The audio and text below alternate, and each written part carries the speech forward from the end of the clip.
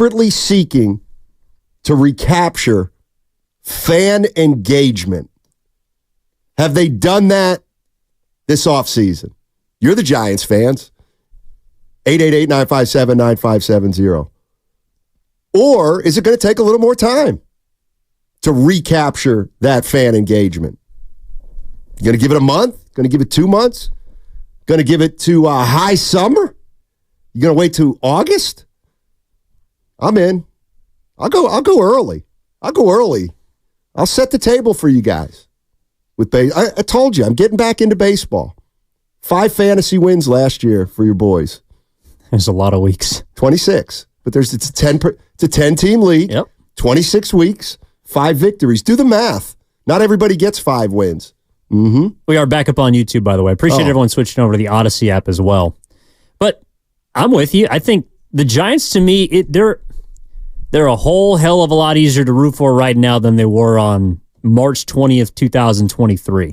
And while that might sound like a consolation prize to some, they had work to do.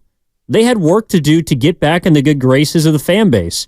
And I know that the firing of Rennell Brooks-Moon didn't help.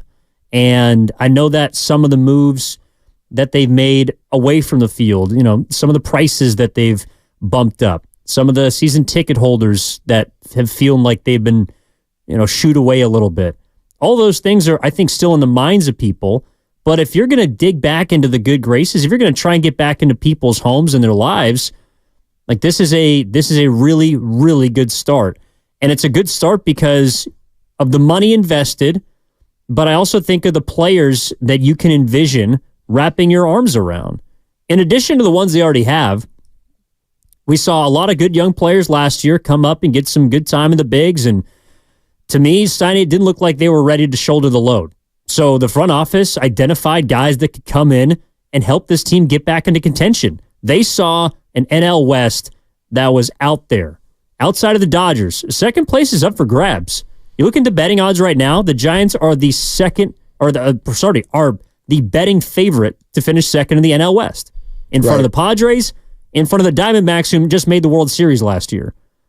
So I do think there's expectations around this team now. And that's where you want to be. You don't want to be irrelevant. You don't want to be stuck in the middle where people just kind of watch you. Maybe go to a game here, but they're really there to just hang out with their friends. When I go to a game, I want to watch. I don't just want to sit there and talk and read the newspaper. If anyone still does that anymore. No. Yeah. I saw a newspaper about a week ago. I'm out. It was like a pamphlet. They're not very thick anymore. I still read the Sunday. D. Lou on the YouTube chat. Steiny with the L. It can't be an L if it's my opinion. And it can't be an L if I'd rather go to a Giants game right now than a Warrior game. I've been to a million Warrior games. This team's shot. Warriors are shot. You guys Chris know Paul the second. Warriors are shot, and the Giants are the new thing in town. Let's put the rat on the table. The shiny new toy. Exactly. Brought to you by Atco. Exactly. Ballpark's going to be jumping this year. You guys remember, though, their 100-win season a couple years ago, it still took till like September for that place to be packed. Do you think it is different this year around Steiny because there's like familiar names, Evans, Snell, Chapman, or could you see that happening like a couple years ago? Like, okay, maybe I'll start going now, August, September, even if they are winning. Because it still took people a while to even just believe that team. I think there'll be some fans who are going to need to see something, need to see them be competitive, need to see them be exciting. But and if that's your approach, that's fine. Everybody can approach it the way they want to approach it. I'm just telling you, for 5 years, this team, or whatever it's been the laughingstock of the league in terms of the offseason. Oh, they're in on everybody. Nod, nod, wink, wink. So from that point of view, the way I look at it is like if you're a Giants fan, but you're saying they've been a joke the last 5 years, they can't sign anybody, nobody wants to play here. Well, then if that's really what's been keeping you from the ballpark, you should be there day one this year because they corrected that in one off season. They addressed all that in one off season. They brought names in here in one off season. So, again, I understand that there's a certain segment of fans that are going to want to be shown that this team can compete over the first couple months. But for other fans that maybe love baseball more and have been frustrated with the Giants' approach, well, they've changed their approach. I mean, they changed their approach at manager, going with Bob Melvin. By the way, who might have been instrumental and probably did have a big part of Chapman and Snell coming here. So you not only got rid of the manager that a lot of people didn't like, but maybe the manager you brought in here was a conduit for these two names that we're excited about. I don't think they get Chapman or Snell without Melvin. I also don't think they get Melvin without Chapman or Snell. And what I mean by that is Bob Melvin's not coming to this baseball team unless you're showing him that you're going to give him an invested crop of players. I think there was a wink-wink agreement between him and Farhan that another swing and miss in the offseason was not going to come in to manage that. He just wasn't going to do it. And I also think it's funny, like we're talking about, improving the stock or the brand. I do think this boils down to the reason why we saw so much money by the Giants is because of the empty seats at Oracle. That's what it comes down to. The two most highly attended ballparks last season in Major League Baseball, Dodger Stadium and Petco Park. Both of those teams are in your division. And when you're watching on TV, whether you're a GM, if you're a fan, if you're the owner, and you see 47,000 fans a game at Dodger Stadium, and you see a packed-out Petco Park, and you look at your team on a given night, and you see Seagulls scooping up scraps in the upper deck, there's a difference. Right. That does not make you want, as a fan, to go to the games, as in order to feel happy about your team. They invested this offseason to get guys in here that would bring fans back. And right now, if they had 2.5 million fans last season, which was 17th in baseball, if they can't close the gap between there and 3 million, well, then they're in big trouble. And I do think that these moves this offseason will. If we don't see them in the top 10 in terms of total attendance, I would be shocked. Yeah, they were 17th. I guess the last 3 years they've been 17th, 12th, and 12th. I got to believe that's going to change this year. And one of the reasons it's going to change is because of what happened in the offseason. All of us said at the end of last year, all right, what are the priorities? What do they need to do? Internally, I think they said they needed to get some more power. And even if that wasn't like glaringly obvious last year, I think Soler is the answer to that. They got to get more athletic and better defensively. Chapman, and I think you're going to really like watching Lee in center field. Lee, he is a better defensive player than I thought. You heard sort of mixed reviews of his defense in Korea, but everybody in Giants camp is saying this guy's got instincts, he's got speed, he's going to be a good defensive center fielder. Quietly, Nick Ahmed, I don't know what to expect from him, but as a stopgap, he looks very fluid, like he's healthy again. I think the left side of the infield is going to be good, and then you got to figure out a way to get depth in your starting pitching and more quality, and they've done that too. They checked all the boxes. They checked all the boxes.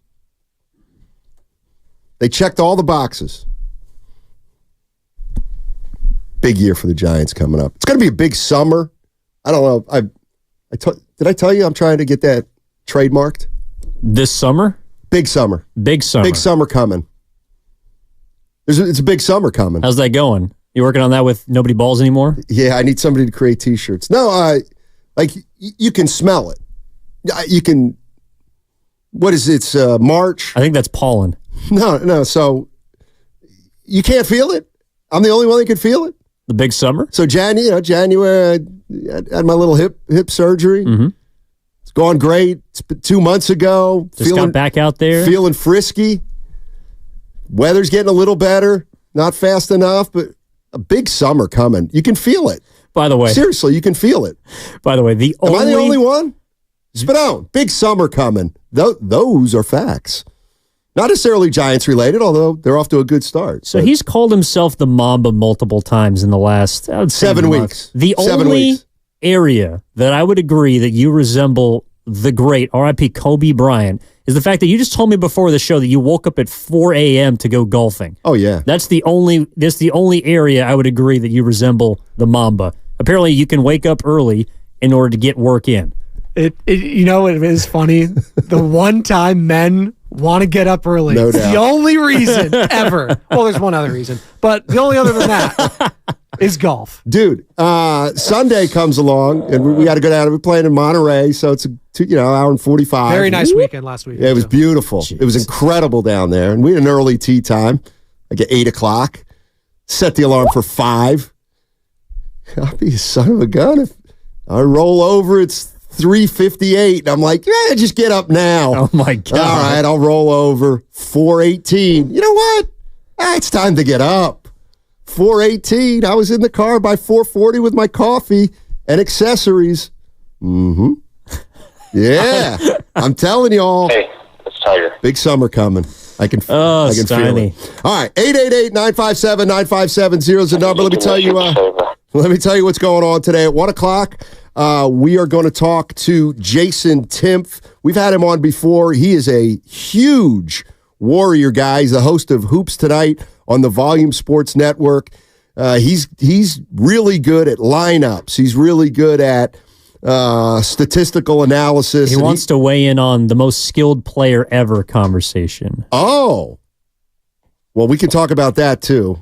I don't know how that even crosses people's minds, but 888-957-9570 is the number. We're talking sports on the other side on 95.7. The game, that segment, let me tell you who it was sponsored by. Safeway. Mm-hmm. Yay! Head to Safeway this week for amazing.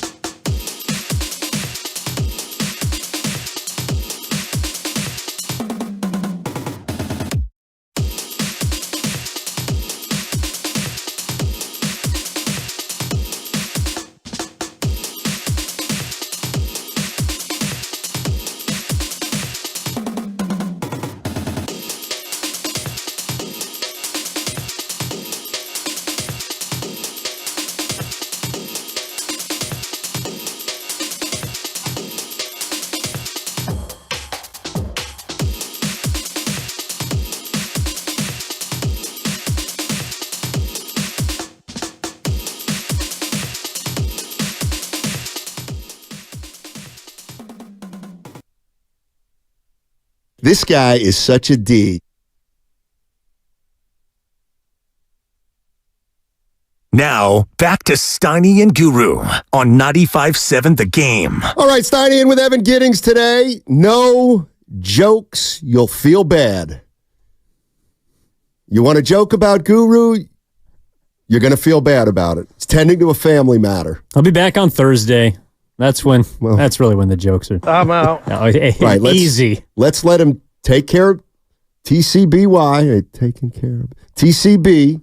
Let him taking care of business. What does the Y mean? Yeah. Your business? No, that's a ice cream store, right? TCBY or whatever, or yogurt.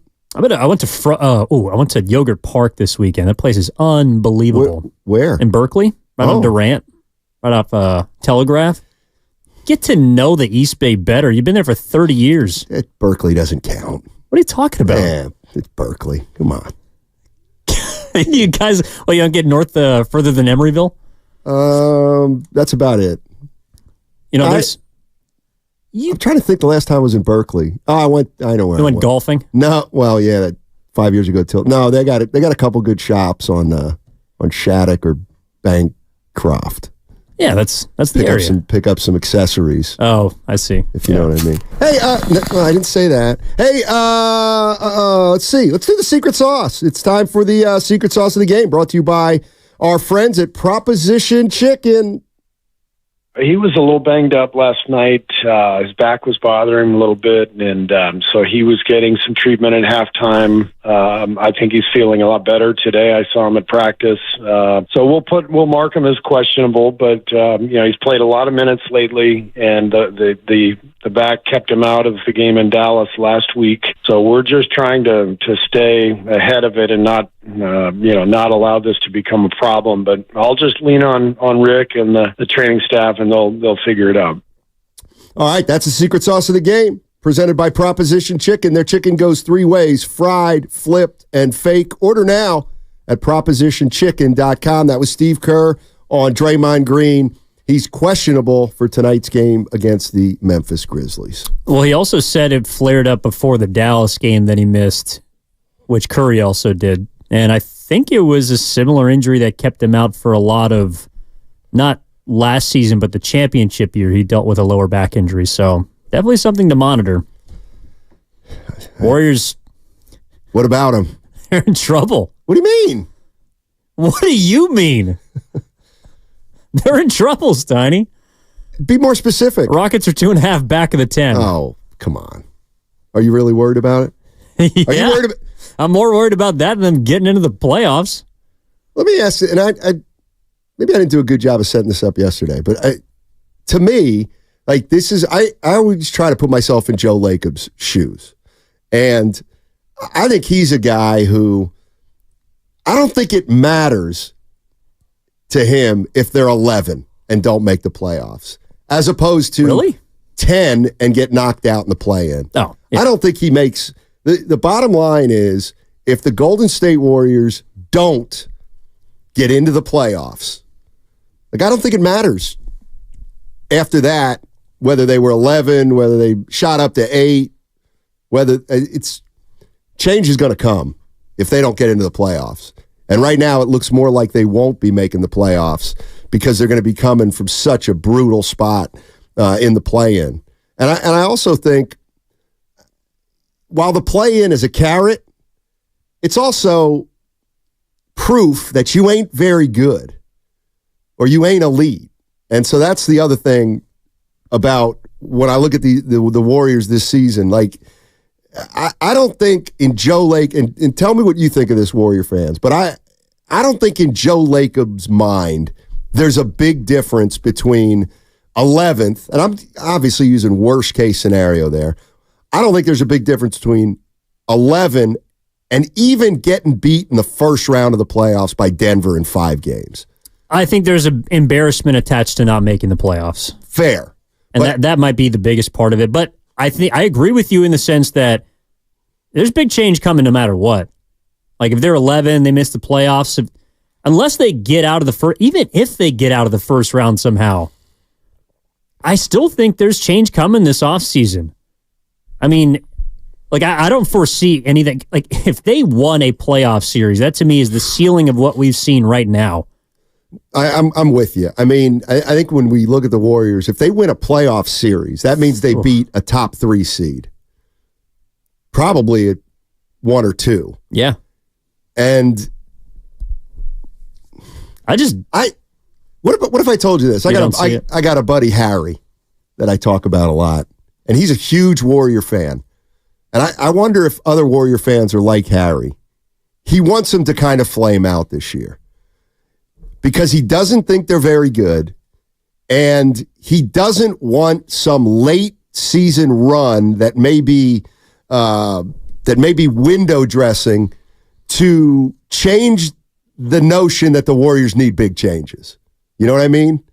And I'm not saying he roots against them, but he doesn't want. I mean, you could make a case that last year created a false sense of optimism.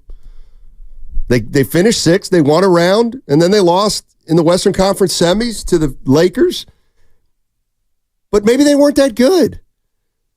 I mean, Sacramento was better than them last year record-wise. Yeah. I mean, how do you view that? Well, it's tough. So a big reason why I think the Warriors got off to the start they did the year they won the title, right, was because they got bounced in the play-in the year before. That's right. They had a longer offseason. I think Curry got some more rest. Klay Thompson was still working his way back, but they knew they were going to get him. Draymond Green had extra time, and they brought in a lot of players. Andre Iguodala was pretty pivotal to that 18-2 start in the season. They had a lot of players that were well rested. Now, I know some people might say, well, they only made it to the second round last year, but that's an extra 3 weeks, maybe even a month of excruciatingly difficult basketball, taxing basketball. So when I hear, for example, our secret sauce of the game, brought to you by Proposition Chicken, and Steve Kerr's talking about how Draymond Green is questionable for the lower back, like in a way, I don't think this team is going very far anyways. Right. Worst case scenario is you push your vets to try and get in to the postseason, in which you're likely going to be a one and done, whether it's an elimination game, the play-in tournament, or the first round. And one of those guys gets hurt, like seriously hurt. That to me is worst case scenario, where you push Curry, Draymond, Klay, Paul, whoever, one of the members of the older guard, and those guys get damaged to the point where they're spending all offseason rehabbing. I mean, oh boy, you don't want that. No, you don't want that.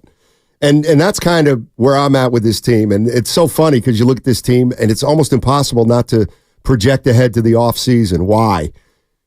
Because let's face it, Warrior fans, and you said you didn't believe me when I said right now I'd rather go to a Giants game than a Warriors game. I don't believe there are many Warrior fans out there that really think this team's going to make a run. I think you're just saying that. I think you know. You know. You're smarter than that. You've been around for 10 years. You've seen great basketball. They're 35 and 32. You know they're not making a run. Come on. You can read the body language of some of these players. That's the other thing. Steph the other night, his answer about who cares if we're 7th, 6th, 8th, 9th. If we're playing like this, we ain't going anywhere. That to me was the most, I don't want to say alarming, but if there's one thing that I truly believe, at least as it relates to the NBA, is players and coaches, they know when they don't got it. They know. They absolutely know. And I think Steph Curry is starting to realize this team's not going anywhere.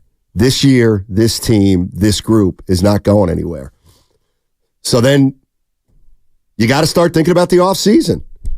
And I don't think I've ever asked you this, but I'll ask Warrior fans this along with you. And that's, what do you do? What do you do if you're the Golden State Warriors? And should I say I'm on record?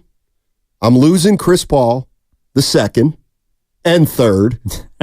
I'm moving both of them. Easy on the kid, okay? He's got a future. Now, Chris Paul is going to walk the second. Chris Paul the third's going to walk. That's fine with me. He's not the third either. I'm going to try to move Andrew Wiggins for anything I can that may get off his money, even if it's a I mean, maybe you could get an 8th or 9th man for Wiggins from a team that thinks he needs a change of scenery. I'm open to that possibility that they could get a rotation player for Wiggins. Clay is turning into, I know people are going to, Clay's turning into a nightmare because he's playing pretty well, and he's played pretty well since he's come off the bench. And we know he turned down 2 for 48. I think he could get that or more at this point if he finishes the year like he's played the last 6 weeks. Do you think that's an outlandish statement?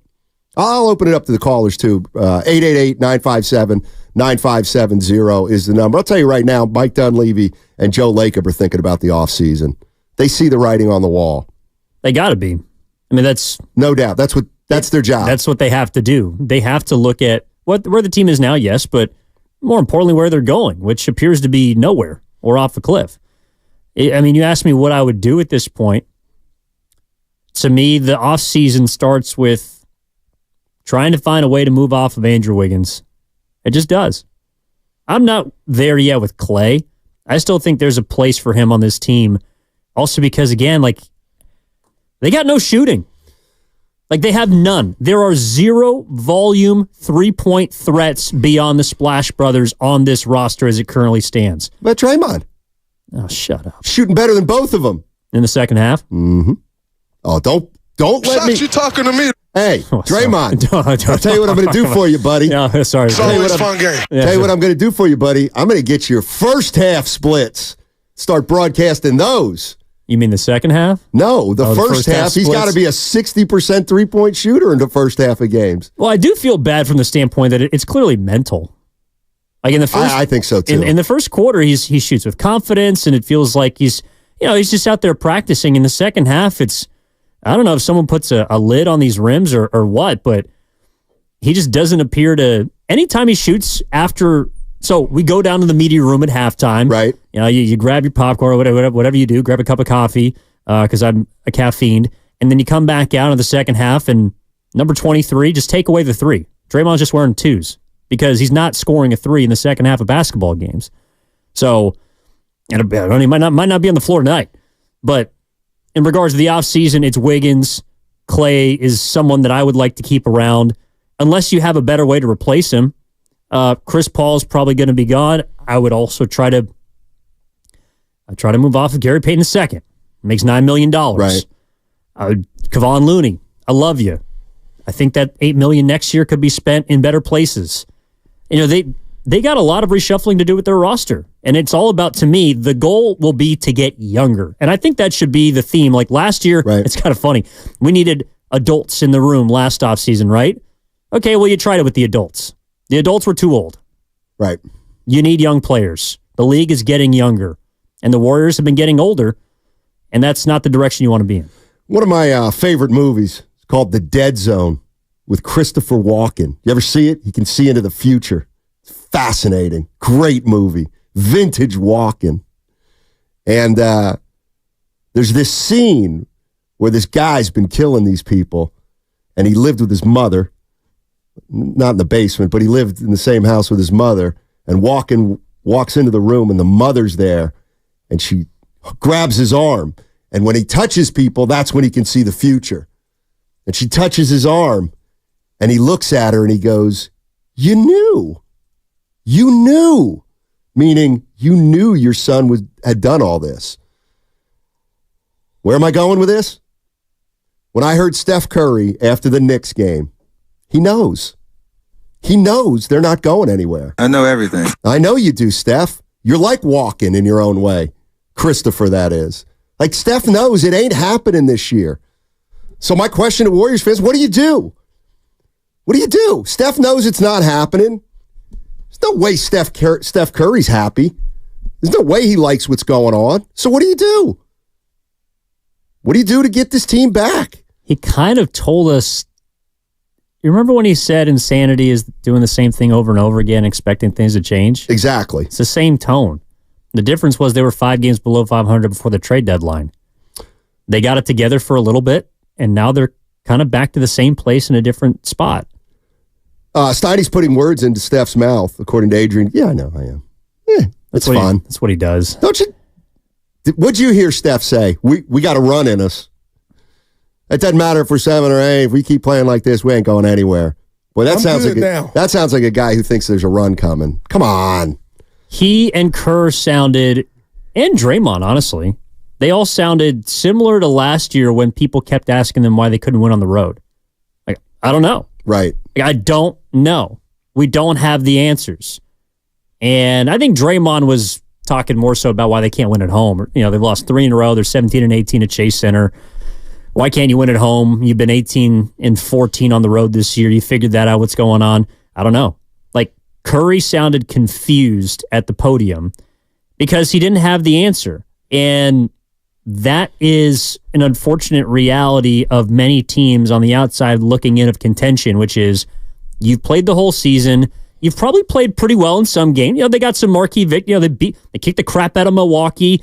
They beat Phoenix when Phoenix was on a heater. They beat Boston back in December. Like, there's games you can look at and say this team they can raise their level of play, but they can't do it consistently enough to where Curry's looking at the Knicks game and saying, if this is a playoff series, how are we going to win 4 of 7 against a team that's as good, if not better than you? I know. They're in a pickle.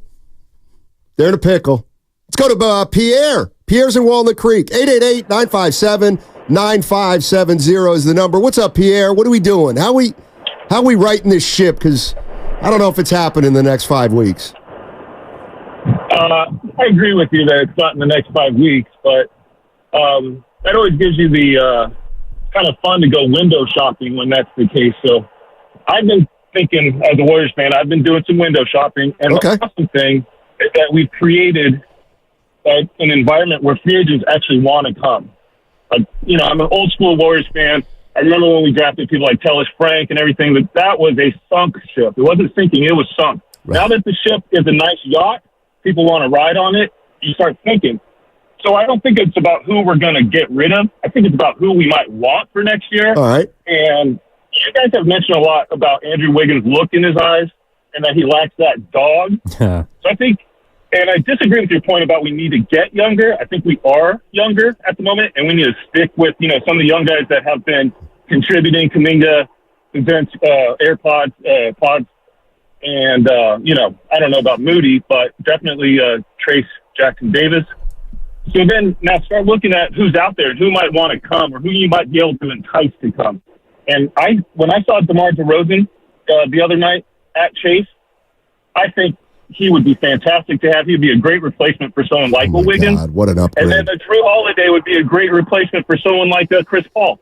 And the money seems to work out.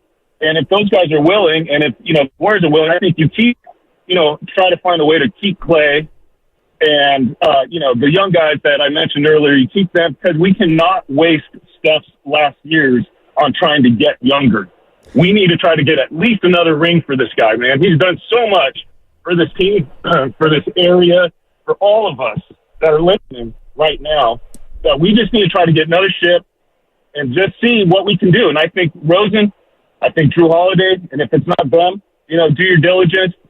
I think if Mooney's gone, if it's someone like Valanciunas that comes in to, you know, maybe play alongside Trace Jackson Davis, because he's, you know, we are excited. You guys are talking about excitement. Trace Jackson Davis dunking on people, that's exciting. That's what we paid money to see. Him and Kuminga, their athleticism, that's worth the price of admission. So keep those guys. Try to bring a couple guys in that have the dog fight in their eyes, and let's get another championship. Let's go. Thanks, Pierre. I do want to clarify. If I did, I misspoke. I'm not advocating the words get younger. I think that was me, but it was me. Okay. I'm advocating get younger in terms like the average age of your roster, I think, has to go down. That's fair. So that means Chris Paul is 38. Probably is not going to be on the team next year. You know what I think is a priority? Get somebody in their prime. Get somebody who's at the top of their basketball playing career right now or is ready to enter next season, and you're saying about the guy, he's a finished product. This is who he is. As for getting younger or going younger, listen, they have 4 guys right now, 4 young guys, Kuminga, Moody, Podziemski, and Trace Jackson-Davis. That's plenty. That's plenty. But I'm letting Chris Paul, thank you. We appreciate your service. Good luck to you next year. Andrew Wiggins, see you later. Good luck to you, too. You're obviously a really good person. You got a lot going on, but we cannot continue to allow you to hold us back. Klay Thompson, can we find a number? Can we find a number that won't prohibit us from adding somebody in their prime? It hit me like a ton of bricks against the Knicks. They got nobody who's 28 years old. They got one. They do. He's 29.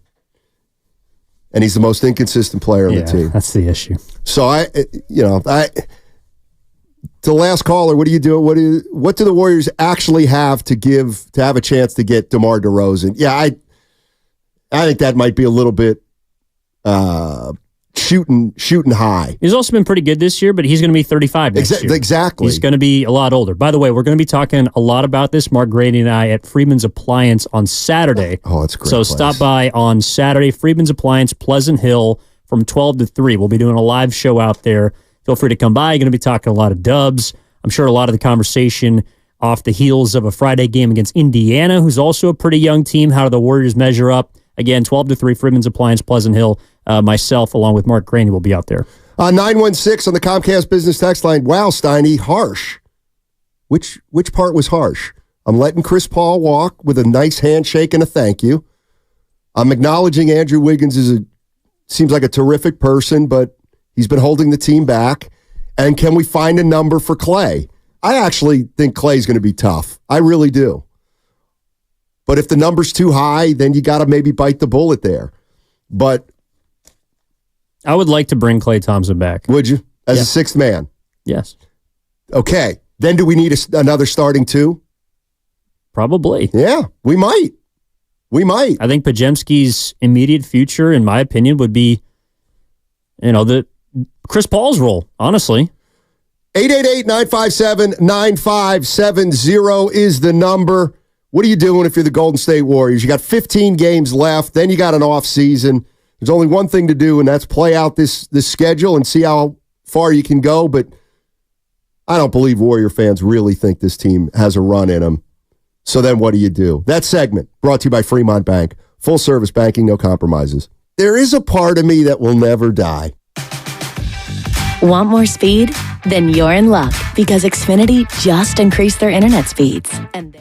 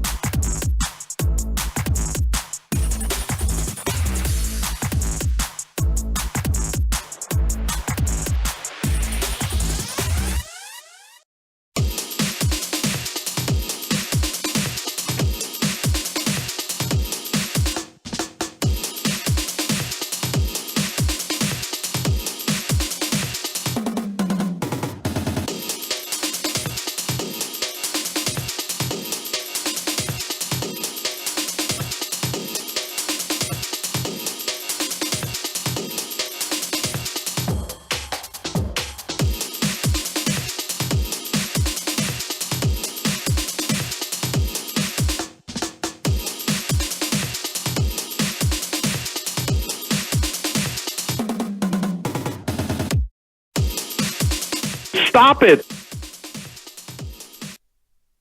Now, back to Steiny and Guru on 95.7 The Game. See ya. Give me another Fitz. One more Fitz. That's stupid. Don't say that again. All I said was I think the Warriors could make a run, Bob. So what? Stop.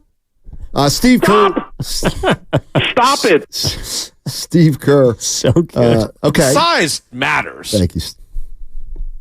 What'd you think of this? They're holding on. They're holding on for dear life, the Warriors. Steve Kerr yesterday with Willard and Dibbs. It's definitely going to be more difficult, than I would have anticipated. I thought we were in a really good place, and I think Steph's injury knocked us off course a little bit. And now we're on the outside looking in on the race for 6. But we don't really control anything other than ourselves, and so the only thing we can do is get better, keep plugging away, and just keep pushing forward and end up with the best possible seed, whatever that is. And as I just said, Miami and the Lakers, great examples last year coming out of the play-in and making great playoff runs. So I know we can do this, but we've just got to keep plugging away. Evan? Well, apparently you had something to say. You wanted to cut him off in the middle of his speech. No, I just went, oh, gosh. That's all. That's what made you go, oh, gosh? When Miami... he said we're on the outside looking in from the 6th seed. Right. That's when I said, oh, gosh. All right. Let me just throw some names. How old's Bam Adebayo? I bet he's in his prime. Probably I don't know, I'd guess 26. 26. Wow. All right. Jimmy Butler. How old's Jimmy Butler? He's 34. Okay, 34 though. Yeah. Right, 34 was when Steph won a title. So he's in that window. He'd an older team, though, than the Warriors on average. Might surprise you. But they also have a Tyler Hero, who's like a really good young player. Mm-hmm. Solid. Duncan Robinson, 5-year vet. East is easier than the West. Well, they've also, they got Patty Mills and Kevin Love kind of holding things down towards the end. John G. in Martinez is going to right the ship. What's up, John G? Give it to me. Hey, guys. So I think you're totally right. Size does matter. I was just looking at the standings, and basically every team in the league, all the best ones, have a legitimate big man who can hold it down, rebounds, hold it down in the paint. And so that's the first thing I think we need. The second thing I'd like to just say is, regarding Klay Thompson is I don't agree that the Warriors should be in the position of bumping up their price tag for him and what they're willing to pay for him. I don't think I think sixth man is clearly where he's doing the best right now in the end of his career, and I think that I think Klay's sort of got to be willing to accept the pay cut that comes along with that, and I hope he really does want to finish his career with the Warriors, and we'll meet them somewhere in the middle where they can both be happy and keep playing. Klay's going to be a tricky one. I just don't think there's any way around Klay not being tricky for the Warriors moving forward. I almost feel like there are two options. One's less worse than the other. Leaving would hurt a lot of fans, but paying him too much for too many years, to me, would be a part of ensuring some mediocrity in the next couple of years. Here's what I think's happening with the Warriors right now, right here, right now. I think their veterans are fatigued. I think Steph's fatigued.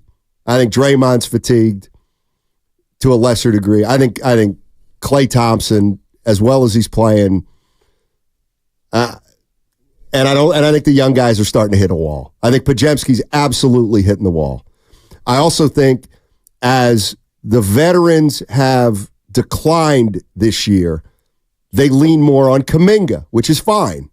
But when you lean more on Kuminga, then he's going to be a little less effective in that role because you're asking him to do probably a little bit too much. And then just the problem that is Wiggins. I mean, you cannot You can't succeed if Wiggins is this Wiggins, or you can't reach your potential. So the one thing, do you think all Warrior fans are absolutely on board with, we got to move Wiggins in the offseason? I don't know about all of them, but I'd think a majority. I mean, I would think so too. Although it's interesting because before the trade deadline, I felt like they should have moved Wiggins. Yep. But they got it together the week before. He came back. Draymond was the glue, and him and Kuminga started playing together and started to win, so you couldn't do it. Well, everyone at the time, they didn't want to move off him. Didn't want to trade him. They're starting to win. And now you're in a position where you have to keep... So the advantage of trading him at the deadline, even if it was for beans, would have been you could have gotten an expiring contract and a player that wasn't going to help you. But I wonder if people had to look at that again and say, should the Warriors have stood pat at the deadline? In a way, you could have gotten out in front of some of these choices, which might have helped you, keep Clay or keep some of the players that you wanted to keep, or maybe give yourself more cap space and flexibility to go out and get a big guy. I mean, it's 6 to 1, half dozen of the other, but right now, he's my first priority in this offseason of roster movement. Clay is. No, Wiggins is. Wiggins is. Gotcha. Because he's just too inconsistent to be your most, I guess, to be the X factor for your team. Like, at the end of the day, he is. If Wiggins plays like a two-way bulwark, the Warriors are going to have a chance in any game. But he doesn't do it often enough. And if you're telling me he's going to do it 1 out of every 3 games, I hate to do the math. That's 2 games in a 7-game series. So at best, you're going to win 6. You're going to lose in 6. Right. That just doesn't add up for me. Here's another thing that I've come to the conclusion about, and I came to it last year, but now it hit, and I think we're not. I was going to say we're not being fair to the guy, but we're being too fair to the guy. And when you talk about the Warriors, there's Steph Curry. All right, Steph's the man. We all know that. He's not going anywhere. You still want to put pieces around him. So Steph is in his own category. But when we go down this roster and we start saying, well, Clay, what are we going to do with Clay? We got to make a decision on Clay. Is he a 6th man? And if so, okay, what else? We got to make a decision on Wiggins. He's been terrible this year. Chris Paul, he's going to walk probably at the end of the year. Kevon Looney looks like he's not going to be on the team next year. Can I ask a question? Mm-hmm.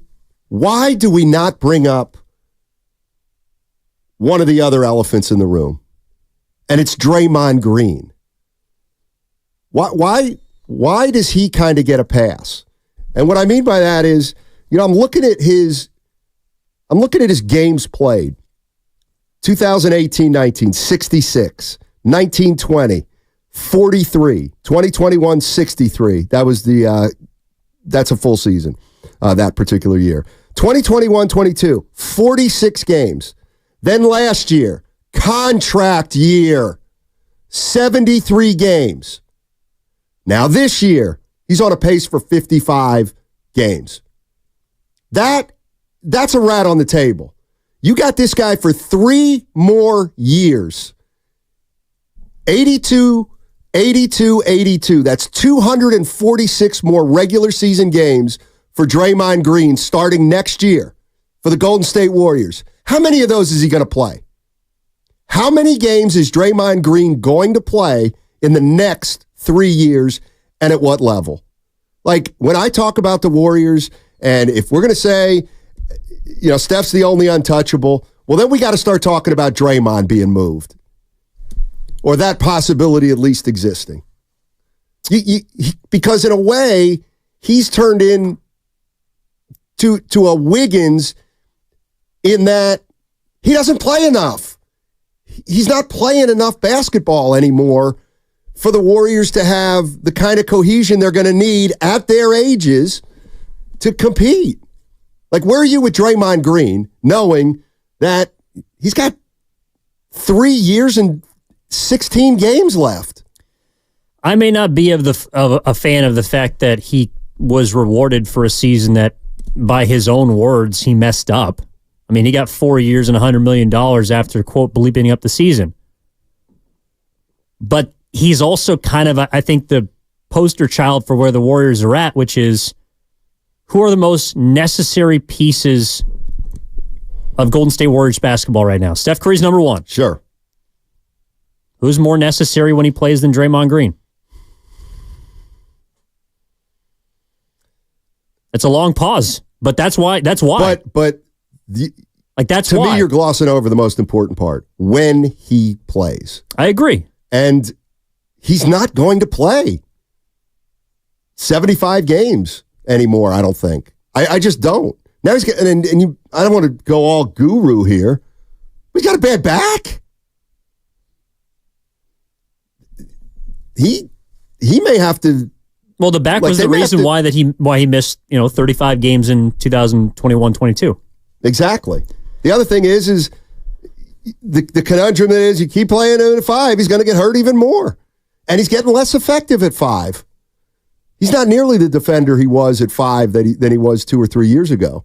So, like to me, when we talk about the changes that are possible, I absolutely put Draymond Green in there as somebody who doesn't necessarily need to be on the team next year. There's only one guy, 1.5, 2 with Kuminga that need to be on this team next year, and that's Steph and Kuminga. Patrick, that's the way I feel. 888-957-9570. A little late text here from the Comcast Business text line. Maybe this is to you, Evan. Oh, I love you guys, but Chapman ain't no star. You're all gassing him up. We're talking about Matt Chapman. Yeah, he's not an all-star, but he's a Gold Glover. Well, he can field. Better than what you had at third base last year. You do realize, 510, you had the worst defense in baseball. They led the league in errors. I don't know if you want to watch that again. Put that in your pipe and smoke it. Patrick in South City. Matt Chapman's been an all-star, by the way. I just want to confirm that. So. Yeah. Well, I'm saying not once an all-star, always an all-star. Oh, yeah. Well, and the Warriors won a title 2 years ago, and that still apparently matters. Robbie Ray won the Cy Young 2 years ago. Mm-hmm. Jeez, they're loaded. Giants. Tight pants and all. Warriors need a Giants offseason is what they need. Yes, they do. Patrick in South City. What's up, Patrick? How you doing, man? How's it going, guys? Dynamite, man. Thank you. I got 2 points for you. All right. I really think that the Warriors, I was hoping this would not happen, but they fell into the trap that the Giants fell into after they won the third title, right? They started rewarding all their players who got them those titles instead of looking forward at the business. And I really think with Draymond, okay, I think that was a mistake. I agree with you. We'll let that slide. Okay. If we can trade him, that's great. But don't make the same mistake with Clay. I think you got to take the money you save from Clay and CP3 and from Wiggins by trading him, and the Warriors must go out and find a major superstar to complement Curry. I know that's hard, but they'll have the money to do it. And then I think if you can add a second superstar, like a KD type or maybe a Giannis or a LeBron, whatever, then you can start adding around the pieces to that. But I think this team goes nowhere the next 2 or 3 years unless you add a second superstar. Well, here's the thing. I would love that. You might be right. They need a second star. How do they get it? How do they get him? And this is the other thing. I don't want to go down this Draymond Green path. But the 5-1-0, and if the Warriors aren't very good, he just won't play. He's proven that, meaning Draymond Green. That is a reality that the Warriors, if they don't put into the equation, should. Like, what do we, like, I get everyone's always, well, Steph will get mad. Yeah, but Steph will be a pro. But if this thing goes south, you are not going to want Draymond Green on this team. You're just not. I don't think. Well, he might not make I'm down on Draymond right now. I just tell me how you really feel. Well, you know what? It just bothers me sometimes when you never going nowhere without him. I watched the Knicks game on Monday, and I've watched him miss 25 games again this year, and I've seen him be good in every other game. He's pretty good. Sure, that's not enough. That's not enough. No, it's not. But the issue is that Joe Lacob does not want to take a step back. And I don't know how you take a step forward if, and let's move off of Draymond, but in the group of players that you could transition from this offseason, Wiggins, Chris Paul, Clay, and we'll put Draymond in there. Okay. Of those four, who's the most necessary? You know what I'm saying? Like, Clay plays the most, but sometimes he kills you in games. I think he does it less now that he's off the bench, and he's been playing very well, and he's really acclimated himself nicely to his new role. But this team, to his credit, did begin to go on a run when he came back from suspension. Now, is there a way that he can sustain that over 82 anymore? I doubt it. But if you're looking at how this team's going to compete or try to get back into contention, in a way, who else on this team is going to help you in a postseason series as much as Draymond can outside of Steph Curry? Well, he'll help you in every other game, maybe, in the postseason. Like, my main man, Uncle Looney. Really? On the YouTube chat. Draymond has been great all year. What, are you kidding me? Come on. That's a first-class troll job. First of all, he's only going to play 55 games this year. So he's going to miss almost 30. That in and of itself is a problem. And how has he impacted winning like he has in the past? Like he's getting less and less effective, and he's again under contract longer than any other player on the team right now. So all I'm saying is I really don't. People might laugh. I do not want to I don't want to make this about Draymond Green. All I'm saying is if there are going to be big changes, he should be on the table. Like he's not untouchable is what you're saying. Exactly. I don't have a problem with that. That's all I'm saying. But at the same time, they are a significantly better defensive team when he's out there. It's just what it is. They're 11-14 without him. They're 24-18 with him. Yeah, and that's not world-beating as far as the record goes, but it's a hell of a lot better than being 3 games below 500. But do you start to factor in, like, if I'm Joe Lacob and Mike Dunleavy, I got to look at Draymond Green and say, well, hopefully he can play 60 games a year for the next 3 years. See, and this is the problem with marrying the veteran champions is that they're not going to play as much as they get older. When they play, they're going to be less effective.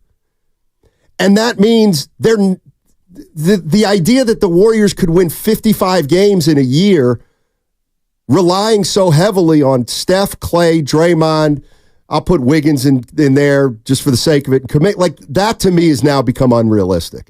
They can't win 55 games because they don't, like Draymond didn't play enough games this year for them to be, what are they now, 35 and 32? Draymond didn't play enough games this year for them to be 40 and 28. I agree. That's why I believe they have to get younger. And that doesn't mean bring in rookies. That means that you need to lower the average age of your roster so that Draymond doesn't have to play 32 minutes a night at the 5. That's why someone like Trace Jackson-Davis, potentially being a guy that can play alongside Draymond, I think is valuable because he can take some pressure off of him. He doesn't have to play as many taxing minutes. He doesn't have to bang with all the tall trees. Those are things that the Warriors have to figure out a way to do because I do think Draymond's going to be in this roster next year. I think Klay Thompson is probably going to be in this roster next year. But that means you're going to have to find players around them, whether through free agency or developing young prospects or making a trade and trying to find guys that can supplement the fall off of your aging core. And that includes Steph. I mean, I think one of the reasons people are clamoring for a second star is, yes, they want Steph to have a running mate, but I think they might also be wondering in the back of their minds whether or not Curry at age 37 next year, by the time the postseason rolls around, can be a number one option. That's really, really hard to do. 916, Stein, you're asking a lot of questions, but what should they do? I told you where I'm at with this team right now. I don't think they're going anywhere. I think if they get into the playoffs, it's going to be quick, real quick. But I don't think they're going to make the playoffs. I don't. I think they're going to be in 9th or 10th, and I don't think they're going to be able to win 2 play-in games. That's me. Maybe they will. They get to the postseason. We'll talk then. But what do? I let Chris Paul walk. I try to find a number for Klay Thompson. I try to move Wiggins for anybody. Like that, okay. Everybody's talking about DeRozan in Chicago. I don't think they can get DeRozan. I'd be more apt to look at Caruso. He's a free agent, right? I'm not sure if Caruso is or not. But DeRozan. I'll tell you, well, to me, I love DeRozan, but he's 35. But he does lead the league in minutes, which is unbelievable if you think about it. DeRozan's an anomaly. He's kind of like Steph in that regard. But to me, let me ask you this. Mm-hmm. If the Warriors had Caruso all year instead of Wiggins, would they be better, and if so, by how much? I mean, well, you also got to factor in Caruso's injury prone. So, maybe he plays as many games as Wiggins does. Is he able to play the 30 to 35 minutes a night that Wiggins can when he's on? I don't know. I would like to think that they'd be better, but Wiggins is more of a scorer than Caruso is. So, I think they're a little bit of a wash, but Caruso's, you know what you're going to get from him when he plays. You don't know what you're going to get from Wiggins. And then, I think the fact that they've undergone such a transformation, it does feel like they don't feel beholden to their aging core as much as they did even a year ago, which is, I think, an improvement from the standpoint that they can make some tough decisions this summer. And I think people and fans would be all like, if Klay Thompson's not on the team next year, right? I think fans would understand why. If Draymond Green gets traded this offseason, again, both of those things I don't think will happen. But if they did, fans would understand why. You know what, though? Now, that's an interesting question. If the Warriors this offseason let Klay walk and they trade Draymond Green, I think more people would be upset that they traded Draymond Green. What if they went out and got the Jung-Hoo Lee or Blake Snell version of NBA players? Yeah, I kind of want to just put them both in a category if they both leave. Okay. Like without bringing into the assessment who they get back. But I think people want to keep Draymond right now more than Klay Thompson. And maybe it's just contract. Maybe it's just a contract that Klay happens to be a free agent and Draymond's under contract for 3.5 more years. I'm kind of with you here, 707. I kind of am with you. The Draymond argument sometimes drives me crazy. They can find another player for $25 million to be 3 games over 500. And you got a few of them on the roster. That's true. 888-957-9570 is the number. Coming up in an hour, we've got Jason Timpf. He's a big Warrior guy. He's the host of Hoops Tonight on the Volume Sports Network. I'm sure he'll have some ideas on what the Warriors have to do to attack this offseason. But I think most Warrior fans are coming around to there's going to be some changes this offseason. And the question I have for Warrior fans is, what are you okay with and what is a bridge too far? 888-957-9570 is the number. That segment is sponsored by Ashley Furniture Home Stores. Celebrate and save at Ashley's Anniversary Sale. With Hot Buys, your choice of colors starting at just $3.99. Ashley Sleep Mattresses.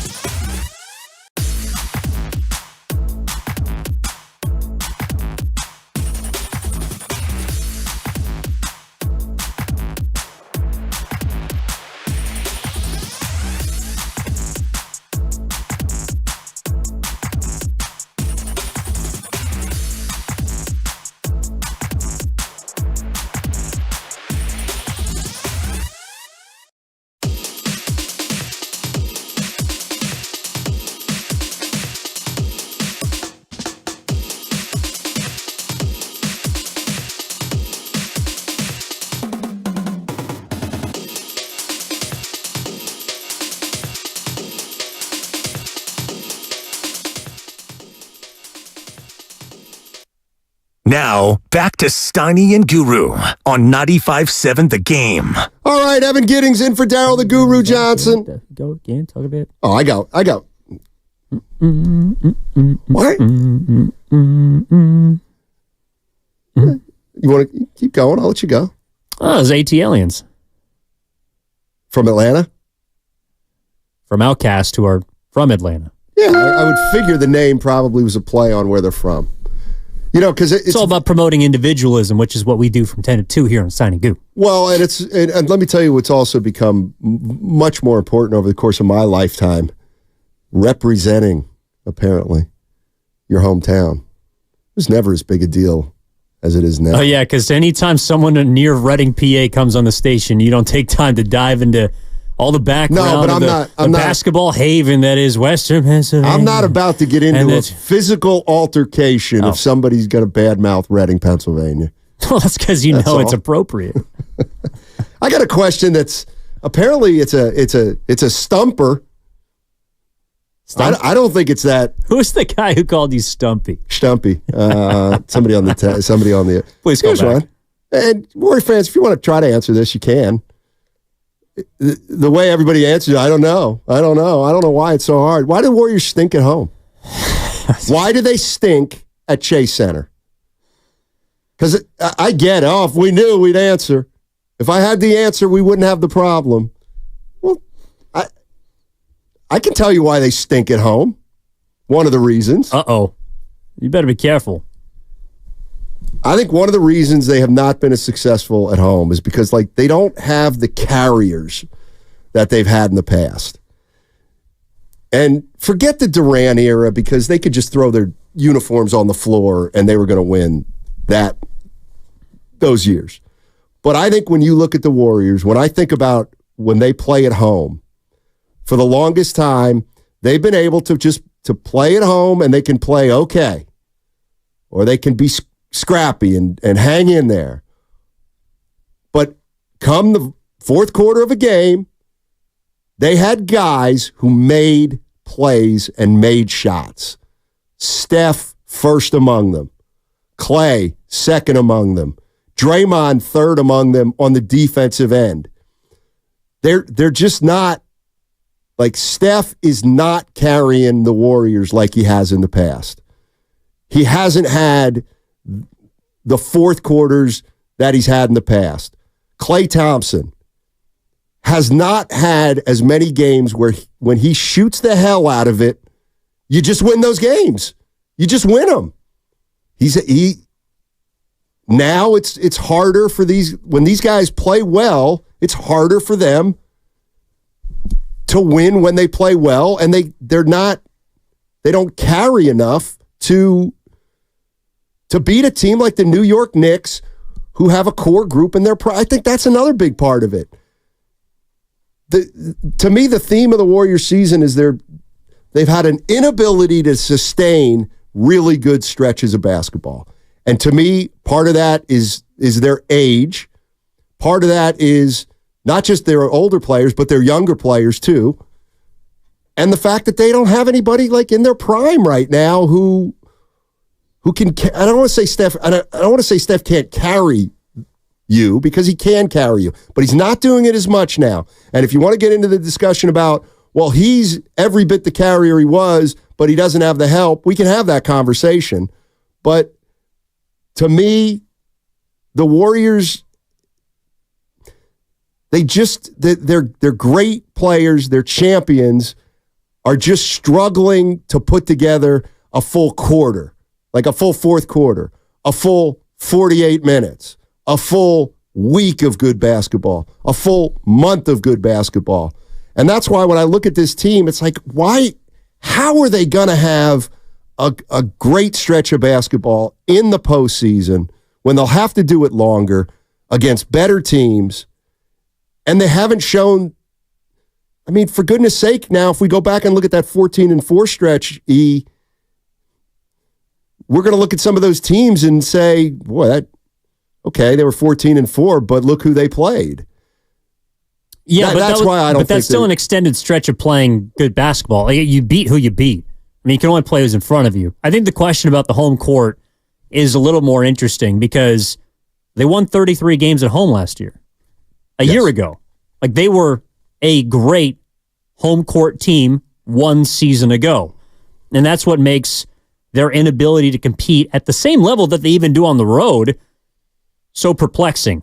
My theory is that in a reactionary way to how bad they were on the road, like I think coming off the championship, they knew they could win at home and maybe they had playmakers, but on the road, they kind of showed up a little bit sometimes. They hoped that championship blood would be able to carry them, and that wasn't the case. This season, it does feel like they understand and they're a little more urgent. Like Kerr used the word connected, or maybe it was Draymond in talking about some of their road games. They feel more connected. Right. The team does when they're on the road. I think that's because they know they have to match the level of play of their opponent when they're on the road. And then when they come home, it's almost like because they're a little more comfortable, maybe because they were really good at home last year, maybe because you're just supposed to play better at home. Like you can just roll the ball out there and you're going to win games against teams you're supposed to beat. Like I think the Knicks was a game in which they just expected to walk into that gym and they're down 3 starters and we're going to win. And that wasn't the case because that team, or this team, the Warriors, can't do that anymore. So there's been too many of those cases at home throughout the season. You just go down the list of terrible losses. I mean, the one that stands out to me the most is when the G League Miami Heat came in and just wiped the floor with them around Christmas. I mean, that was an inexcusable home loss, and it was because they had a long road stretch.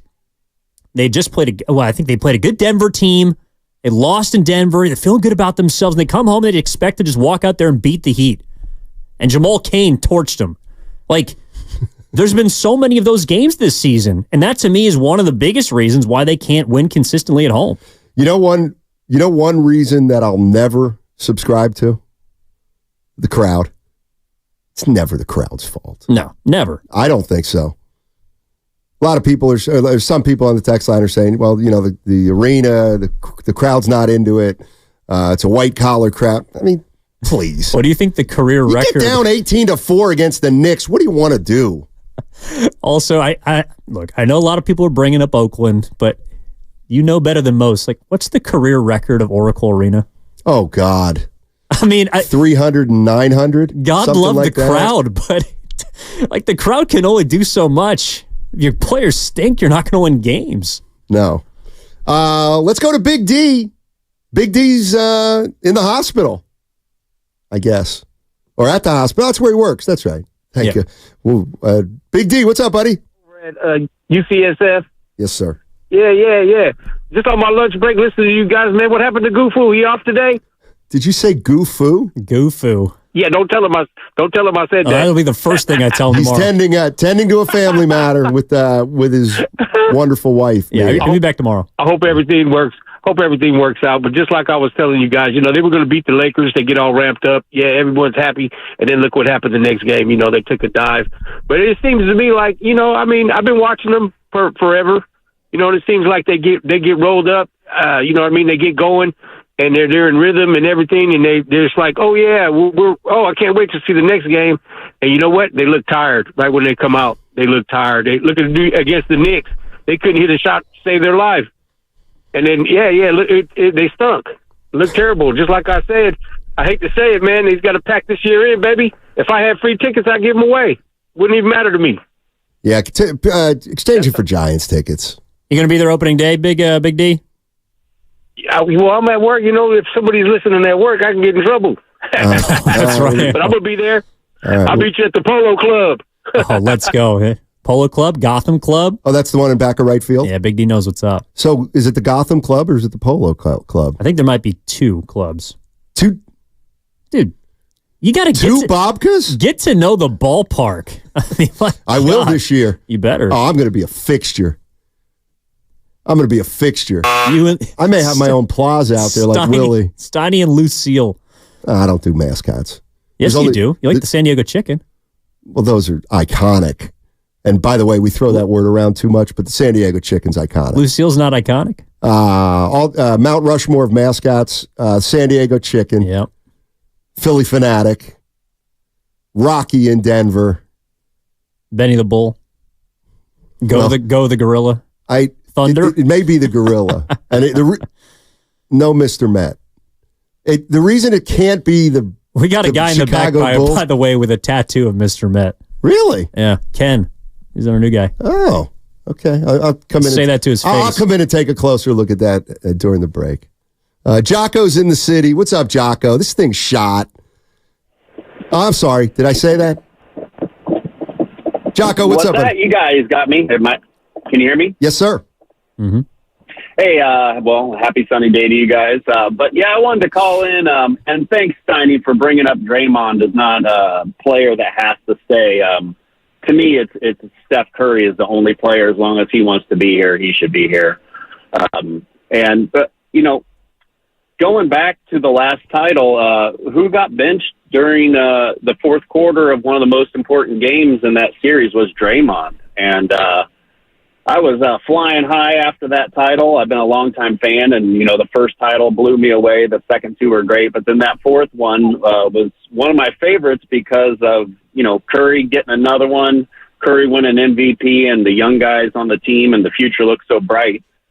And then Draymond kind of spoiled it all for me, and he used to be one of my favorite players. And then when he punched pool before the season started, it just cast such a cloud over that whole season, and I don't think it's ever been the same since. So, I would make a case that trading Draymond might lighten up the atmosphere a little bit, and keeping Wiggins, who I don't think you're going to get anything for him.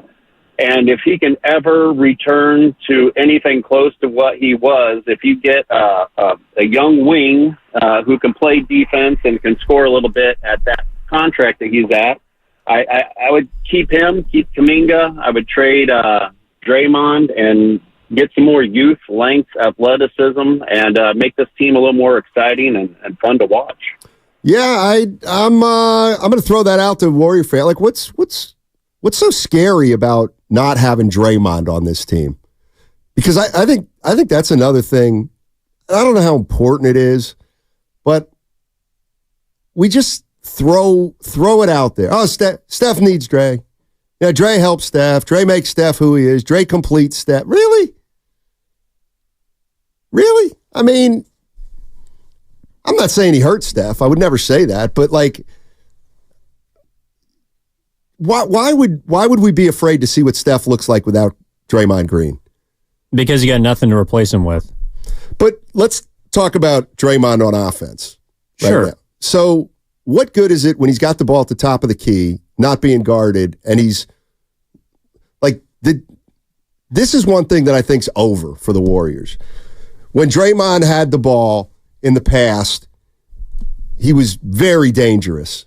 He's just not as dangerous anymore. He's telegraphing more passes. I would argue Draymond's never been that dangerous, but he's had players around him that make him dangerous. That's fair. Like, he's never been a scorer. I mean, he could shoot it better, but that was 10 years ago. Well, 2 seasons ago in the playoffs. When did he average 13? Like 2016. Well, I mean, that's the other problem with the Warriors. He hasn't been a scorer since still Durant think their guys here. are going to play at that level from 7 years ago. No, but I think it's easier to look at what he was 2 years ago offensively and say he's played, well, actually, he only played 50-some games that year. So what he brings is defense. And that is, whether you like the guy or not, I'm sorry, that's just a fact. Like, this team does not play well defensively when he's not in the game. So unless you're telling me that there's someone else that they can acquire this offseason that is going to keep them at the same defensive level or make them better, then he's got a place on the roster. Now, if you can find that player, or you can find a couple of players to come in, and whether it's some more wing help, whether it's another big, guys that can supplement what he isn't, or what they would lose with him being gone, well, then we can talk. But to throw around that, like, I don't think Draymond's untouchable, but he's more untouchable than Wiggins. He's probably, it might be unfair, but he's more untouchable than Klay Thompson. And that's partially because Klay's a free agent this offseason. I mean, Klay might be more valuable to some teams at $30 million than he is to the Warriors at $25. I don't know. They're in a tough spot because they have not yet found the requisite replacements to say we're okay moving off of the guys that got us to our last title. And that's the leap of faith they're probably going to have to take this offseason because they don't have a choice. Doesn't it worry anybody that doesn't it? I put the number out, 246. That's how many more games Draymond has as a Warrior. Doesn't it factor into anybody's head that he might play 170 of those games? And don't you put that in? Okay, right. Like, I get it. When Draymond play, but that to me is becoming like the conundrum of the Golden State Warriors. They need Draymond Green, but we're never going to get him anymore for 75 games, I don't think. Like, that is a very real, like, that's the way. But you're also not going to get Steph Curry for 75 games anymore. Well, I mean, to me, I don't put those guys in the same category. I think Steph's more durable than Draymond. And also, I got to factor in Draymond, the wild card factor with Draymond. Agreed. But again, like, all right, if you want to try and move him for, this is the part two, like his contract is not as much of an albatross as other contracts in the league. He's making $25 million. What do you think he could get for Draymond Green? For Draymond Green. Because draft compensation. You get filler players and draft picks. I mean, you're not getting a big boy back for Draymond Green. No, but could you get the right kind of player back with a pick? Is what I wonder. When it comes to Draymond Green. I think the other thing we got to think about is, okay, so for what the Warriors do, how they run their offense, how they run their defense, is Steve Kerr okay? Like, did he hitch his wagon to Curry for 2 years assuming that Draymond was going to be there or not? Steve Kerr might not want to create an entire new system, which is obviously around Steph, but a new system defensively, not knowing who's going to be the quarterback. Couple of texts, I'll take them on the chin. Draymond has a top 3 basketball IQ. Nobody can replace him. All right? Has Steiny not watched the Warriors in the last 12 years? Well, I have in the last 12, but I'm mostly interested in the last 2. Steph is not as effective every time Dre has missed games. Well, you're answering your own question then. Like, my problem isn't when Draymond Green plays well. It's that more frequently he's not playing well, and even more frequently moving forward, he's probably not going to play. That to me is the hole that they could be ended up digging themselves with Draymond. Is what does I'll meet you halfway. Did nobody think of his durability when they gave him 4 years? I feel like it just wasn't a factor. Like the assumption, he'll play 70 games. I think the fear was of his absence. I agree. More than his durability. I agree. But you know what my mom says? Don't not do something just because you're scared. But that's a reality. Don't you say a word about my mom right now. Not a word. I wasn't going to talk about your mom. Would never do that. Mary's amazing if she's listening.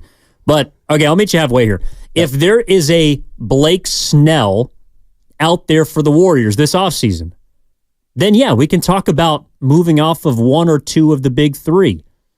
But the question is there a Blake Snell? Is there a Jorge Soler? Is there a Matt Chapman? Are there 5 or 6 moves that the Giants made to put themselves back into the good graces of the fan base after miring in mediocrity for 2 years, or 3, depending on however you slice it?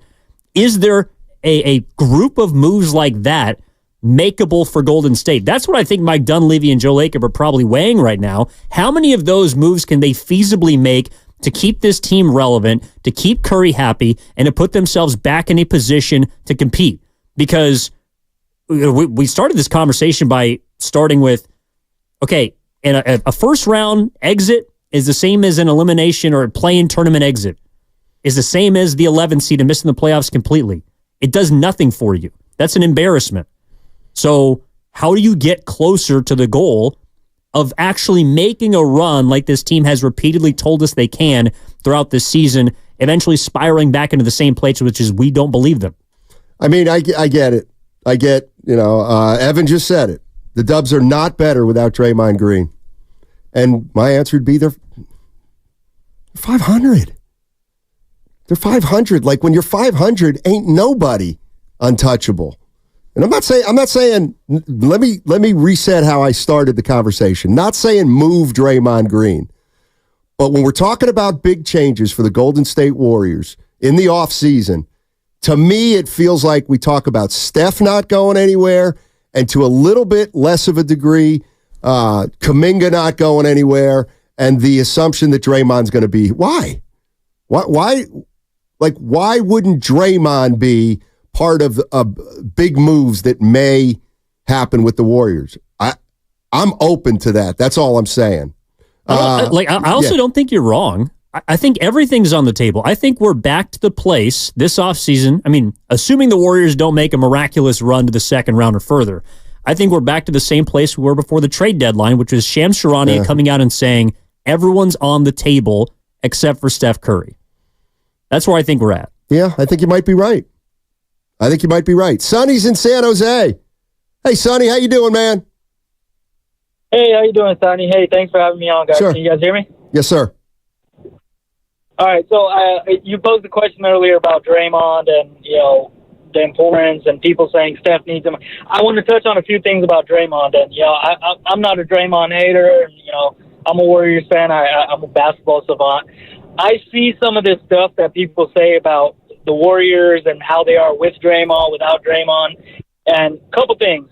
One, Draymond, man, you touched on the availability, right? Like, we don't know what we're going to get out of Draymond. And every time you think, okay, he's matured, he's this and that, something happens until it happens again. So that's the first part, right? So you're getting them up for about 50 games a season, 50 to 55 if you're lucky. Second part, Draymond is not needed for Steph.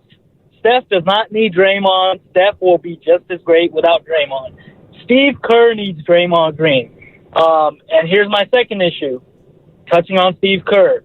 This outdated system that everyone has caught up to in the last 4 or 5 years, he needs Draymond to run that system because he has non-shooters in the lineup. Draymond is not a threat to score, so he has to make use of him some other way.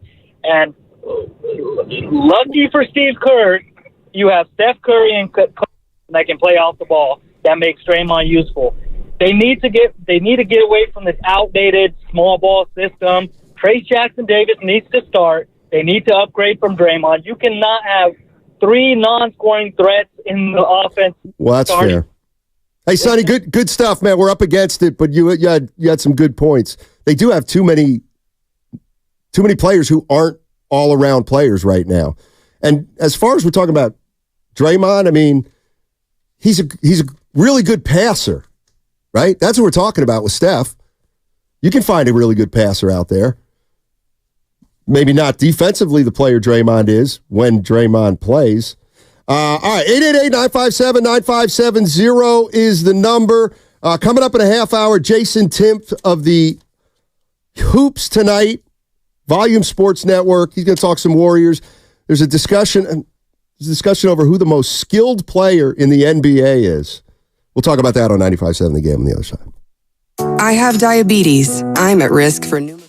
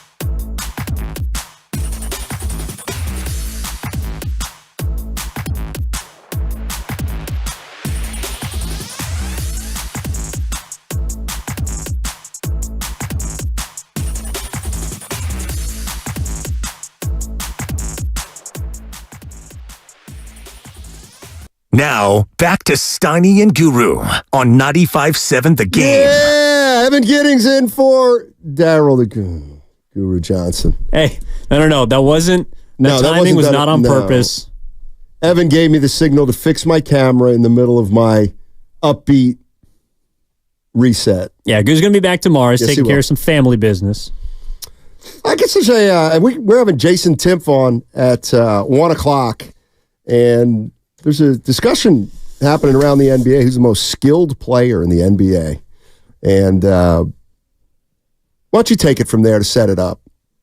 So this has kind of been it's like, who's the greatest scorer ever? Who's the best player ever? I feel like these are conversations that always circulate or arise once a season. But in light of the Kyrie left-handed 20-foot buzzer beater that he made against Denver, in which Guru, of course, came on and said he'd never seen a left-handed buzzer beater, which we all have because there are plenty of left-handed shooters, the conversation about who the most skilled player in the NBA tends to gravitate towards Kyrie. I think that's just been the consensus for some time because he's got the greatest handles, maybe in NBA history. He can finish with both hands. And I just think his game is aesthetically pleasing, like we talked about during the break. I think just watching him play, you're kind of in awe of what he's able to do with the basketball. And so the conversation was brought up by Chandler Parsons, I think, on his podcast, that Kyrie's the most skilled player. And so Jason Timpf yesterday on his latest podcast said that it's Steph Curry, and it's not close because, and I don't want to speak for him, I'm going to talk to him in half an hour, but it sounded like because shooting is the most valued skill in the NBA, thus the most skilled player is naturally Curry because he's the best shooter. I mean, I'd have Curry up there. Yeah. I mean, if you ask me, Stein, who's the most skilled player in the NBA, I would say Jokic. Because to me, it's easier for smaller players to be skilled because that's the stuff they have to work on to get into the NBA. But to me, it's absolutely Jokic because I think of passing as a skill, and I think he's off the charts in terms of passing. But here's I was having a conversation. He's never really needed to have a handle, though. Who, Jokic? Yeah. I think you just can't take it from him because he's so big. Right, but he can use both hands. Mm-hmm. He's up there. He's more skilled than Giannis. No doubt. Absolutely. I mean, Doncic is pretty damn skilled, to tell you the truth. That's what I had on my list. See, oh boy. If you're going to, to me, if you're going to say the most skilled and you say, well, Curry and Kyrie, and that's who you kind of start with. I mean, I would say that I don't think either of those guys was any more skilled than Pete Maravich, a guy who played in the 70s and 80s, early 80s. I mean, the way he handled the ball was absolutely incredible. I'd put Magic and Bird in there in terms of the most. Magic was unbelievable when it came to skill and his ability to ball handle at 6'9" and pass at 6'9". That's an interesting question. It's an interesting question. I would absolutely have Curry in there because of also when I hear skill, I don't know why, but I also think left hand or offhand. Offhand. That's where you really, to me, can see a guy with skill. And Steph's got a really good left hand. Kyrie's got a terrific left hand. And no, I wouldn't put James Harden in there, 415. I'm not saying he's not skilled, but I wouldn't. The reason James Harden's not as skilled as Steph Curry or Kyrie Irving is because he didn't work at it as hard as those guys did to become as skilled as they are.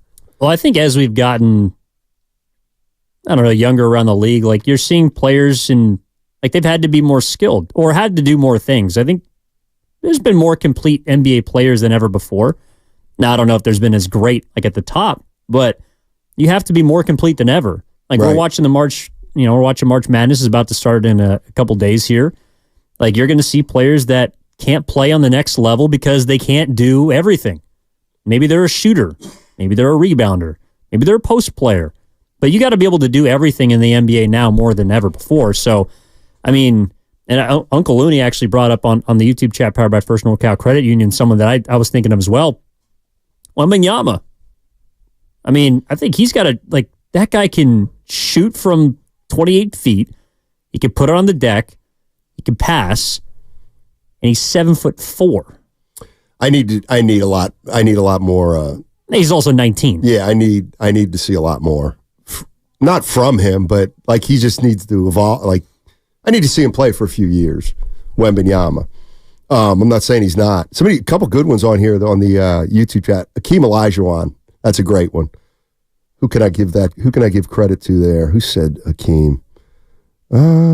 Somebody smart on the text line or on the YouTube chat. I mean, the first player I ever thought was like skilled, that just screamed skill, was Jason Williams. That's a good one to play for the Kings because he was just a wizard with the basketball. But if you feel like there's more to skill than just handling, then maybe he's not your cup of tea. I just felt like he was unbelievably creative, could finish with both hands, was a passer, even though he wasn't a supremely great player. 888-957-9570 is the number. We're talking about the Warriors, and we're bringing in Jason Timpf at 1 o'clock. He's a host of Hoops Tonight on the Volume Sports Network, and we've talked to him in the past about the Golden State Warriors. He's always been pretty high on him. I think it's fair to say, I remember him saying he thinks they can have a run. They still have the ability to make a run.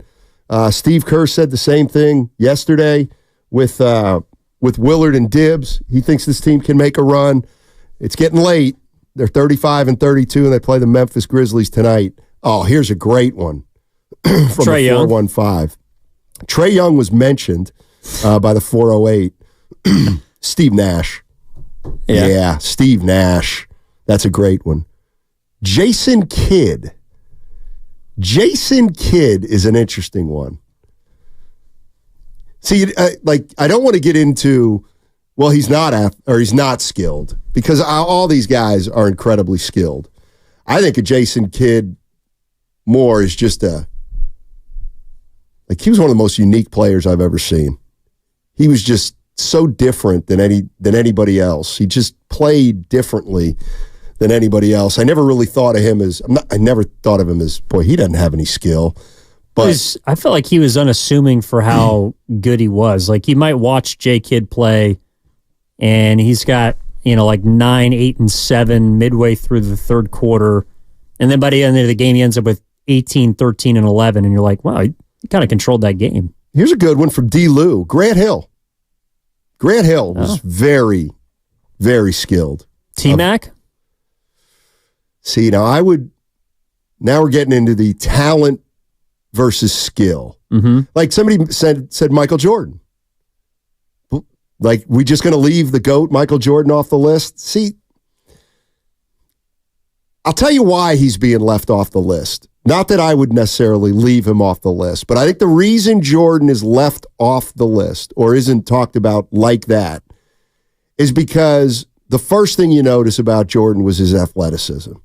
I mean, he was just more athletic than anybody else we'd ever seen. So whenever anybody's really, really athletic, we tend to focus on the skills a little later.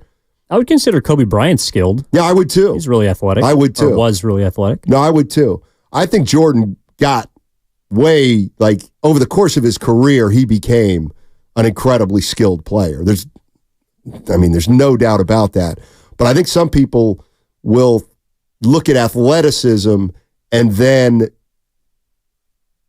because a guy's so athletic, maybe think it's easier to become skilled. I don't know. Interesting stuff. 7 o'clock tonight, Warriors, Memphis Grizzlies. By the way, you see the injury report for Memphis? Is that what you're talking about? Oh, no. There's like 11 guys on it. Let me tell you something. G.G. Jackson might have a career night. They let the Kings off the hook last night. Again. Or 2 nights ago. Yeah. See, and I don't want to do this. Oh, man. I'm watching the Kings. Let me tell you who their MVP is. Malik Monk. That guy's won them like 6 games this year with big quarters. I mean, I get it. It's Fox and Sabonis, but man, I don't know where the Kings would be. If the Kings didn't have Malik Monk, the Warriors would be better than them. They'd be below the Warriors, I think, in the standings. Well, he's relevant to the Warriors. He's a free agent this summer. Oh. So we're comparing and contrasting sixth men, which Klay Thompson now is. Yeah. Malik Monk is, I would imagine, going to get more money. I mean, he's 26 years old. He's probably going to win Sixth Man of the Year this year. At least he's the front runner. Right. So if you're thinking about what Klay Thompson could or couldn't make, or I guess maybe like the offer that he would get from another team, it's probably going to be based on what Malik Monk gets, I would think, because Malik Monk is pretty damn good. He's, like, to me, he's the perfect sixth man because he's just so explosive. And you want to get him in Golden State? If I could. Oh, man. That would be an upgrade at sixth man. If you brought Malik Monk in here, you got better. Your bench got better. I don't even care about this bench scoring stat. Let's go to Bakshi. We can take a call or no? Oh, no, we got a phone issue. Okay, that's fine. 888-957-9570. Let's call in and we'll fix those phones for you pronto. Also, my college bracket off to a great start. Well, there hasn't been a game played yet in the round of 64. No, but as I was leaving yesterday, I said, I'll tell you right now, Colorado State's going to beat Virginia. See, they beat them by 25. You got insider trading. Like, this is... What do you mean? A scout told me in December, hey, Colorado State's pretty good. So I figured if they were good in December, they still must be. How come they didn't make the... How are we feeling about Tennessee? I do not feel good about Tennessee. In fact, I'm actually dreading now the last 3 months. You should be. Necty's in trouble. Actually, he might fall to the Warriors in the second round, so we could get your guy. No chance. I mean, he's just being exposed game after game after game. St. Peter's They're 28-5, all right? So he couldn't be exposed that much. SEC like Player of the Year, my ass. That's my other call. I think the SEC is going to do really well in this tournament. I really do. It's based on me watching a lot of SEC this year. I'm all in on the Pac-12. Final year. Conference of Champions. I see UCLA didn't make it. They did not. We got Oregon. They still got the worst coach in the country running that program. Zona. Who? UCLA? Cronin. Mick Cronin still at UCLA? I'm not a fan. You hate Mick Cronin? I can't stand him. I dislike him a lot. I think he's an embarrassment. I think his sideline demeanor is absolutely appalling. I don't think if I had a son, I would instruct him to go play for Mick Cronin.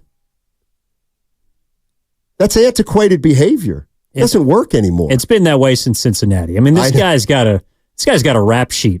He is an absolute lunatic. Bob's in Marin. Bob's a lot more measured. What's up, Bob? How you doing? Mick Cronin. Doing all right. Thanks, guys. Hey. Yeah, I think you just want to talk about the most skill thing. Kyrie obviously has the handles, but I don't really see handles being the skill part of the equation. I mean, if handles were it, then people that are playing in the Harlem Globetrotters would be playing in the NBA. But That's not a bad point.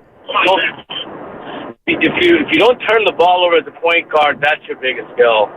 I think shooting is a skill as an off guard, but if a point guard can't shoot, then that's Steph Curry, obviously. If you want to talk about most skilled point guard, I would say obviously Magic, John Stockton, and guys like Steve Nash, and also Jason Kidd.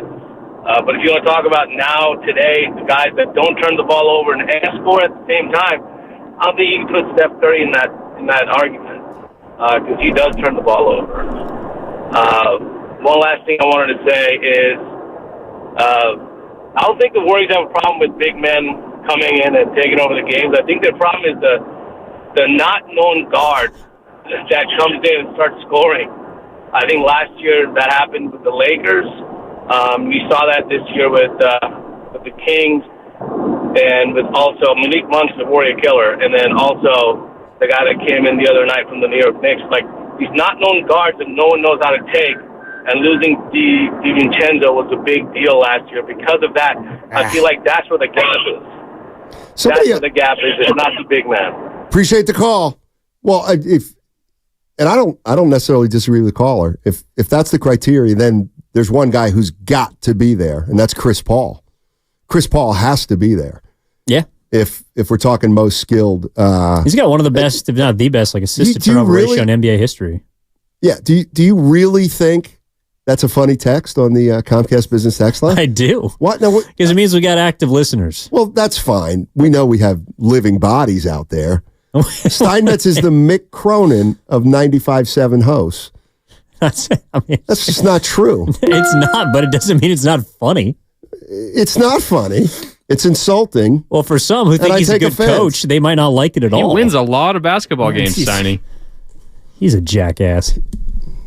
Grandy, you're a young man. You're going to have a son or daughter someday.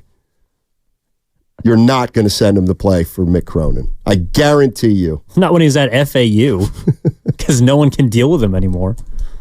I'm just saying. Jalen Brunson has to be on the list if you've seen Knicks games this season. Yeah. A lot of skilled NBA players. I mean, look, it's just like you're not in the league unless you got skill. I would put Isaiah Thomas in there. I would absolutely put Isaiah Thomas. Or someone like Kevin Durant fit into that. Yes, he would. He would. I'm trying to think why though. Like, well, he's got guard skills at 6'10", 11. Right. See, but he's a guy who maybe we don't, and this is kind of what I mean, maybe we don't associate him with skilled because he's a bigger guy. No, but he belongs there. He absolutely belongs there. LeBron? Like, does this attribute fit into skilled? Fundamentally sound. Is that a skill? Guy's fundamentally sound. Well, in that case, like... Because to me, it does. Because if you're fundamentally sound, that means, what can you do? Well, you can pass. Well, that's a skill. You can score. You've got a good shot. Like, fundamentally sound to me... Just a solid player. Yes.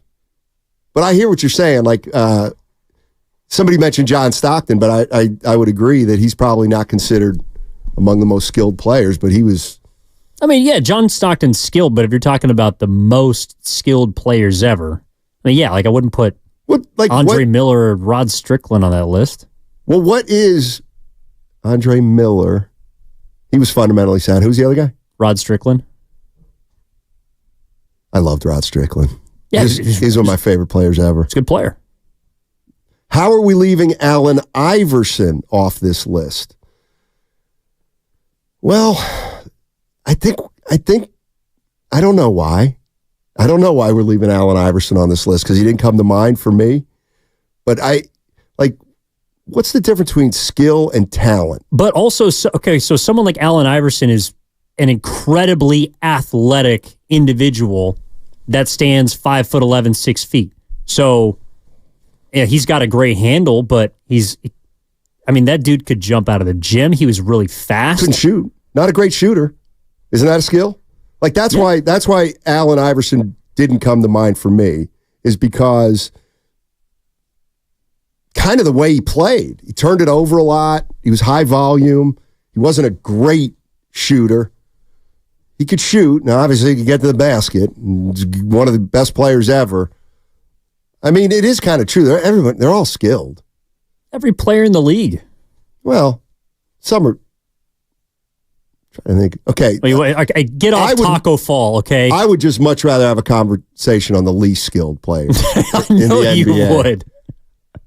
The least skilled player in the NBA. George Muresan. We can start with your Golden State Warriors. Who's the least skilled? No. I don't want to. You want to start with the Grizzlies? The least skilled player on the Warriors right now? I'd have to say, just because I don't know him, it's Guy Santos. He closed for Clay one game. He's the easiest guy to single out on that team. Don't you dare say Garuba. I got to see more of him. I got to also see more Patrick Spencer or Harry Spencer. What? Spence? Pat Spencer. Pat Spencer. We know he's skilled. He played lacrosse, right? Does that mean anything to people? You know, I'll tell you what's always bothered me about lacrosse. Oh. And listen, I went to a college where they had a really good lacrosse program. Yeah, you're from the East Coast. I just don't like a sport where there are players on the field who just stand there. So you also hate soccer? Well, lacrosse, maybe they've changed the rules. Help me. No, I mean, if lacrosse team's got the ball at their offensive end, there's 6 guys down at the other end that can't leave a box. They can't leave the box. They can't leave like a box. So do you not They just got to wait. They just got to wait there. Well, they got to play defense. But they're waiting. They can't. Until a shot is taken. They have players who can't participate on one end of the field at times. I'm not going to tell you that you should just start like that. Getting into lacrosse or anything, but there's another turn-based game we've been talking about today by the name of baseball. I think that's pretty slow moving. That's different, though. I think people are stationary for about 95% of the game. Oh, this is a great one. This is a great one from the 415. Arvydas Sabonis. That's a great one.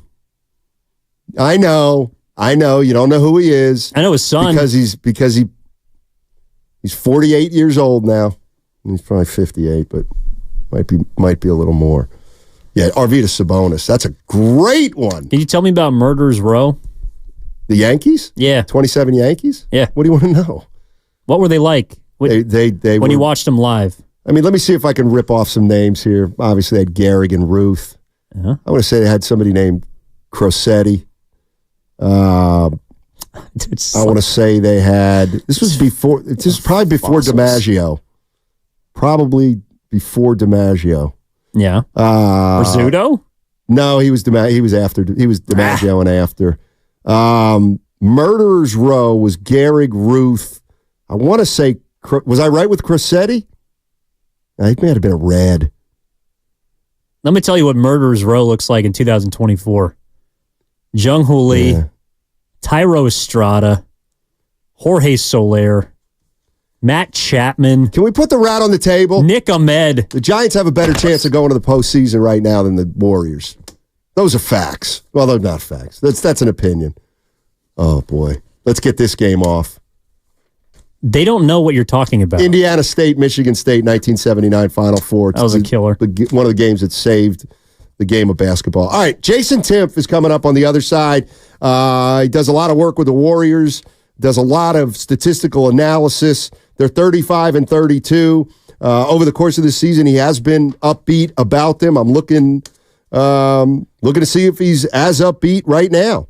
By the way, don't forget, it's a Warriors Wednesday. Mm-hmm. It really is. That's my tribute to Whitey Gleason. It's a Warriors Wednesday brought to you by Friedman's Appliance, a trusted name since 1922. Visit friedmansappliance.com today. Jason Timpf on the other side, talking Warriors basketball on 95.7 The Game. Head to Safeway this week for amazing...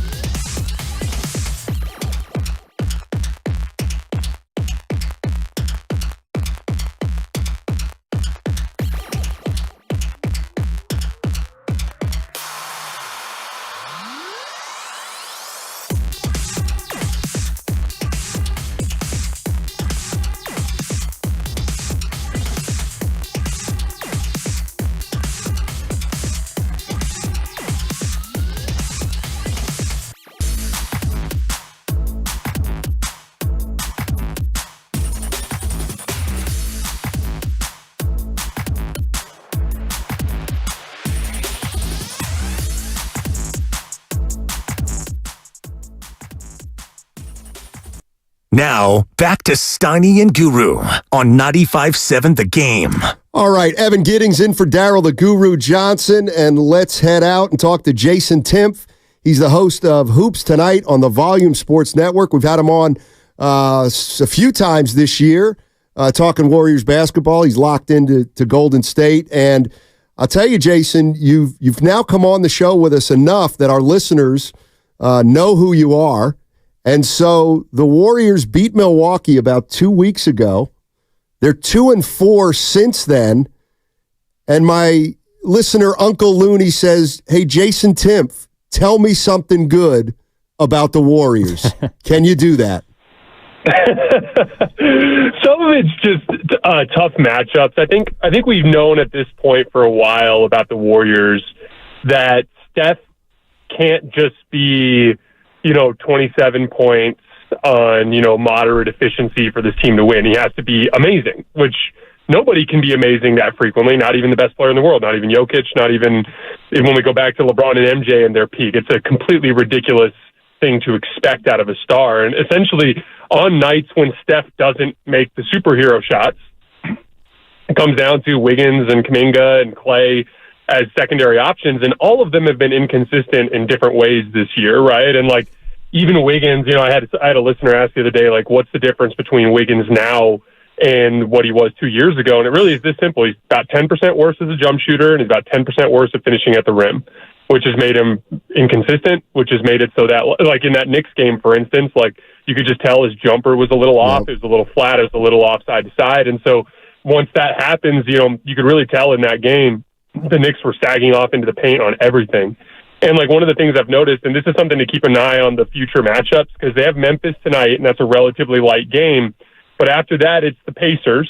And Steph shot them out of the building to start. He hit, 5 threes in the first couple quarters, if I remember correctly. But they're another team that has, Aaron Nesmith and Andrew Nembhard, some really physical guards that can kind of make Steph work hard.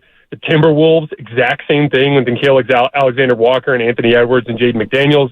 The Heat with Terry Rozier and Caleb Martin. The Magic with Jalen Suggs. He's going to go through literally a complete gauntlet of really good perimeter defenders right now. And they're going to need other guys to step up. That's going to be an absolute necessity over this next game stretch. But if they can get through those next 4 games after the Grizzlies game, things lighten up pretty significantly on the schedule. So it really is just about surviving the next couple of weeks. Oh, Jason, you mentioned Steph, and everything revolves around him. But in listening to your latest episode on the Volume Sports of host of Hoops Tonight, and I would encourage everyone to go check it out. You made headlines basically referring to Stephen Curry as the most skilled player ever. And for those of our audience members who didn't get a chance to listen to it, number one, why? And then secondly, who else would you have up there as far as greatest skilled players ever? Kind of what's your criteria for that?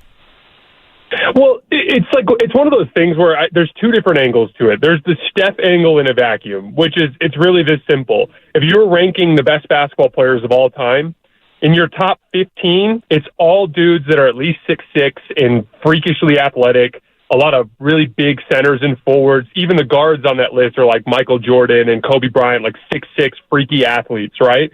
And so here, I personally think Steph is the 5th best perimeter player of all time. If you're including centers on that list, he's still going to be top 10 for the vast majority of basketball fans out there. And that dude is doing it at 6'3", and he's underrated as an athlete, but he doesn't have the physical gifts that most of these other guys in that list have. And so really it's that simple. Who's the most skilled basketball player of all time? The one guy who's won primarily with skill, who's cracked the top 10 of the best basketball players of all time.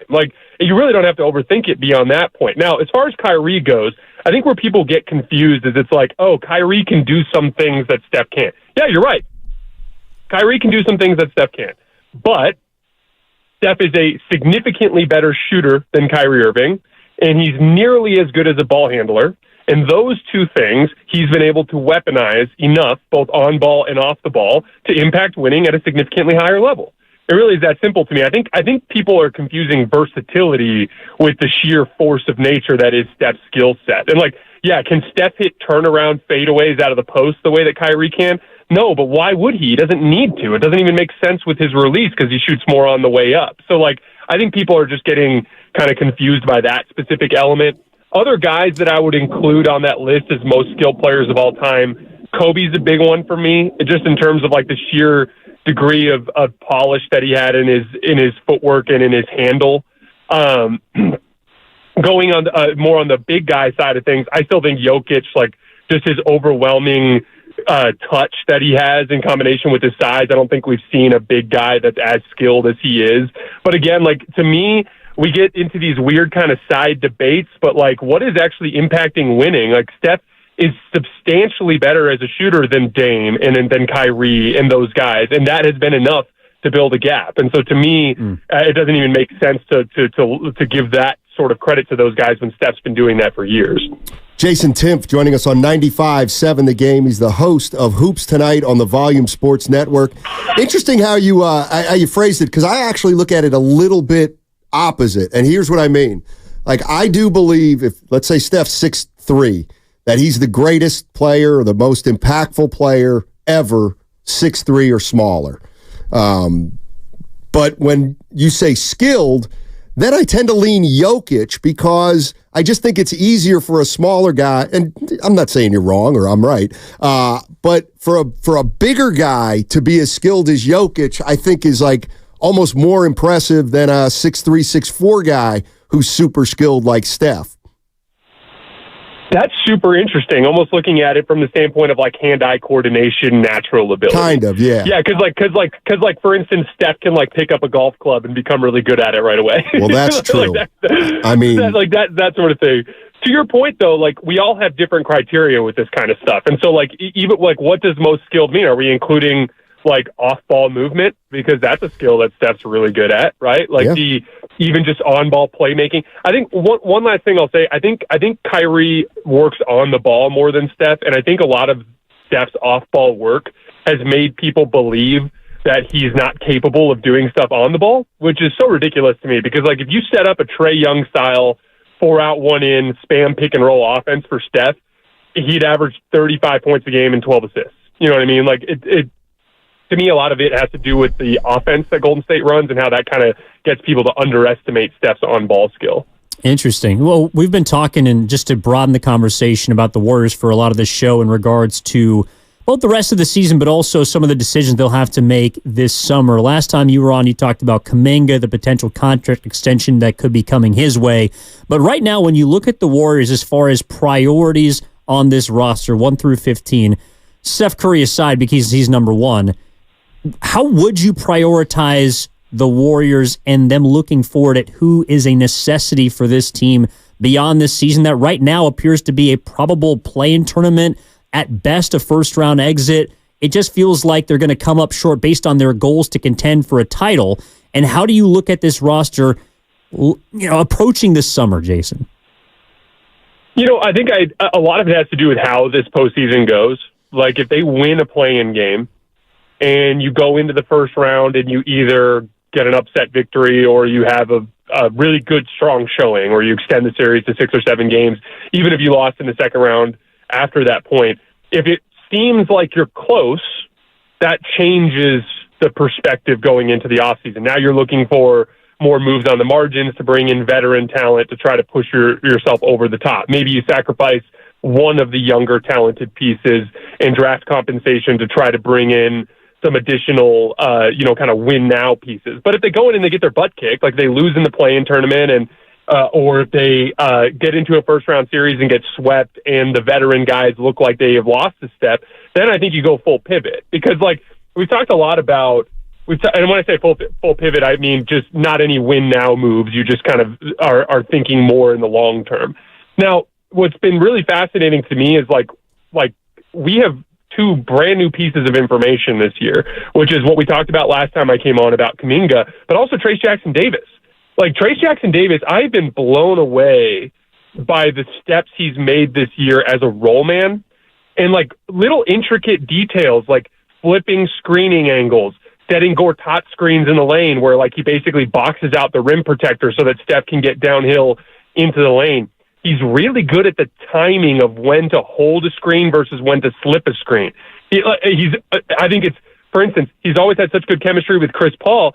That game against the Knicks, he had such great chemistry with Clay. Mm-hmm. It's like everybody can just naturally pick up the ball screen game with him. So, like, you kind of have the front court of the future right now with Kuminga and Trayce Jackson-Davis. And so that has made it so that, like, the future actually feels more legitimate now, which makes it more complicated. And so now it's not as much. You'd have to see a real strong playoff appearance this year to justify win now moves, I would say, because at this point, you just have this young talent that's coming up that kind of feels more like a foundation.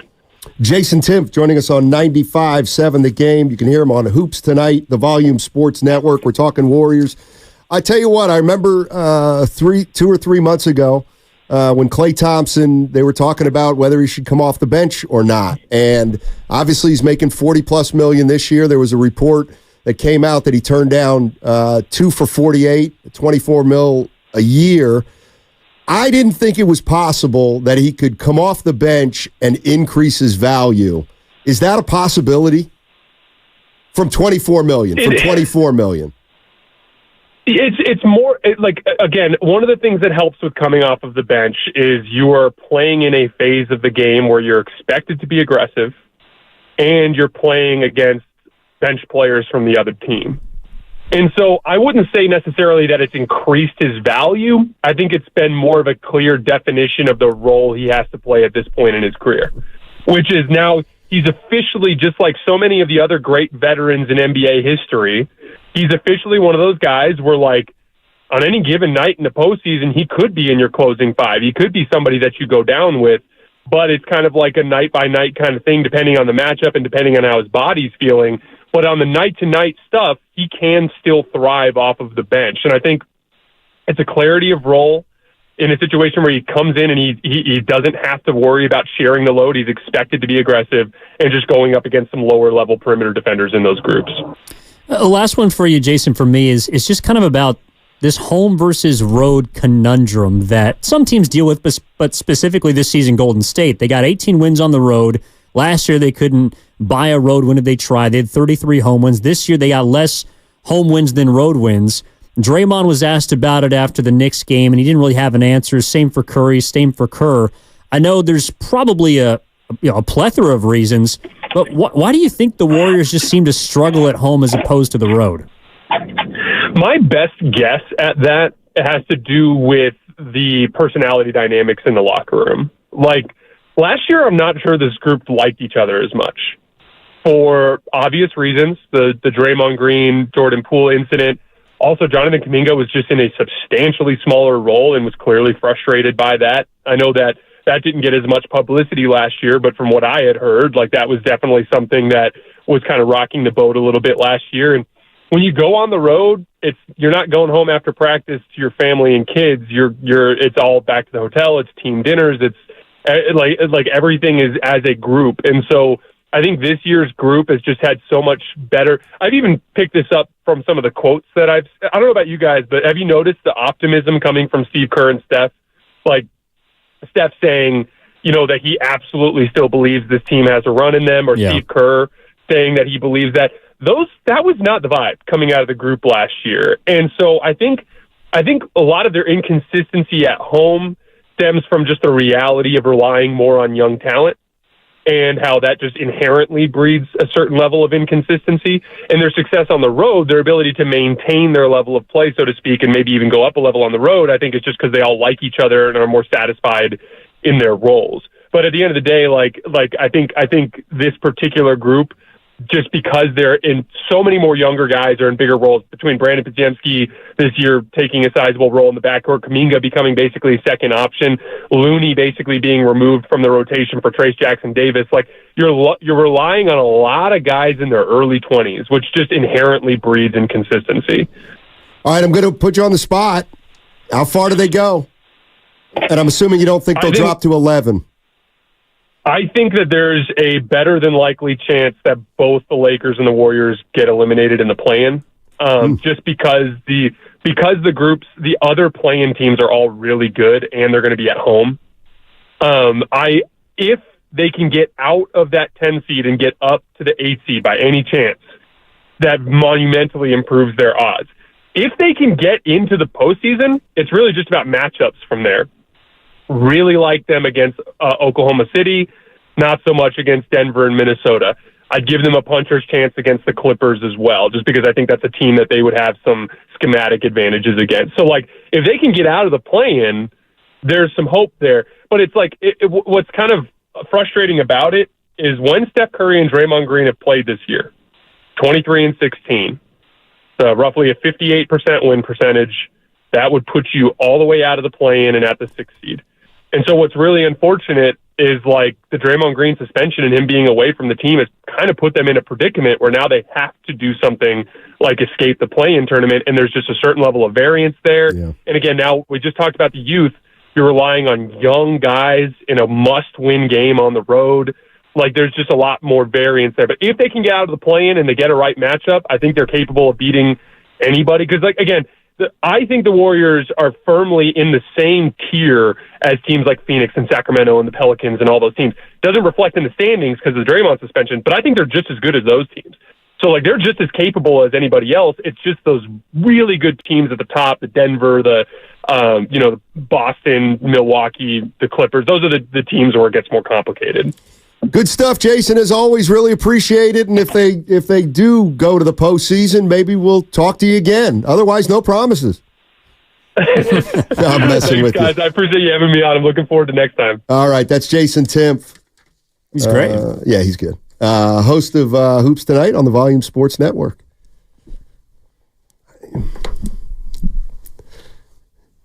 Puncher's chance. Puncher's chance. I mean, I'll give him a puncher's chance.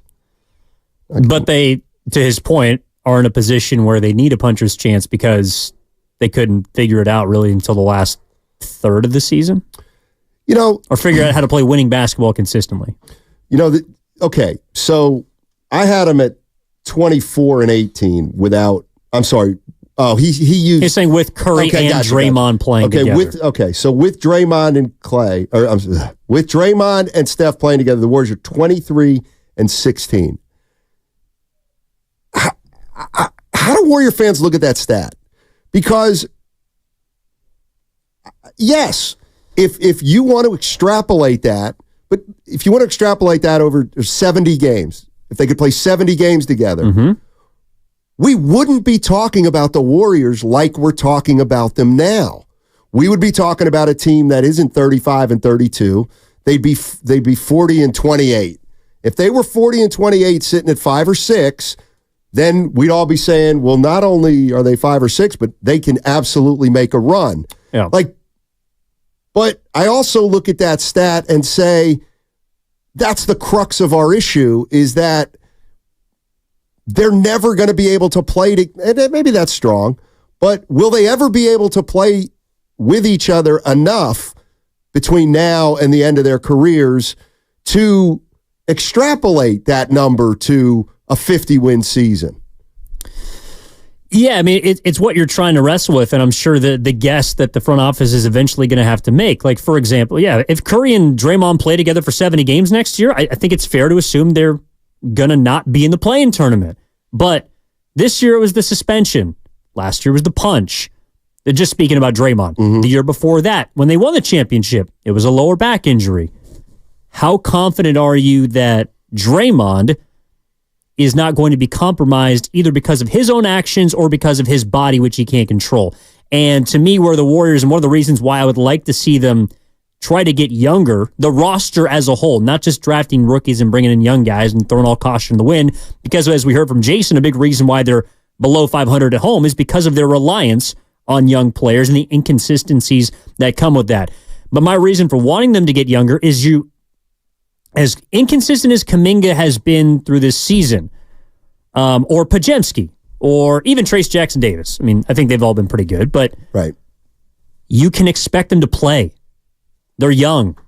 They are fresh bodies that are probably going to... It is much easier to forecast those three players playing 70-plus games than Curry, Draymond, and Clay.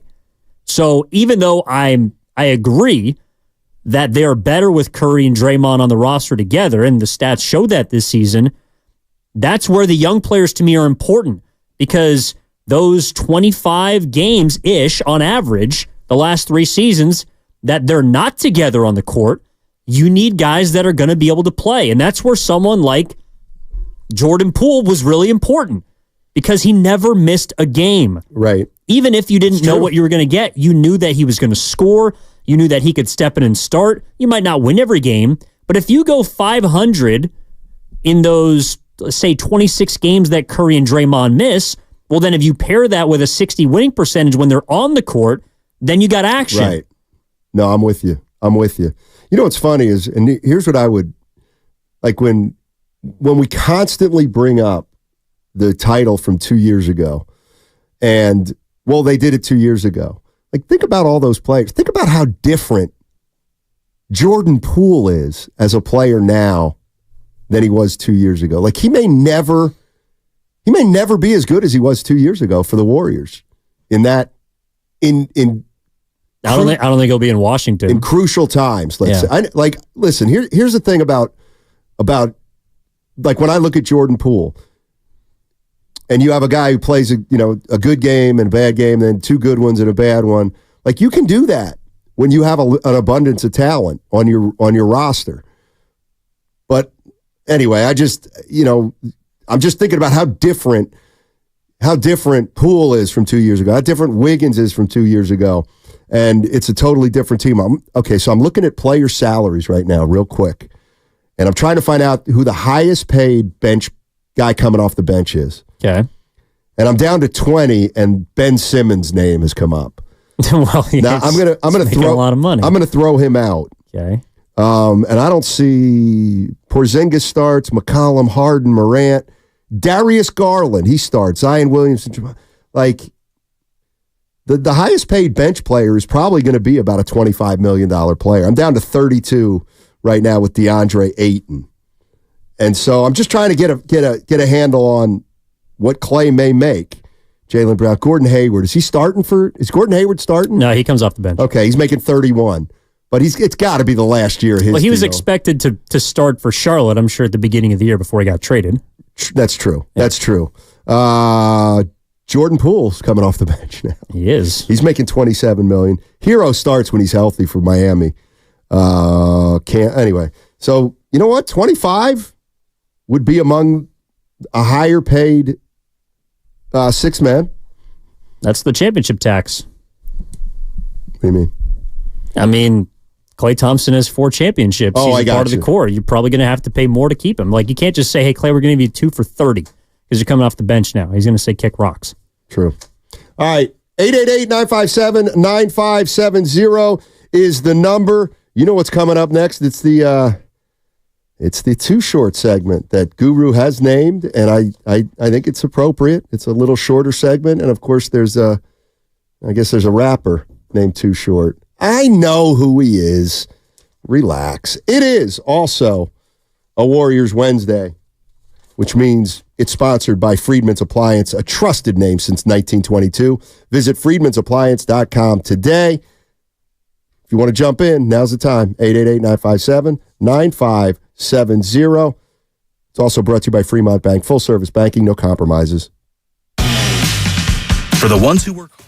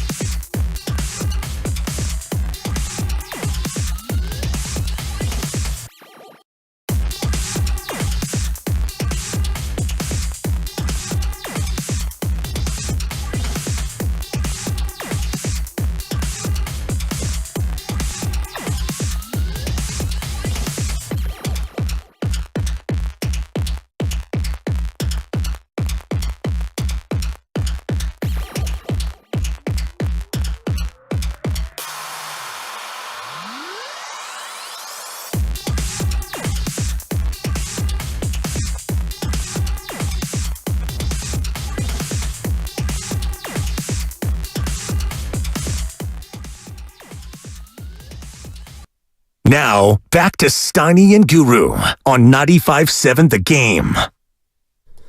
All right, Matt Steinmetz and Evan Giddings with you on 95.7 The Game. Guru will be back tomorrow. And yes, sir. Co-host Whitley Sandretto came in during the break and said something that's interesting. So Nick Wiggins, Andrew's brother, Andrew Wiggins' brother, and plays in Indonesia. Nick Wiggins is Andrew Wiggins' brother who plays in Indonesia. Apparently sent out a message on social media that he's going to miss the rest of the year in Indonesia because he's going home for a serious family matter. A serious family matter. And that's Andrew Wiggins' brother. Yes. So it's an interesting piece of news that will monitor, I guess. Well, I don't think anyone doubted there was something serious behind closed doors. Like, he wasn't just, Andrew wasn't missing games just to miss games. And though the messaging was similar to last year, you just got to be respectful of his space. I guess people in their minds might jump to, well, is Andrew going to join him if there's something serious? But if that's the case, I'm sure the Warriors will probably approach it the same way they have, which is Wiggins is going to be out for personal reasons, and he'll be back when he's back. Right. But there's been no report of Andrew Wiggins missing games. No. We're just passing on a piece of news. And obviously, whatever's going on with Wiggins' family, hopefully it turns out okay. Yeah, wish him well. Yeah, absolutely. Matt Steinmetz along with Evan Giddings. Warriors play the Memphis Grizzlies tonight, 7 o'clock start. Evan Giddings will get you started at 6 o'clock from Ballast Point Brewing.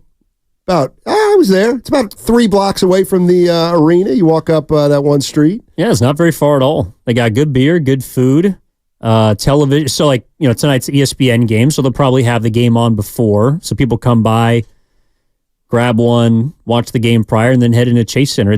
And they also have a parking lot, too. So really? It's pretty easy to get in and out of, which is not the case everywhere in Mission Bay. Did I ever tell the parking story from the Bulls game? My parking story?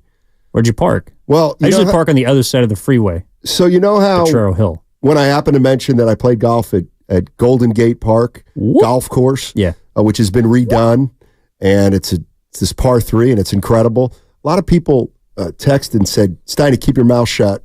We don't want too many people to know about it." Okay. So get this. So keep talking. 2 Thursdays ago, I'm going to the Bulls game when the Warriors played the Bulls at Chase. And I did the show, and I messed around here a little bit. I stayed in the studio until about 2:30, 2:45. Then I drove down to Chase and tried to pull into a lot. It's private.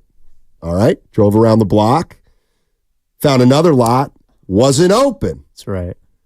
So I'm like, okay, now I got some issues. It's only like 3:50, 4 o'clock. I was like, I'll go to Ballast Point, have a nice Cobb salad with a long fin lager before I go to the game. So I'm driving right adjacent. I shouldn't even tell people this, but this is your public service announcement for today. So I'm parked in front of like UCSF Medical. They have a parking lot there, but there's also a street there. Yeah. And it's about 3:55, and there's a spot on the street. 3/4 of a block from Chase Center. On the opposite side of UCSF? Like if you're looking at the hospital. There's basketball courts right there, outdoor courts. It's like a little parklet. Okay. So anyway, I pull into the spot, and I'm still not convinced this is on the up and up, but I see one of the parking meter signs or the contraption where you put the money in. And it's 3:55, and I put my credit card in, and I start going up, because I'm going to be there till 10 at least. So I put it all the way up to 10 o'clock p.m. You know how much it was? Tell me. I think there was a mistake made. $3.25. Really? $3. I might have to park there and 25 cents. I parked there for 6 hours. In fact, I was so flummoxed and I was so disbelieving that I saw a security guard who was walking next door. I said, "Excuse me." I said, "So I just parked my car there." He didn't see where. And they got me I'm parked there till like 10:30 at night. Till it expires. And they charged me $325. And he goes, well, you're down here at Mission Bay now. There's a Warrior game. They get you. Oh, they're going to get you. And I said, no, not $325, $3.25. And he goes, oh, you parked on the street? I'm like, yeah, I'm right there. He goes, yeah, that's fine. So there you go. Apparently, the fact that it's believable that you paid $350 for parking is pretty funny. Exactly. Exactly right. So apparently, there's people that park on the street, they go to work, and then they leave. I can't believe, somebody's dropped the ball at traffic and parking in San Francisco because it's got to be a mistake. Well, we have many loyal listeners. I'm sure there's someone in the San Francisco city office sending a man there right now, or woman, to check on the meter and how it's been, I don't know, apparently it's stuck since 1980 on its prices for parking. I'm more interested in if anybody out there actually knows what I'm talking about and confirms that, yeah, it was $3.25. Well, you haven't given out the spot yet, but what I'm going to look for tonight when I'm walking to the game is just a circling of cars around UCSF and see how many people listen today to 95.7 The Game. Maybe I should, look like a flock. I could probably figure out about where the street was. A bunch of pigeons. So we need to get there early enough and wait for people to wait to get out of work. And yeah, that's it. I think that's what happened. I swooped in like a condor. Not enough teams have that nickname. That's one of the best nicknames, the Condor. How many teams do have a nickname Condor? There's high schools, I think. There's what? We need some in the dance. We need some in the tournament. By the way, watching the Warrior game, and they had the women broadcasters for Women's Empowerment Month. Yes, and sir. they had the new, I forget her name, but they had the new general manager of the Warriors WNBA team. We still got to get a name. We got to get a name. The Condors? I'm not saying that for them. People like the Condorettes for them or something. No, I don't know. I don't know. She said, though, to send her suggestions and stuff like that. She's taking all information. Well, it's always funny. Every single year when the people get selected for the tournament, you're always reminded of some of the great names around college basketball. Like I love the Catamounts. By the way, Vermont. Yeah, and you can go through the source, right? There's a Puma, the Leopards, Jaguars, all Catamounts, right? Big cats. See, I thought you meant player names. No. Funky. Oh, well, those are available too. Fennis Dembo. Who's you ever that? heard of him? Played at Wyoming. Fennis Dembo. He's a great one. God Sham God. You've heard of him, right? Sham God, I've heard of. He was good. You ever heard of Mike Daum? There's names that stick with you. South Dakota State. Get to know the Jackrabbits. The guy was a terror in the Missouri Valley Conference for years.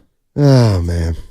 All right, don't forget to download the Odyssey app. You can catch Steiny and Goo anytime, any place. Download that Odyssey app. And that last segment was sponsored by In at the Tides. Relaxing days, stunning sunsets. Every day is magical.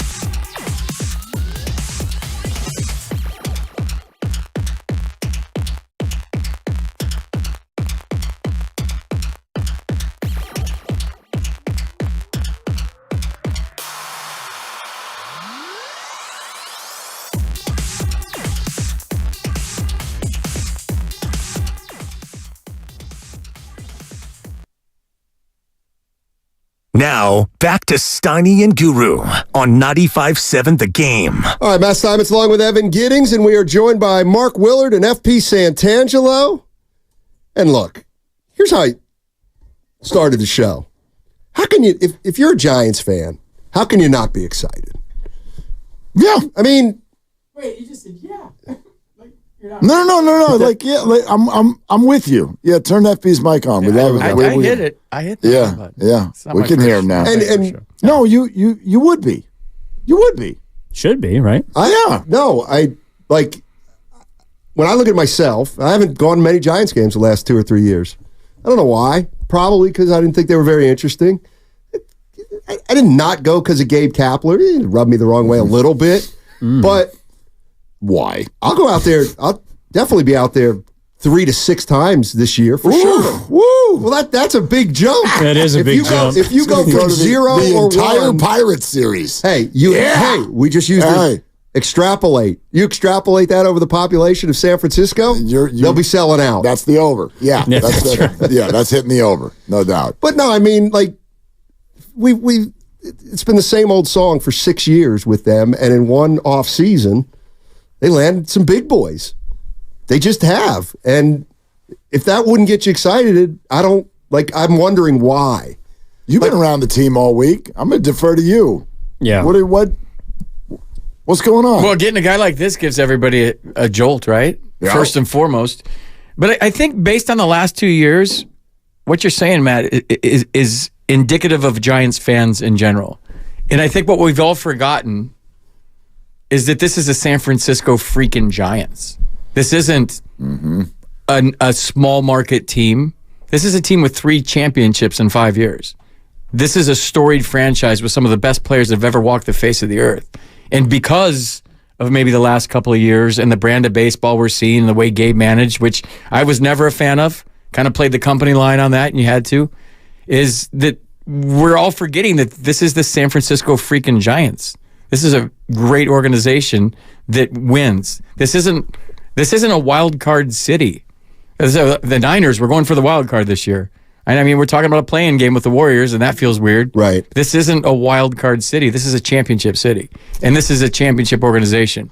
So we're forgetting that, and it rightly so. I mean, I get it. I understand what you're saying. I feel like, okay, so when the Red Sox had long been a team that didn't get it done, and then they won it in 2004? Mm-hmm. And I felt like at that time, Red Sox fans just came out of nowhere. They just exploded.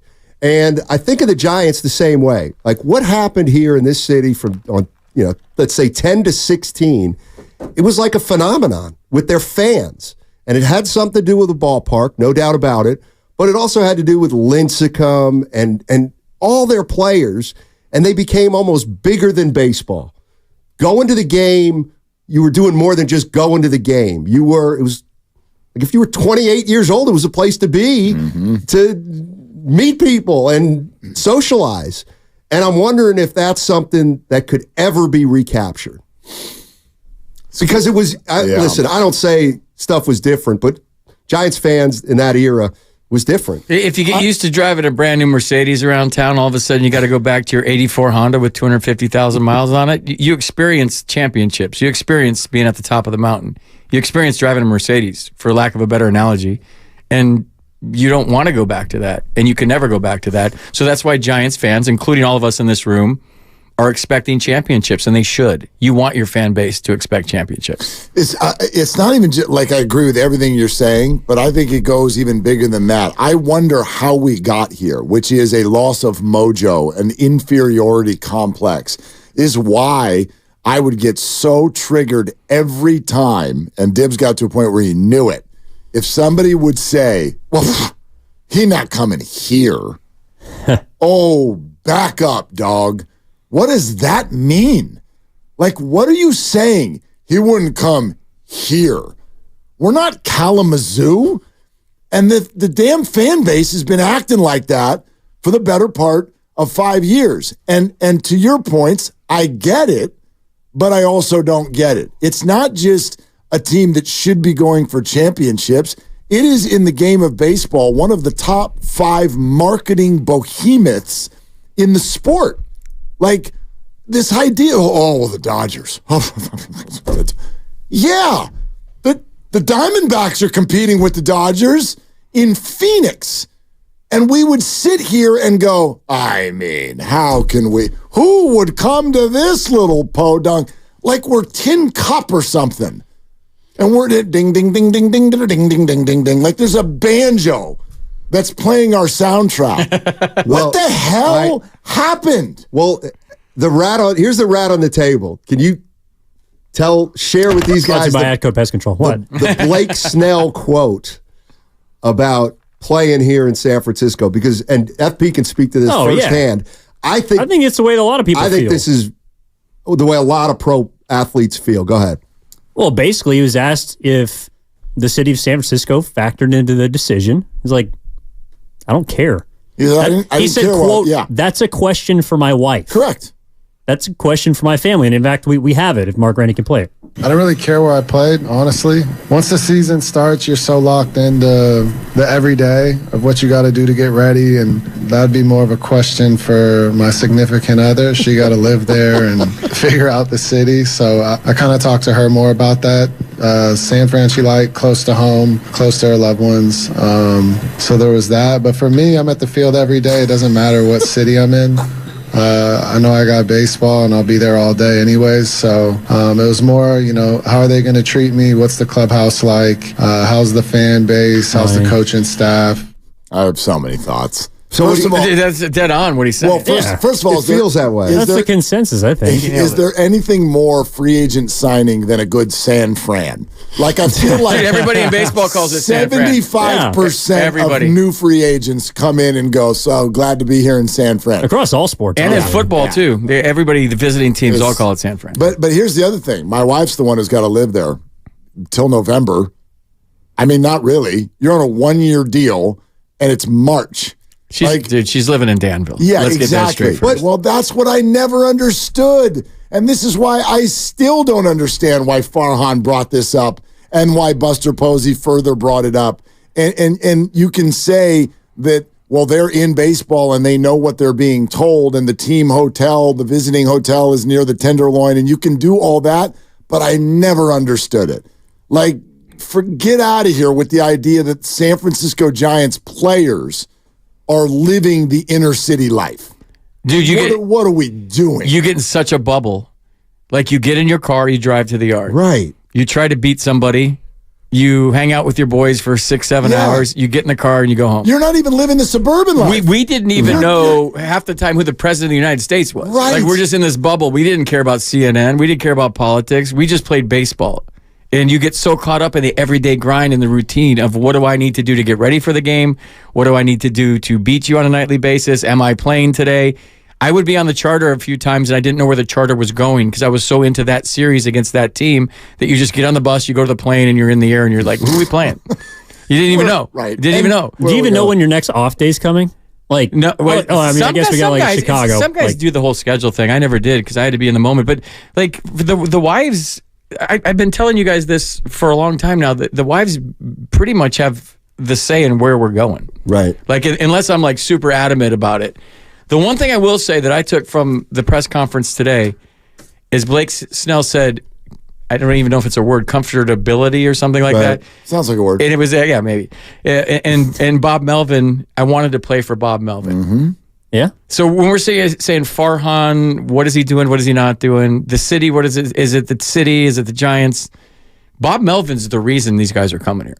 Guys want to play for Chapman and Snell directly. They want to play for Bob Melvin. Yep. And if the other guy was here, you don't sign those two guys. Yep. 100%. I also think it's a two-way street of like, I don't know if Bob Melvin wants to be the manager here unless he's going to get players. Like, unless they put their money where their mouth was. They committed $400 million in the offseason.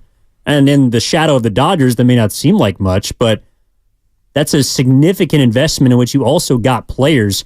And I think return both relevancy as well as expectations to a team that should have had it the last few years anyways. Well, that both strips credit from Farhan this offseason, but then also strips blame from previous offseasons. This is another point that no one ever wanted to hear, but Farhan can't close. It's not about Farhan. It's never been about Farhan.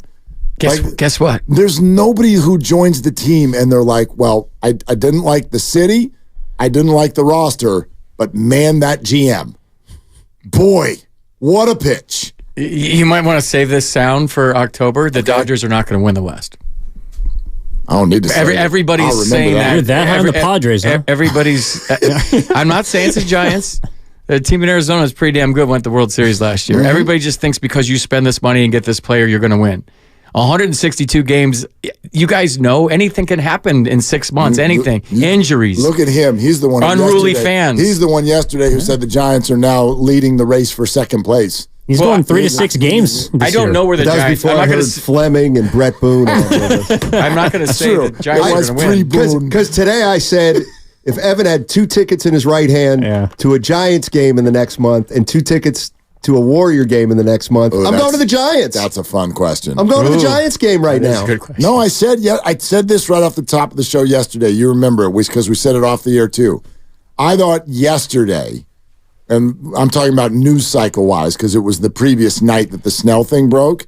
Yesterday might have been the first day in 3 years that the Giants felt like the game in town. The game in town. There's something about this guy that's interesting. There's no doubt about it. Yeah. And to me, it even goes beyond the 2 Cy Youngs. Like, I've heard him over the years, and he's got some, he's got some action in terms of a personality, and it doesn't mean everybody. He's Evan cool. Evan knows he's a cool cat. better than I do. Blake Snell's awesome. He said some Giants fans may not like him early in the season. Yeah, because he's going to walk the bases loaded every inning and then strike 3 guys out. And he's going to pitch his way. He can drive you nuts and out of shape. Get the Just for Men ready because he's going to get you a lot of gray hairs this year, but he's going to get the job done. Real quick, you're listening to 95.7 The Game, KGMZ FM and HD1 San Francisco. Always live on the free Odyssey app, Twitch and YouTube, powered by First NorCal Credit Union. Well, I also think he fits with the Giants and what people clung to during the championship years, which was players that march to the beat of their own drum, players that are individuals, that are unique, and that you can look at them and say, there's a piece of me there, but also there's something else I want to learn about this guy. Snell is himself, and you heard it just in the clip right there. He's like, yeah, man, I'm here to ball. Like, I'm here. I'm cool. I'm in the clubhouse. I'm here for my guys. I'm here because of the manager. I'm here to compete. He's a bulldog.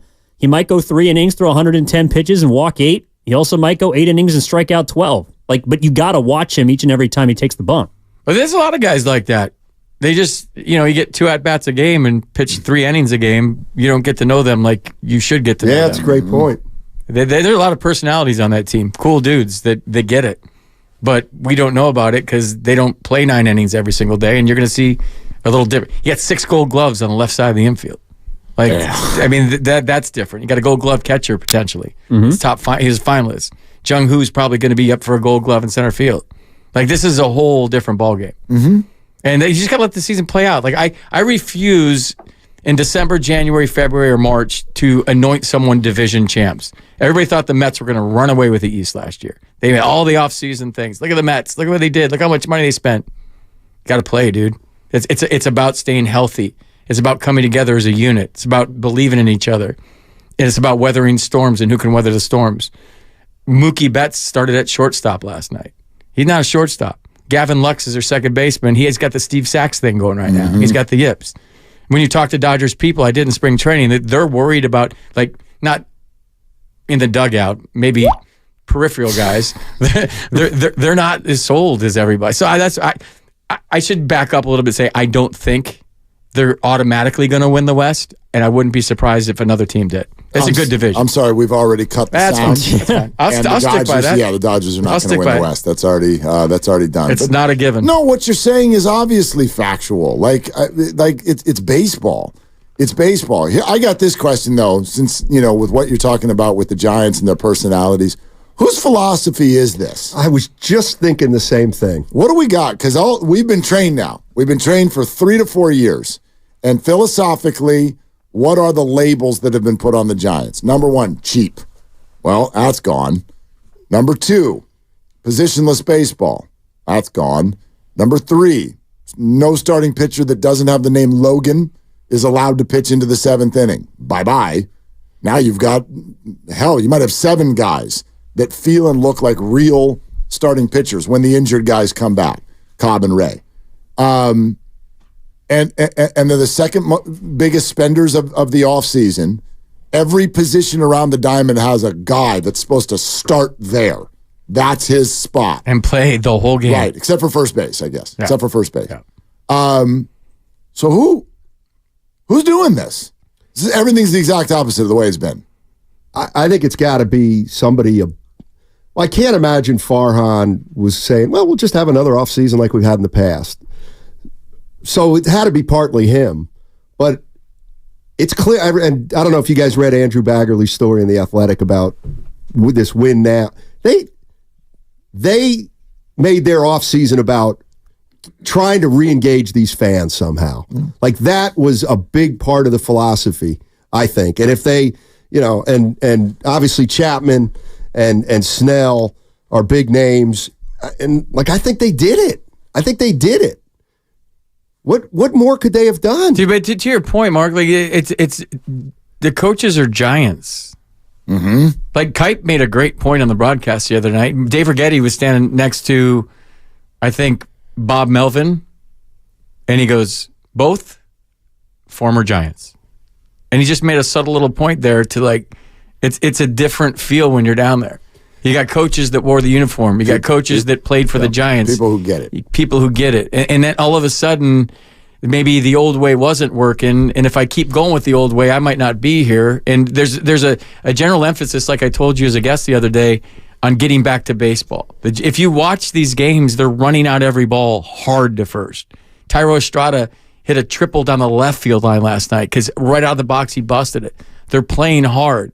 Nothing drove me more crazy last year is when Jock Peterson got a base hit and he stopped on first base and was handing his glove to first. Didn't even take a turn for a bobble. Like, that's not Giants baseball. Giants baseball throughout the past is we're going to grind our at-bats, we're going to find a way to beat you, we're going to pitch it, we're going to catch it. But we're going to battle you every night with whoever we got. And some guys did that, some guys didn't. It got away from them last year. But one thing the Giants have always done throughout the course of history, at least since I've been a Giants fan my whole life, is play hard. And now they're playing hard again. I mean, to me, I think the other message is to the fans, and we've chronicled maybe the things that have turned off some fans. And I'm not saying they're going to be perfect, but I mean, the fans have to feel good. They were heard. I mean, that to me was the impetus behind this, is the fans have been heard by Giants management. They had to have been heard because they've done something this offseason that they never did before, and they've totally revamped the team. They brought in free agents, and that's what everybody was saying. How many times? Got to get some stars in here. Got to get some real players in here. They did it. The coaches have been heard too. How so? They wanted these players. Oh, gotcha. And these guys have played for these guys. And they want to play for these guys. And if I'm a coach, they didn't bring Bob Melvin in for a rebuild. They didn't hire him as their new manager. Here's a bunch of kids. Do your best. And, if I'm coming here, we're winning. If I'm going to be your manager, we're going to need some horses. And Chapman's my guy. He's always been my guy. Blake Snell loves me. He pitched for me last year and won a Cy Young. Like, we need these guys. So, yeah, the fans have been heard. Great point. So are the coaches. Yeah, I think that's a good point. I think Evan brought up with Melvin is the Giants probably said, Bob, we want to hire you as manager.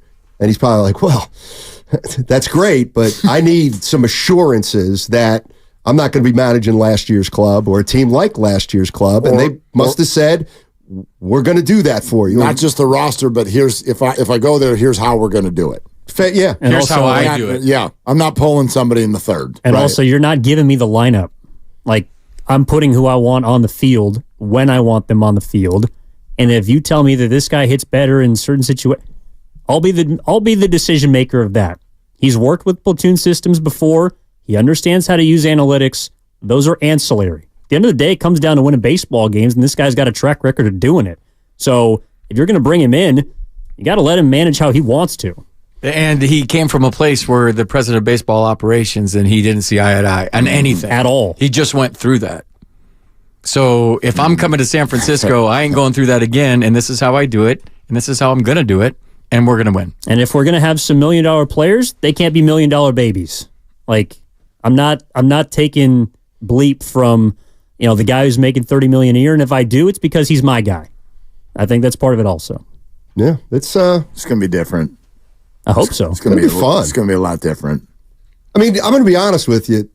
A week ago or 2 weeks ago, hey, Giants. Sorry, okay. Oh, well. I was kind of with you, dude. Seriously. And I was kind of with you. I grew up a baseball guy, and I'm looking for something. I was on the diving board, though. Like, as soon as they got Chapman, I'm like, okay. Yeah. I get, now I see what you're doing, but if you go back, I tweeted that second. I go, now go get a starter, and you're ready. And thankfully they did. Yeah. Thankfully they did. But and that's why it is unique to me that one, especially a baseball player who will only play once a week, it is unique to me that this person has made the whole roster feel so different. It went from who's pitching day 4 and day 5, and with the addition of one person, you're like, ooh, there's going to be like good starters who can't even make the team. You got 2 Cy Youngs. Yep. With the runner-up in the Cy Young, who's your opening day starter, and then Robbie Ray, who won a Cy Young. Who won a Cy Young. And you got 6 Gold Gloves on one side. You got 6 or 10 Gold Gloves behind the plate eventually with Patrick Bailey's best catcher in baseball defensively. Lee can go get him in center. This is just a different field. And you got Harrison leading like 5 young guys who any one of whom could walk in and be ready to roll. And more importantly, you're sending David VR and Casey Schmidt and really good players to AAA. Down. So Meckler, who had a great spring training that I'm not a big fan of, but he looked a little bit different this year in spring. Defensively, I'm not a huge fan. Offensively, the kid can hit. So now you have depth to your organization. So this like backs everybody up a little bit. Yep. And I heard you guys talking yesterday about, well, it doesn't give the young guys a chance. Any organization needs depth. Mm-hmm. And when you go to Sacramento when guys get hurt, now you're going to Sacramento to get guys that can play. David VR was a different guy this year in spring training. Different build, skinnier, faster, more relaxed at the plate, had a better approach. I was most impressed with him and Matos, just seeing those guys down there. So now you're bumping some guys down because you have depth, which makes you better for the long haul. I'm not saying get the parade ready on Market Street. I'm just saying it's a different field. I agree. It's just interesting. They've finally put, and I do wonder about this. Not that I ever think people at press conferences are telling the full truth, but Farhan said some things out loud that in theory you knew were not true. And you knew that they would be proven not true. He twice said the offseason's over. And, but that's and it's a negotiating ploy. But you knew. But again, he said it. And then the whole starting pitching thing, look, we have been banging this in your head. We want an avenue for our young pitchers to play. Well, the second Robbie Ray comes back, Harrison is your only young guy that's allowed in that rotation, and even he's going to have to work his way in. There are 5 other starters. If Hicks is a starter, it's a good thing. No, you can move it's into a great the bullpen. thing. It's a good thing. It's a great thing. It's just interesting to me that he went ahead and said things out loud that he knew, I think, he knew were going to be proven incorrect. He said things out loud today that he's going to be at Cobb's Comedy Shop after we got to play this. Yeah. It's a store or whatever want him. Bottom line, not a laughing stock this offseason, I can tell you that. They're starting the season with action. Trying to run material. That's the bottom line. FP and Mark Willard, don't go anywhere. They'll be here till 6 o'clock. Warriors at 7, Evan Giddings at 6 with a pregame show on 95.7 The Game. They're longtime friends. Let me tell you something real quick about Dibs that I'm sure not everybody knows. And first-time partners. Hang in there, big guy. There'll be brighter days ahead. Now these 2 homegrown Bay Area boys finally come together to take over sports talk. Get the hell off of my doorstep. Major League Baseball, you stink. It's Willard and Dibs on 95.7 The Game. Hey, buddy. I'm so glad you're here. FP Santangelo's in the rest of the week while Dibs gets drunk in Las Vegas. So good for him, too. March Madness is here, and we're ready to rock. So I tell you what, you're right, and we want to not waste any time. We want to play that here pretty soon. Grandy, I don't even know if you've got it queued up. Do you have Farhan's Cobb's Comedy Oh, yeah. routine queued up? We should hit this because I really do. Before we play it, though, let me just ask you, FP, in whatever way that you can answer this, because I do think this will be fun for our listeners today. And it is simply, where are you on Farhan now? Because there's a bunch of answers to that. But the reason I ask is I have spent the better part of 4 years on the air in this city with my dukes up, and my dukes are bruised. I have taken a beating for, admittedly, probably being too soft on Farhan Zaidi. Too accepting, I actually would say, would be the better way. And the whole thing has kind of reached a fever pitch this offseason. But here's what I will say. Whenever I got into a debate about Farhan or the philosophy of the Giants, all of the things that people would say were kind of dispelled over the last 3 months. It doesn't mean you got to like him, but cheap, can't close, and can't put players that you've heard of on the roster. Well, that's all gone. That's all gone. And oh, by the way, you've built a baseball team that no one wants to join. So those were the things people hammered him on. And obviously, you can still be totally against him. You just have to come up with, I guess, new reasons. Well, what do you want from your president of baseball operations? What I'd say, Mark, like over the years, that position has changed. Like Brian Sabian wasn't out front talking all the time. He was kind of a behind-the-scenes guy, really confident, almost a godfather type figure that just knew how to put together a winning team, how to assemble a winning team.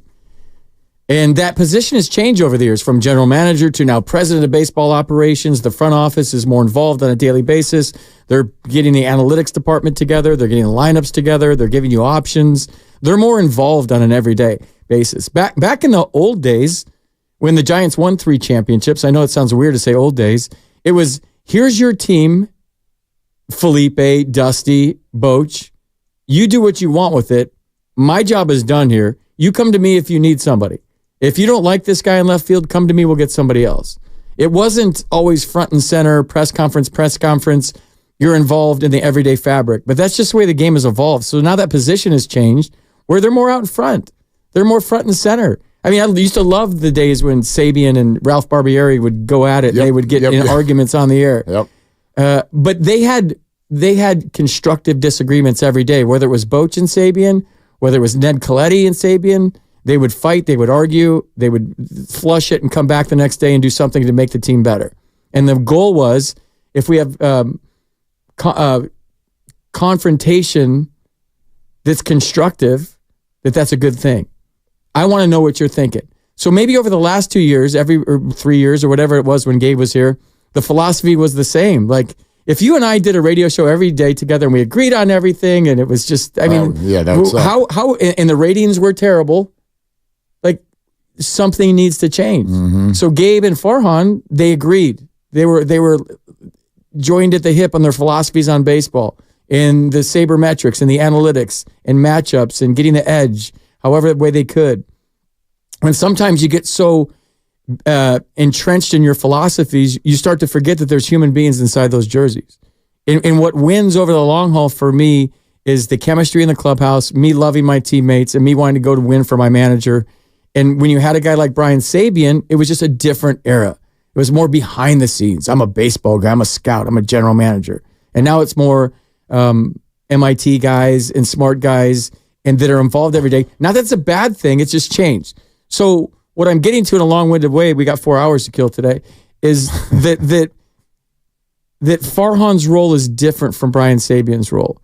And he is more front and center, and he is out there, and he is leaving himself more susceptible to criticism for a lot of different reasons, whether it's who he signs, who he doesn't sign. The cheap part is never a knock to me on the GM or the president of baseball operations. That's on ownership.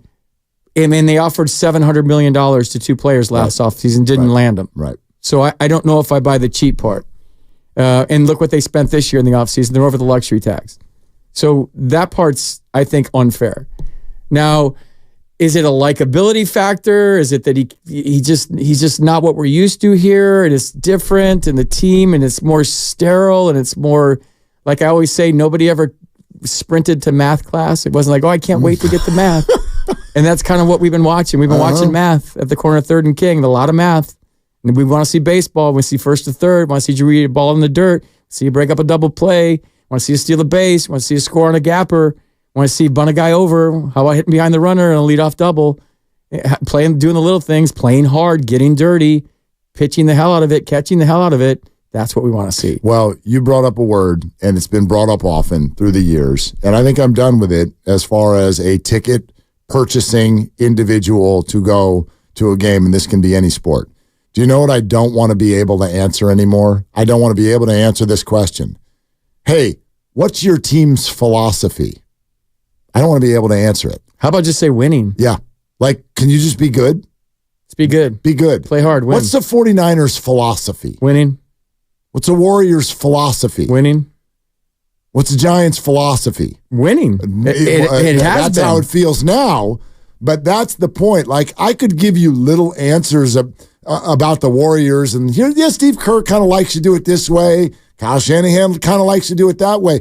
But I couldn't have given you a paragraph on what's the 49ers or Warriors philosophy. But the last 4 years with the Giants, I could. Well, yeah, here's how they like to do it. Well, that's just not, if nothing else, it's not fun. And then if it doesn't work, then it really stinks. So now I think that whole word gets challenged. And that's what I mean by who's running this thing. Because it appears that all the things that we have used to describe the philosophy have been thrown out the window. Farhan Zaidi has been the one word or phrase that I heard constantly is he likes to win on the margins. I've heard that over and over again, and I get it. It's like, I'm going to get this little advantage on you because we're going to, you remember the whole, like, the platoon of Yaz and Ruff in right field was the same OPS as Mookie Betts. Cool. Now they're like, why don't we just get Mookie Betts? Do you know what I mean? Like, why do I need to philosophically try to achieve something when, and this is at the core of the whole point, and I'm so glad you brought it up, you're the Giants. Like, even think of the word. Stop acting so small. And I'm not talking just to them. I'm talking to the fans too. There's this big old inferiority complex that has been developed over the last 5 years that I loathe. Loathe it.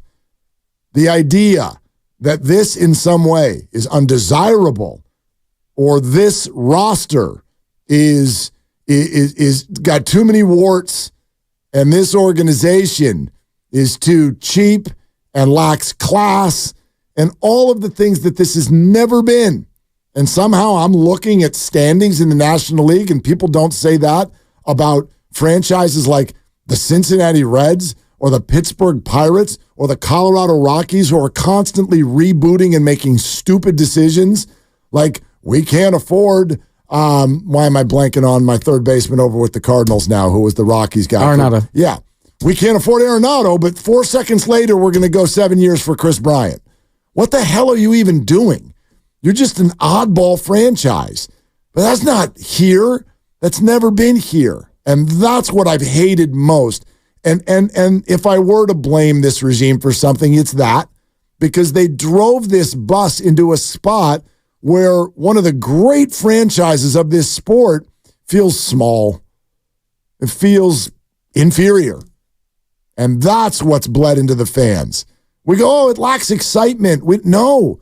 Fans almost had to, like, not tell their friends that they were coming to the game because you had to explain it. Well, you had the cheat codes in 2021, but based on your margins thing, the game has evolved so quickly based on the rule changes, based on no shift, based on bigger bases, the throw-over limits, all the new rules in baseball. The game has changed immensely in the last year. So this hit the ball in the air over the shift thing and building a team that does that and having that philosophy, that's old news. And that's only 2 years ago. So the way the rules have changed in baseball have changed the game completely. So you're hoping that Farhan's smart enough to realize that that even though they had the cheat codes in 2021 and everything they did had the Midas touch, it worked, 107 wins, that might have been the worst thing to ever happen to that team, to win 107 games by the margins with players that maybe weren't superstars. To think that you had the cheat codes, all of a sudden the cheat codes don't work and the philosophy's not working and the fans are saying, we don't like this philosophy. And I don't think there's any organization more in tune with their fan base than the Giants. They realize that they have the smartest, greatest fans in all of baseball and they listen. And now here we are in 2024 with the left-hander can pull a ball through the hole and there can be a first to third and speed and athleticism are back in the game. And you might actually see a bunt and give up an out to move a runner. And defense is being emphasized again. When it was just stick 8 guys out there, and I don't care where they play. We're just going to swing it. We're going to swing hard, and we're going to swing it. Yeah. I don't care if we catch it. We'll let in 8 and score 9. I mean, that was kind of the mentality for a number of years. And in the player's defense, you're going to chase some money. And if you're going to pay me for OPS and home runs, I'm going to try to hit them. Mm-hmm. But now it's getting back to baseball. So in Farhan's case, he had a recipe for success that maybe had a 2-year shelf life. The game has changed now, and I think he realizes that.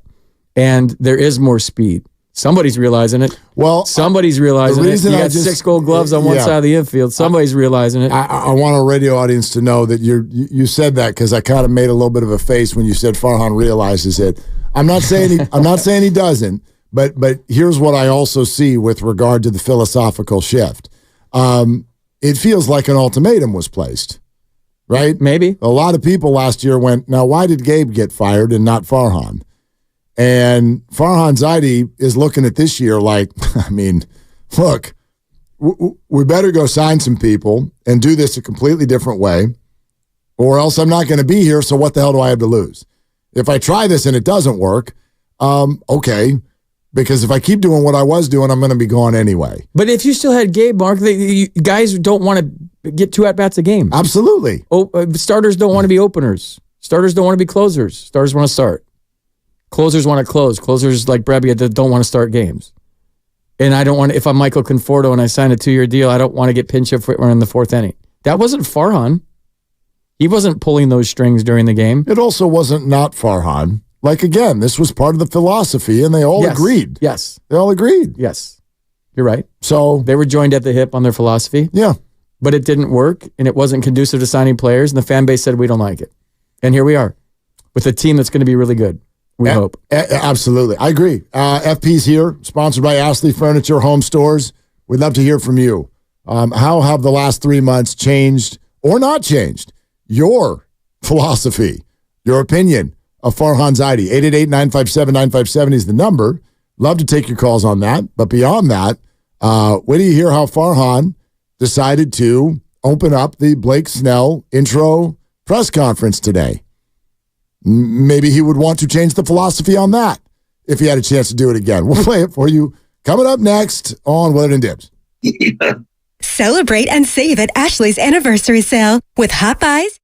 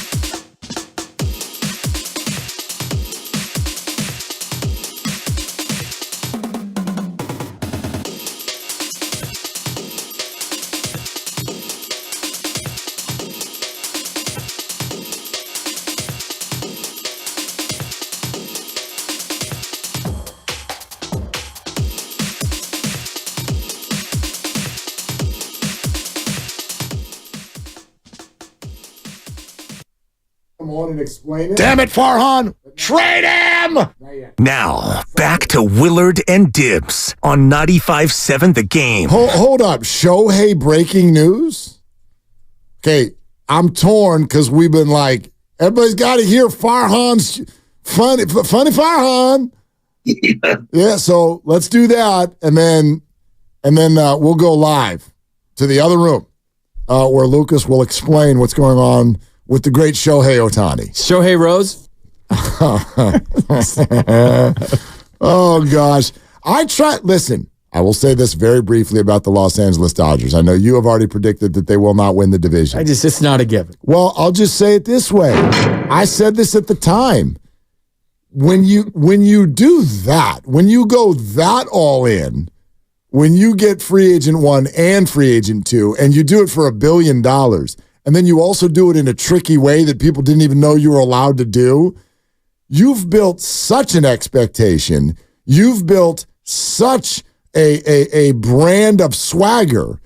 There's nothing that you can do but disappoint. They could win 101 games and lose in the World Series, and people will be like, chokers. I mean, you got to win like 110. And you got to win the World Series in 5 games or less. You can't even go to Game 7. That's too nerve-wracking. I will say this, that we did a Dodger game down there. Yeah. From their place. I think it's Glendale.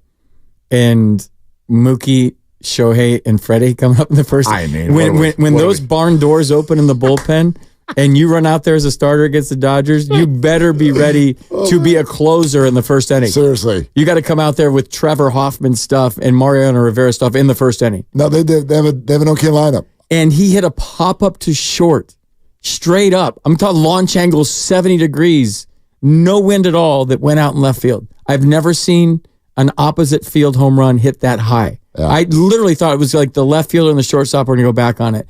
It was straight up the elevator shaft, and it went out like 3 rows in left center field. And that's the first time I've seen Shohei hit a home run. And I was sitting there going, oh my God, like that's different. Barry didn't hit him that high. I mean, they were straight up. I'm like, what is, okay. So yeah, well, I'm not anointing anyone NL West champs in, March 20th? Those first 3 guys. But then after that, Will Smith is good. He's really good. I mean, there's some. Oh, God, yeah. Max Muncy's better than all of them when he plays. Teoscar Hernandez is hanging out in the bottom of the lineup. Yeah, Max Muncy at Oracle Park is Shohei Otani. I mean, so, yeah. But then you look at the staff with Webb and Snell and Harrison and Hicks and Robbie Ray and Alex Cobb's ahead of schedule. You got an all-star. You have 3 Cy Youngs in the rotation. And a guy that could win a Cy Young that was second last year in Logan Webb that's going to start opening day for his 3rd consecutive year. I mean, okay, I'm a little more excited. I'm not, trust me, that we're right here by Market Street. I'm not planning the parade route, but things do feel a little different. No doubt. No doubt. Like, let's talk about that first Dodger series in the first game. And it's like, okay, due up. It's Betts, Shohei, and Freeman. And you're like, we're throwing John Brebbia at him. Nothing against Brebs. Nice guy. We're throwing John Brebbia at him as opposed to, and Blake Snell's on the mound. All right. I'll watch that. Yeah. How y'all feel about the way the Blake Snell press conference started? Ladies and gentlemen, now coming to the stage, Farhan Zaidi. Hey, everyone. Good to see you all. I actually just got off the phone with the White House. I called to ask if negotiating 3 deals with Scott Boras in one offseason qualifies you for a Presidential Medal of Freedom.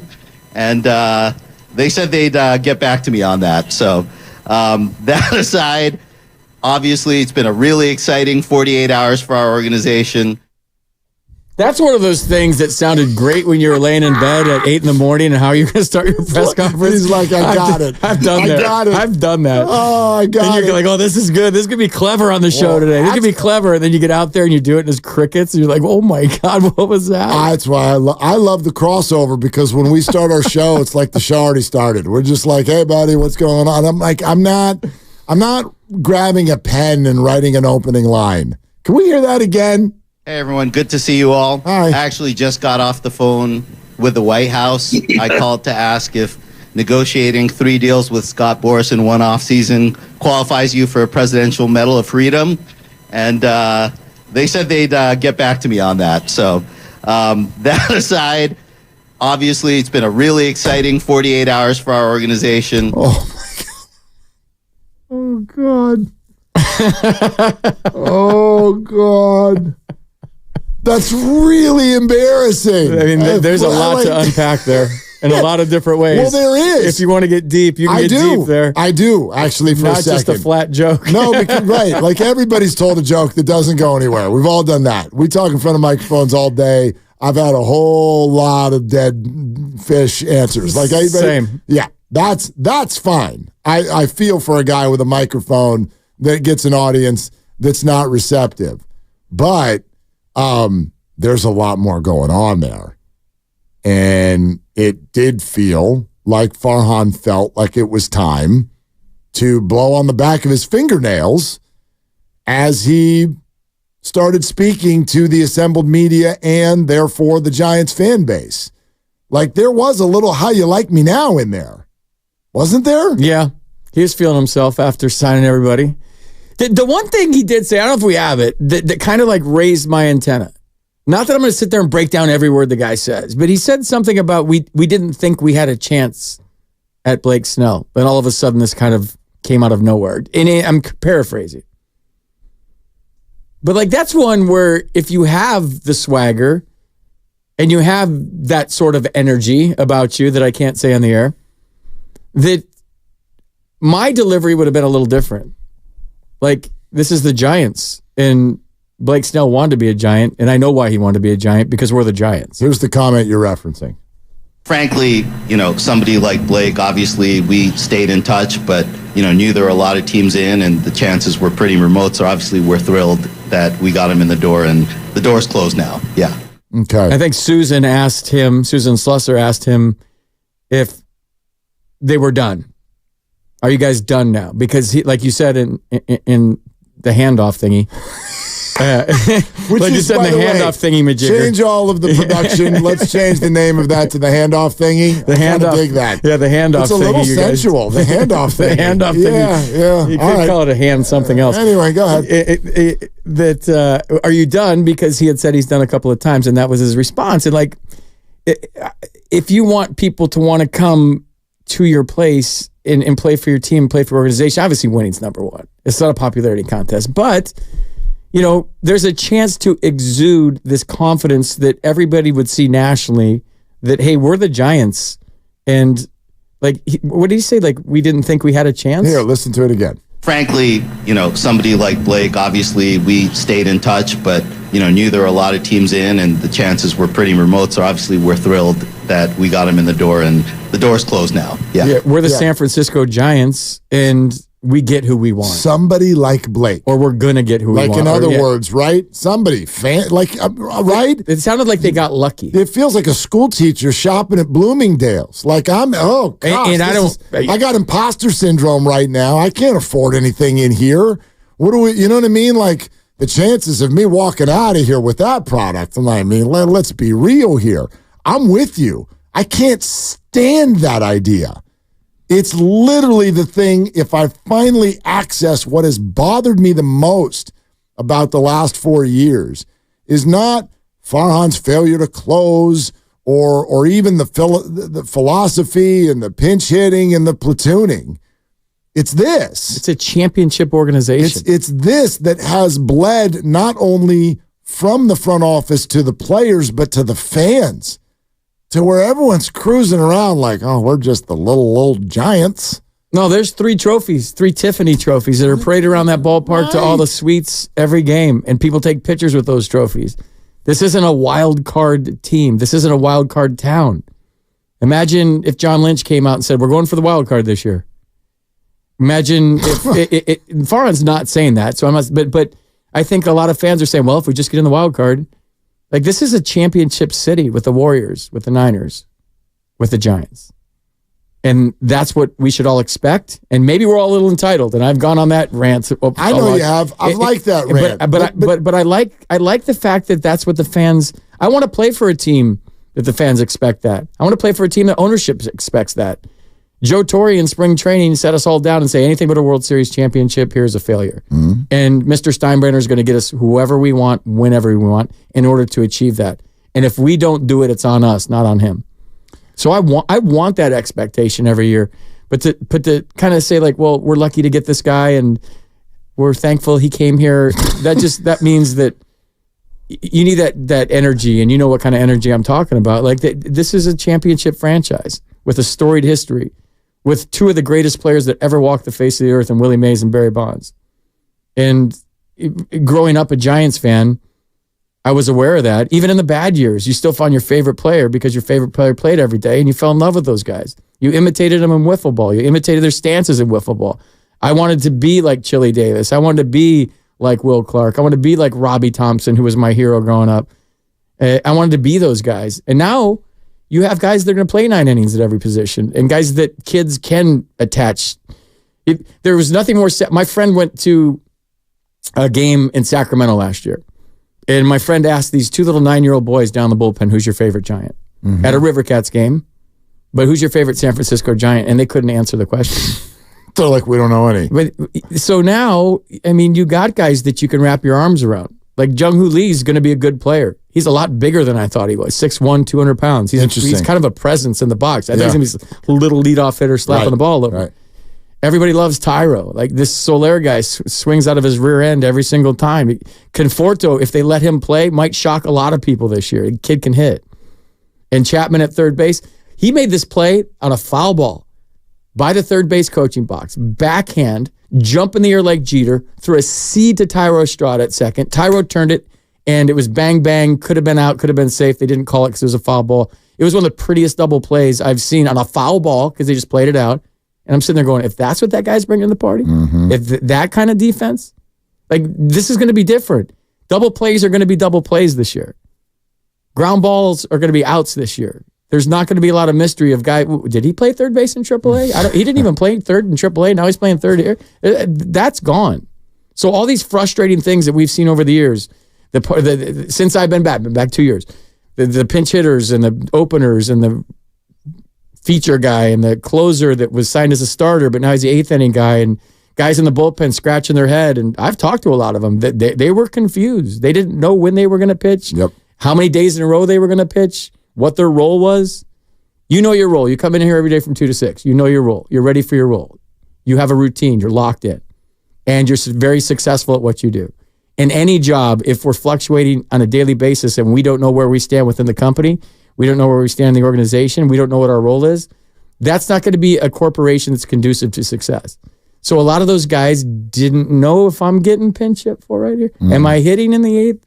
Am I starting today? But I'm in the lineup, but I'm really going to be out of the lineup. Looking over your shoulder. That's okay. I know the margins and all that, and you're trying to get matchups, and maybe because of injury or the way the roster is constructed, you're looking for ways to succeed that maybe weren't there. But that's just, that doesn't lead to workplace happiness and having a routine, and it doesn't lead to productivity, in my opinion. It takes your professionalism away. I mean, you know what you're describing right now. Like I can remember, coaching basketball for the kids when they're like 7, 8 years old or whatever. And you can tell the kids that have the dads who get on them a little bit too much because when they shoot and miss, or if they throw a ball away, their head immediately goes and it looks back. It looks to go find dad in the stands. Like, are you mad? Is that okay? Is it okay what I just did? Oh, shoot. All right, either you're mad or you're acting like you're not mad. Like, I don't know. Like, that's kind of the vibe of looking over your shoulder constantly, not knowing, not being able to have the confidence to be like, I'm going to go out there and I'm going to mess up, and that's okay, right? Like, I love it when Steph shoots an air ball. I mean, I don't love it when Steph shoots an air ball, but when Steph shoots an air ball, there's no like, oh, crap, that's embarrassing. It's like, I'm the greatest shooter ever, dude. I'm going to shoot the next one from 5 feet further back from that one. That's what you're looking for. That's the comfort and the confidence that you want to try to build. I hadn't even really thought about it much the last few years, but it was very evident the last 2 seasons, especially last year, that guys had their confidence get ripped away. I I don't know how you could keep your confidence. You know, you look at a Pajemski and a Trace Jackson Davis right now versus what Kuminga was trying to deal with last year or whatever. And you're like, I get it. Those guys have room to go screw up, and it's okay. You're not going to get yanked. Your role's not going to go away. I think that's incredibly important. Tomorrow you're going to get told tomorrow you're doing the morning show, and you're going to talk about computers. And then you're going to get a call tomorrow after the show, probably like at 9 at night, saying, hey, you're doing the afternoon show the next day, and you're going to talk about cars. And then you're going to get a call after the afternoon show on Tuesday. Wednesday, you're going to do the midday show, and you're going to talk about, I don't know, the weather. And then tell me how your ratings go and tell me how you perform as a broadcaster, as a host. It's just, you know your role right now. I'm going to be really bad on the show about cars. I don't know a damn thing. Same, dude. Yeah. I don't care. I have an electric car right now for the first time, and that's a whole different form of anxiety. Yeah, hit the drip. Yeah. Yeah. But you're acting like that was a funny way to say it because you're sort of saying it as if this just happened to you. Did you choose to have this electric car? It's like I'm a victim of the electric car. Like, I ended up with an electric car. I got kind of talked into it. I was in line where they hand out the cars, it was a good and I ended up with this electric one. What, did you choose it? You chose it, right? You bought it. Did someone give it to you? No. Okay. You know what I mean? Like I'm the victim. Right. Like that's like a kid when you end up at dinner. You're like, I don't want to be in this restaurant. How do we end up here? I don't like the food here. Dude, they got me. They got me. Like, here's a $7,500 tax break, and this is your payment, and these are great. I'm in. Okay. Yeah. Where do I plug it in? Anyway. Does it come with a plug? What kind of plug? What does it cost? What did you want to say about the electric car? I'm getting used to it. It's anxiety. Oh, okay. It gets down to like 30%, and I start getting nervous, like my phone. Same thing. It's like I'm driving my phone around right now. Ooh. I'm driving an iPhone with wheels. And you don't want to end up without the charger at the wrong time. I don't have a charger. I have like this little charger that you can plug in the wall that trickles, but I have to go to a charging station. And it's not like you just pull up to a Chevron, that dude. feels, I did like one time, lovely Christy, my girl, was like. Third world problems. Well, first world problems. she ended up like she was taking care of whatever, something work-wise, and she had the boss's Tesla. And I'm like, right? You're like, this thing's beautiful. You get in there, the door like flies up in every different direction, right? Feels like I'm getting Knight Rider and I'm getting into Kit, watching Aging Ourselves. But anyway, right? Like the door, like, oh, it opens that way. And by the way, you don't even have to touch anything. You just think about it. Yeah. You just look at the Tesla and be like, I'd like the door to open now. It's like, got you. And you get in and you're like, this is beautiful in here. This is amazing. And then you're cruising around and you're like, oh God. We got to charge this thing. Are we in the right spot to charge this thing? Can you take that sucker on a road trip? No. Can you just go to LA on Highway 5? Nope. I got to stop for like 45 minutes halfway there. I'm just throwing that out as an actual question. Yeah. All you Tesla people, can you do that? Can you just get on Highway 5 and go to LA? Or do you have to make a spreadsheet? You have to stop where they kill the cows, I think, and then plug in. That's called Harris Ranch. Yeah, Harris Ranch. It smells delicious. Awesome. It smells so good. It's delicious. I don't have a Tesla, just for the record. It's another brand. My oldest son, when he was 3 years old, we drove by Harris Ranch, and he goes, "What's in my nose?" That was his famous line. We're like, nothing's in your nose, dude. That's manure. That's dead cows, son. Yeah. But I love the restaurant. Yeah. Delicious burgers. In-N-Out Burger. Yeah. Well, that too. You got to stop every time on the way down there. Yeah, and plug in. Anyway, really, can you do that or no? Can you drive to LA in a Tesla? It gets. I don't have a Tesla, but mine gets 300 per charge, so no. 300 miles. So what do you do? I don't know. You got to find like an extension cord. A really long extension cord. I don't know, man. Yeah. I don't know. I don't know. Maybe I'll get used to it. I'm sitting here whining. It's nice. I'm fine. Yeah, look at you. Fine. Yeah. But that was funny. No, well, it's generational. I didn't win it on The Price is Right. It's generational. I cruise around for 18 years of my life with my mom driving me places, and I never saw the gas light. The gas light was never allowed to come on. That would have been the most anxiety-inducing thing for her of all. To get the gas light I'm the same.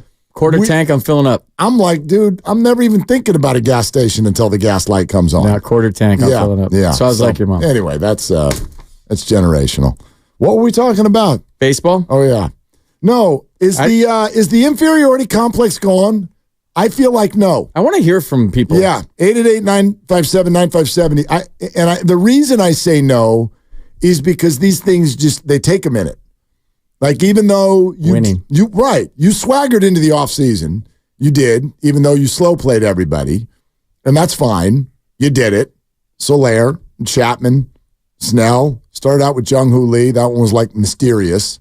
No one knows what to expect, but the whole thing, I would say, outside of getting Shohei Otani, this was as wildly successful on paper as anybody could have hoped.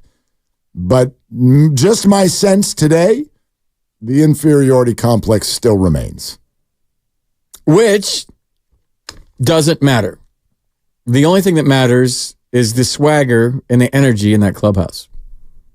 Because that'll permeate to us when we watch them play. Once they win, we lose all this. Yes. It's about winning. Winning solves everything. Farhan will be the greatest president of baseball operations in the world if this team gets deep into October or wins the World Series. He was 3 years ago. I'm just telling you. 2.5 years ago, Austin Slater came on the show with me and was like, in Farhan, we trust. It's in Bob Melvin, we trust. That's why these guys are signing here. Yeah. It's not because of the city or the team or the weather or any of these things that we're all worried about or been making up all off season. It's about they want to play for Bob Melvin. Yeah. That's the bottom line here. It is a Warriors Wednesday, and we do have some dubs for you as we're getting ready for the Grizzlies in town later on tonight. Keep taking your calls.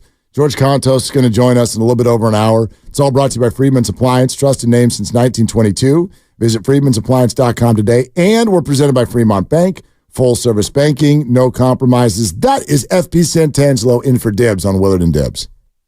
With the chef back.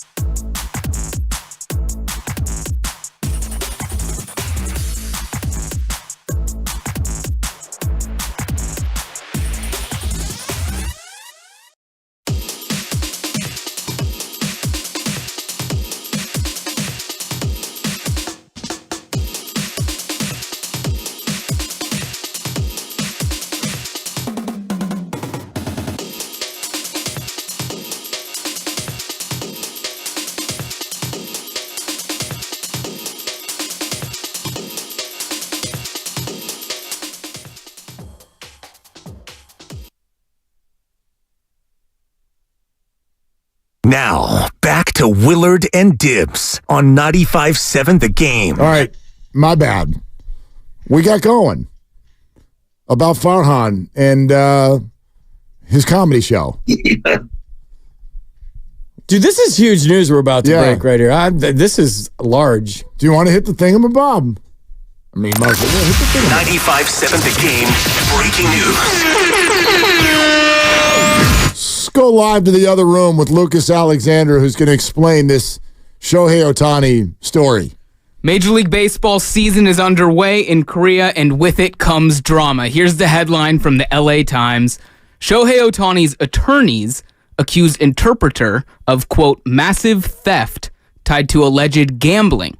Here's a little piece of the story. Representatives of Dodgers superstar Shohei Otani on Wednesday accused his interpreter of engaging in a, quote, massive theft of the ballplayer's funds to place bets with an allegedly illegal bookmaker who was the target of a federal investigation. So, in case you couldn't follow, the interpreter, who, according to FP, and he'll tell you a little bit more, is very famous in Japan, he stole money from Shohei to bet with a private bookmaker, a bookie.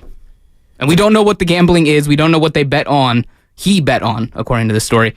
He bet on because that guy's in an investigation and hasn't been able to open up about it. He's the guy you always see with Otani that's got the Beatles haircut. Yeah.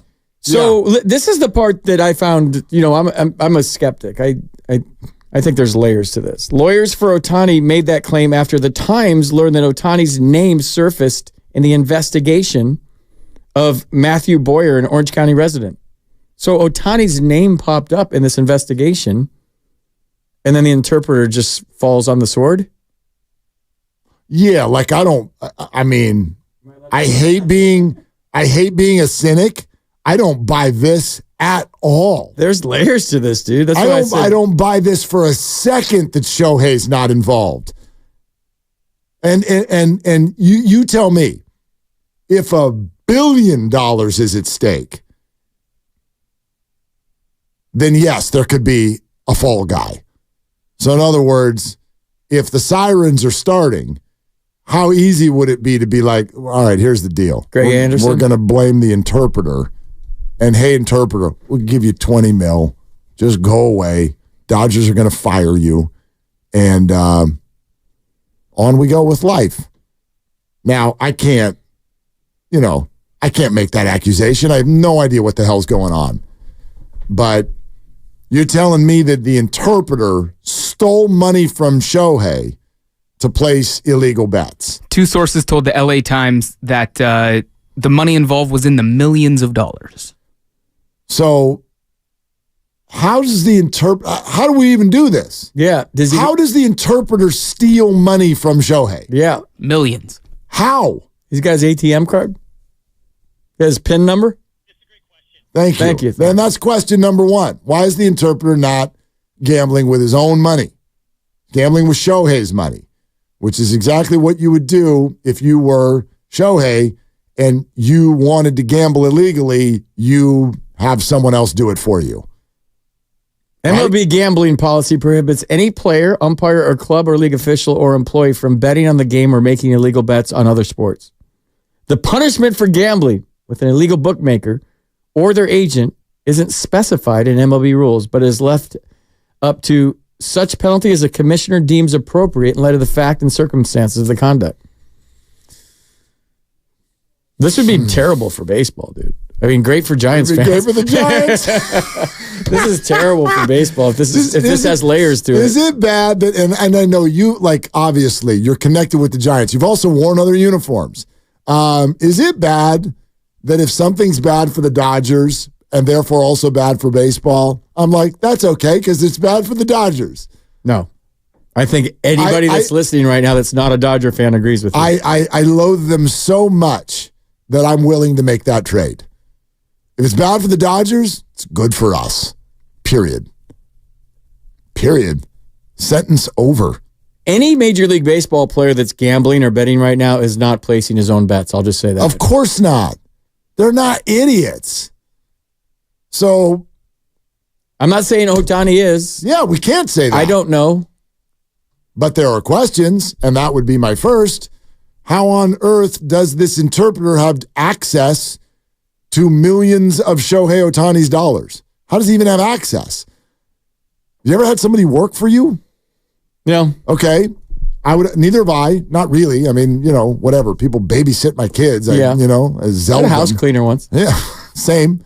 Someone comes over, cleans the house a couple times a month. Send her a Zelle. You know what I mean? Yeah. But she didn't bet for me though. I wouldn't think that if you had an employee, you'd be like, so here's what we're going to do. Every 2 weeks, you just go to my bank account and withdraw it yourself. In other words, I'm not giving you access to bank accounts because you work for me. So how did this man get the money? This is Greg Anderson part 2. I just went there, didn't I? Sorry, that was my insight. It's a coffee talking right now. I just feel like this has been a joyous start to the baseball season already. Dude, I really do. Still, minus the sad Rennell news. The Rennell thing was awful, and it remains awful, by the way. Awful. No Blake Snell being on the Giants does not make it okay. It remains awful. They did her awful. They presented it in an awful way. It was awful behavior and will continue to be. That aside, on the field, you get Blake Snell. The only thing that's gone wrong this week is that Jake Cronenworth's glove doesn't work. And the funny thing is 98% of the people listening to us have no idea what my reference even just meant because nobody even saw that the baseball season started in the middle of the night. It was 2-1 Padres in the opener in Korea at the time I usually get home from a bar. And Jake Cronenworth in the 8th, who was playing first for the Padres, went to his right towards second base. It was going to be a double play. Going to be a double play. Got the bottom of a big hop, and it went through the web of his glove. In the first game of the year, your glove breaks. And game number 1, if your glove's ever going to work, it's in the first game of the season. Yep. Went through his glove into the outfield, run scored, first and third. Dodgers score 4 in the inning. 4-run rally, they win 5-2. And they win 5-2. Unbelievable. It's so Padres, though. It is so Padres. It's the most Padre thing ever. The Padres lost the NL West last night at 3 a.m. The season is over for the Padres. They're out. Count them out. They're out. They're done. And the Giants are a half game behind the Dodgers already, which is, here we go again. Already playing from behind. The Dodgers are going to have to pay the piper on the whole adjustment back to regular time zones and the travel. Yeah, but don't they get like a week to do it? I don't know. What's their schedule? I don't know. I don't think they play again after this for a while. I wonder how much Shohei's got on them to win the West. Yeah. By the way, was it just one game? They don't play. No. They play again in the middle of the night tonight. And then, yes, they have a full week off. He deferred the money for his interpreter. $68 million. Yeah. If this guy does have to serve time, he can be the richest dude ever when he comes out of jail. Maybe they'll defer his sentence. He's going to have to go to jail in 2048. Could this go somewhere? I think so. I mean, we are Sports Talk Radio, and I think we should say yes just because we're on Sports Talk Radio. Sure. Yeah. This is definitely going somewhere, Mark. I think Shohei is taking his last at bat. I think he's done. Baseball player. He's done. No, he'll play tonight. Yeah, lock it in. What do you? The league will do everything they can to protect him. Dude, nothing's happening. No, this would be the opposite of Trevor Bauer. Even if he was Pete Rose too, nothing's going to happen here. Can you imagine? It's bad for the brand. It's bad for baseball. Imagine? This isn't this. Even if he is biggest free agency ever, and before he even got to it, he needed UCL surgery, and one game into the new contract, we've got a scandal. And his interpreter is famous. I wish we had like a Japanese station we could put. This is headlines everywhere there. This is on their CNN. This is on everything. Yeah. Do you think they stopped? I mean, they stopped. They stopped everything else. This is that big. This is that big. No doubt. This is, I mean, just the fact that his interpreter, you guys know, if you look at Google Shohei right now, you'll see the guy with the Beatles haircut right next to him. Yeah. He's in every picture that Shohei's in. Especially today. He's been everywhere. He's well-liked in the circles of base. Everybody loves this guy. He's like the nicest guy on the planet. Everybody speaks so highly of him. Not Shohei, but his interpreter. They all love him. By the way, they say that way about Shohei, too. Yeah. Like, everybody loves the guy. Turns out they're both crooked. Watch yourself. I'd like to still do the show with you tomorrow. Allegedly. Allegedly. All right. We got some people who want to weigh in. We're going to do it. 888-957-9570. Javi Lopez. Next hour or this hour? When's Javi? Next hour? 4 at 4. Okay, next hour. Giants are back in action for the 2024 season. You know that. So are Joe Shasky and Sam Lubman with the Garlic Fries and Baseball Guys podcast. That's a fun name. I wonder who came up with it. They're kicking off the 2024 season with a live edition of the pod this Sunday from noon to 3 right here on 95.7 The Game. So tune in Sunday. Now, this will be fun. Live Sunday, 3 full hours. Get you ready for the season. FP's here in for Dibs, Willard and Dibs. Don't miss Power Torque Tools.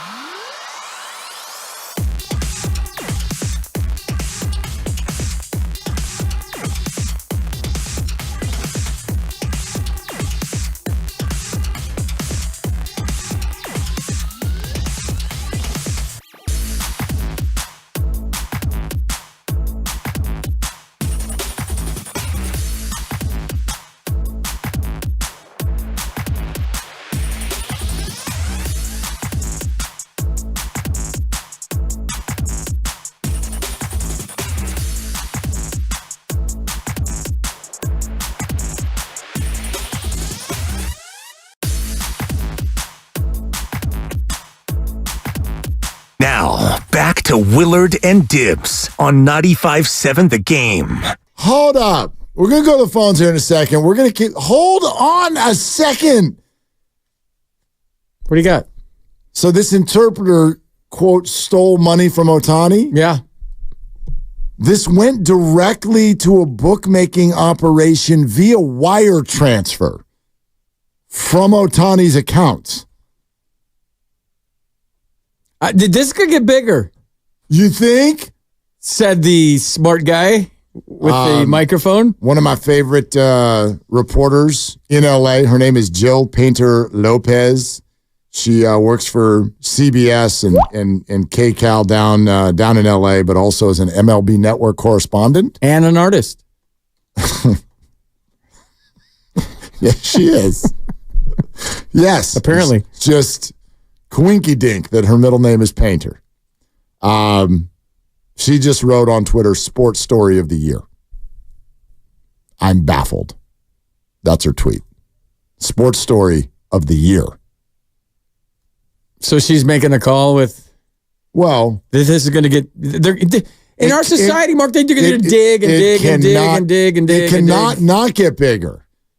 Money, $4.5 million was wired directly from Shohei Otani's account to an illegal bookmaker. Whoa. This is huge. So now if you want to tell, like in 2024, I'm just going to accept that the campy little interpreter who stands next to him, yeah, it's him. Do you think he deferred the $68 million a year for goodwill that he knew this was coming? To create goodwill amongst his teammates and Dodger fans? Bro, this is a big, big deal. Since we've been on the air, it's grown. Of course. Since we went to break, it grew. I went to the bathroom and I came back and it was a bigger story. Jeff Passan, initially a spokesman for Otani, told ESPN the slugger had transferred the funds to cover his interpreter's gambling debt. The spokesman presented, his name is Mizuhara to ESPN for a 90-minute interview Tuesday night, during which Mizuhara laid out his account in great detail. However, as ESPN prepared to publish the story Wednesday, the spokesman disavowed Mizuhara's account and said Otani's lawyers would issue a statement. Quote, in the course of responding to recent media inquiries, we discovered that Shohei has been the victim of massive theft, and we are turning the matter over to the authorities. Smokescreen. So Otani at first stated he transferred the money in order to cover his interpreter's debt. So he was like, you're in trouble, I got you. And as Mizuhara is talking to ESPN about this, they do an about face, pull the whole thing, and instead say that the money was stolen. So here's the next thing I'd like to say. We have now, within 10 minutes since talking about this, we've already got two different stories from Shohei Otani as to what went down. So first, we're covering his debt. Now it was stolen from you? Your first story was that you paid it on purpose. Now you're saying it was stolen from you. What do guilty people do when they get caught? They blame their interpreter.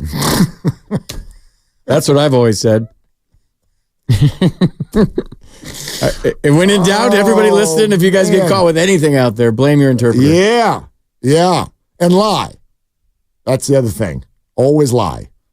Remember your statement at the start of the crossover? Or as we call it, what did you call it? The something thingy? The handover thingy? The handover thingy. Yeah. Remember in the handover thingy when you were like, the Dodgers are not winning the West? I nailed it. You are so right. The handoff thingy. Yeah, the handoff thingy. The handoff thingy, you guys. The handoff thingy. Shohei Otani has been removed from Major League Baseball. For the rest of his career, the contract is null and void. He is rooming with Pete Rose as we speak. I don't know what's going to happen. They're going to cover him. They're going to cover him. It's one of those things that's, if they can, they will. If they can, they will. If they can cover him and he is implicated and involved and there's a way out of this for the game of the baseball, to a certain extent, the commissioner and all the powers to be will figure a way. If there's just like, you've left us with nothing, this is... all right, we're kind of taking some delight in this right now because it's the Dodgers, but this is bad for baseball. As a baseball guy, this is bad for baseball. We are taking a ton of delight in this. Not some. Well, this is delicious. If he would have signed with the Giants, this wouldn't have happened. Oh, then we wouldn't even be talking about it. This wouldn't have happened. We'd be like... it wouldn't have happened. Jung-Hoo Lee got a base hit the other day. Did you see that? Check this out. This is direct from Mizuhara, the interpreter. This is a quote stated to ESPN. Obviously, Otani wasn't happy about it. And he said he would help me out to make sure I never do this again. He decided to pay it off for me. I want everyone to know that Shohei had zero involvement in betting. I want people to know I did not know this was illegal. I learned my lesson the hard way.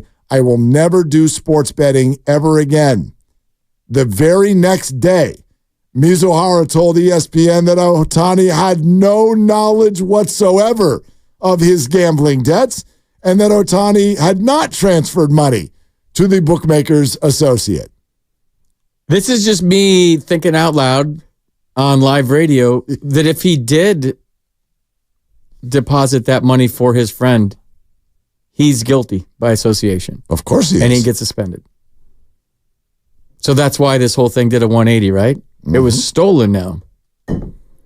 Somebody lied. Somebody, I mean, this is huge. This is a really big deal. So even if you do pay off your interpreter's debt because you feel bad for him, you do it out of the goodness of your heart, it's still your money that's paying off a gambling debt linked to your account. And there's no way to decipher other than he said on what it was really for. Was it for his debt? Are you gambling? Is it for your debt? And you're just using this guy and you're betting through him and he's your best friend. He's your interpreter. He's right there. Like, bro, let's do wow. $250,000 on the Niners in the Super Bowl. Okay, I got you. I'm going to go do that for you. Yeah. Here's what I don't believe. I do not believe. You cannot tell me today. I will not hear you. I refuse that Shohei Otani is not involved in this. You cannot tell me that. You cannot tell me that this guy is speaking to ESPN on a Tuesday telling you that a wire transfer came straight from his account. And I'm sitting here talking to you going, well, here's why it came from his account, because he knew and he was picking up for me and it's totally my fault, my bad. Like, I learned a lesson, but he stepped in for me because I'm his guy and so he's doing a solid for his friend. 24 hours later, it was stolen from him and he had no knowledge, yet it came in wire transfer form? Sorry. My BS meter is going off. Yeah. My BS meter feels the same way it did Monday when the Giants said that they parted with Rennell in a mutual decision. My BS meter. If the interpreter's smart, and I'm guessing he is, he bet that $4 million on where Otani would sign. Because there was odds. There were. And that's where I'm going. Hey, bro, where are you signing? Can you lend me 4.5? Amazing if Shohei... I'm going to throw it down on the Dodgers. Shohei bet on himself.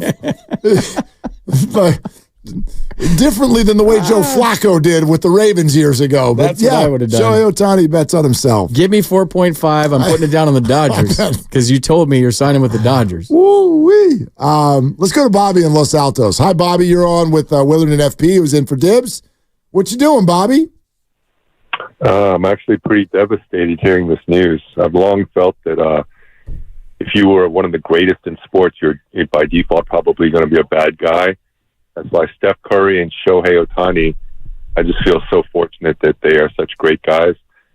And, ultimately, the only comfort I have right now based on this story, which is obviously still developing, is that Shohei was so nice that he wanted to help his friend out instead of just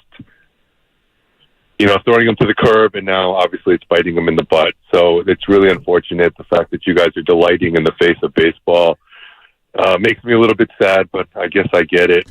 And then if he really did bet on the Dodgers, then he would know 4.5, right? So wait, Bobby, hang on. I take issue with your characterization completely because you're making, in fact, I would argue a bigger leap than we are by the assumption that simply because Shohei Otani is good at baseball, a smiley guy with a nice reputation, you've decided that there's no way there could be any wrongdoing here, even though what we're sitting here reading would absolutely suggest the opposite. Like, I'm sorry, Bobby, that feels, I don't know anything, but based on what I do know, what you're saying feels a little gullible to me. No, not at all. Then let me explain it better to you then. Yeah. Spirit of the law versus letter of the law. So he probably had to do this lawyer thing in order to make sure that he isn't banned from baseball. So I get it. But the spirit of what he did, trying to help a friend, and obviously it's all conjecture for all of us, trying to help a friend, I can't fault a guy for that. Right? Now, he didn't understand the consequence of doing it, which is he could have he could potentially end his baseball career. And that's the way I look at it. So if you want to demonize the guy, that's your opinion. That's fine. I'm not demonizing anybody, Bobby. I'm looking at what we factually know. I want to know why you're assuming that when money came straight from his account and these people got caught in a 24-hour period lying directly to one of the biggest sports media outlets in the country and changed their story, why are you assuming that the first story is definitely true, even though they went the exact opposite direction the very next day, and that factually money went to an illegal ring directly from his account? Why would you assume the best?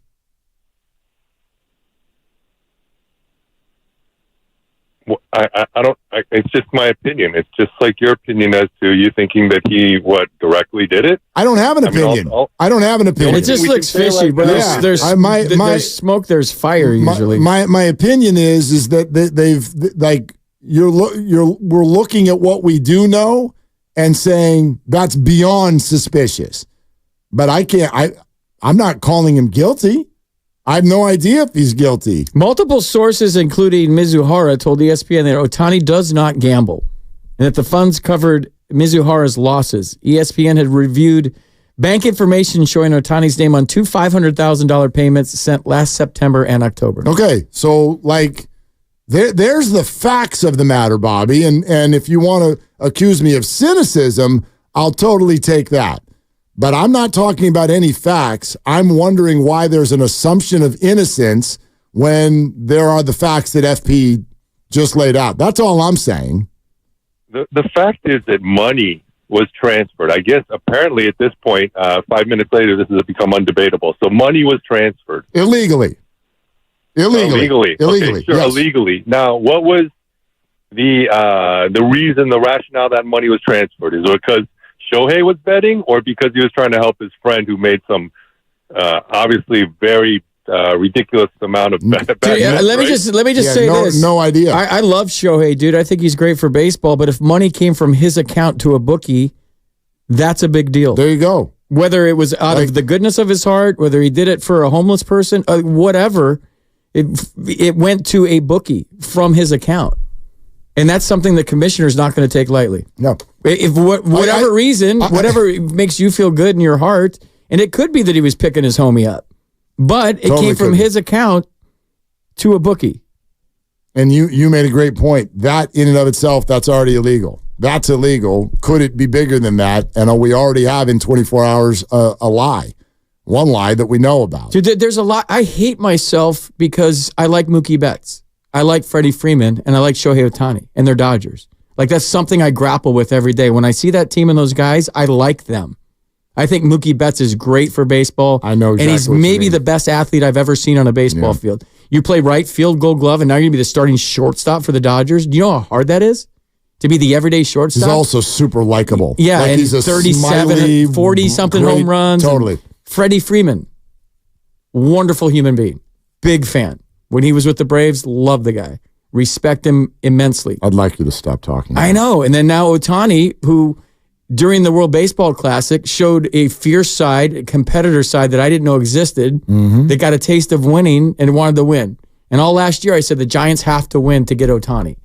Not how much they pay him. Same. They just have to win because he wants to win. Yeah. He wants to be part of the winner. When everyone was talking about development, that's what I kept telling them. We're having fun with this because it's the Dodgers. And I'll never stop that. I'm not going to apologize for that. I'm a Giants fan. If bad things happen to the Dodgers, and I mean this in sports, I don't want their plane to crash for crying out loud. But if their season craters, yay. And I won't apologize for that. At all. Dude, Mizuhara is making between $300K and $500K as an interpreter for Shohei. Right, which also means he cannot afford gambling $4.5 million. Okay? That's a lot of money, but that's not enough money to do that. You can't gamble $5 million if you make $300K a year. Mizuhara told ESPN on Tuesday his bets were on international soccer, the NBA, the NFL, and college football. I've never bet on baseball, he said. That's 100%. I knew that rule.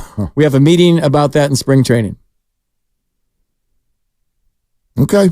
Anyway, for those of you just joining us, there's a massive building story surrounding Shohei Otani.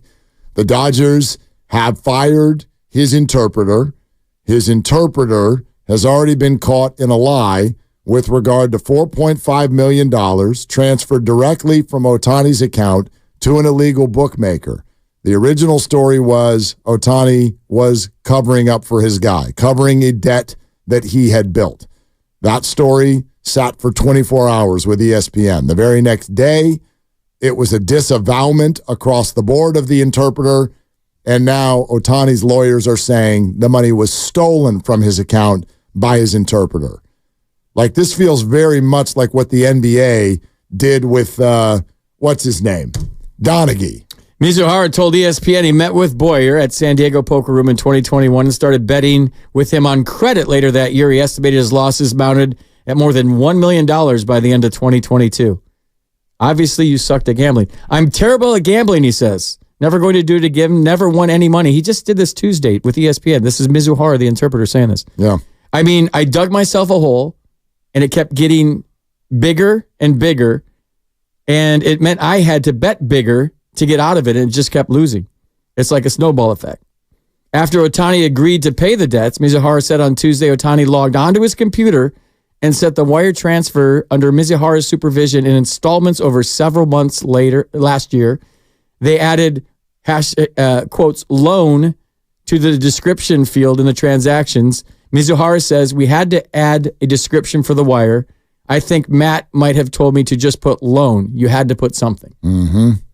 By the way, so this information that we're throwing out at you right now is per, at least most of what I've pulled is per Jeff Passan and of ESPN. Tisha Thompson too? Is what I'm reading. Bill Shaken is all over it with the LA Times. So by the way, this is all an accusation from Shohei Otani and his attorneys. It is now an accusation of, quote, massive theft. But again, the accusation didn't come until after the interpreter had already spoken to ESPN 24 hours earlier saying that money came directly from Shohei to cover my debt, which means he was dispatched to ESPN. The world knew that the money had come from Otani. That was the story. And then not until a day later did Otani's attorneys turn around, say that was not what happened, and instead called it theft. I'm sorry. I don't buy it. I'm not saying I know what did happen. I'm saying I do not buy this initial claim. Yeah, you and I are the same. I don't buy it. Well, being around it for a long time, you know what's reported and what's going on behind the scenes is never what's really going on.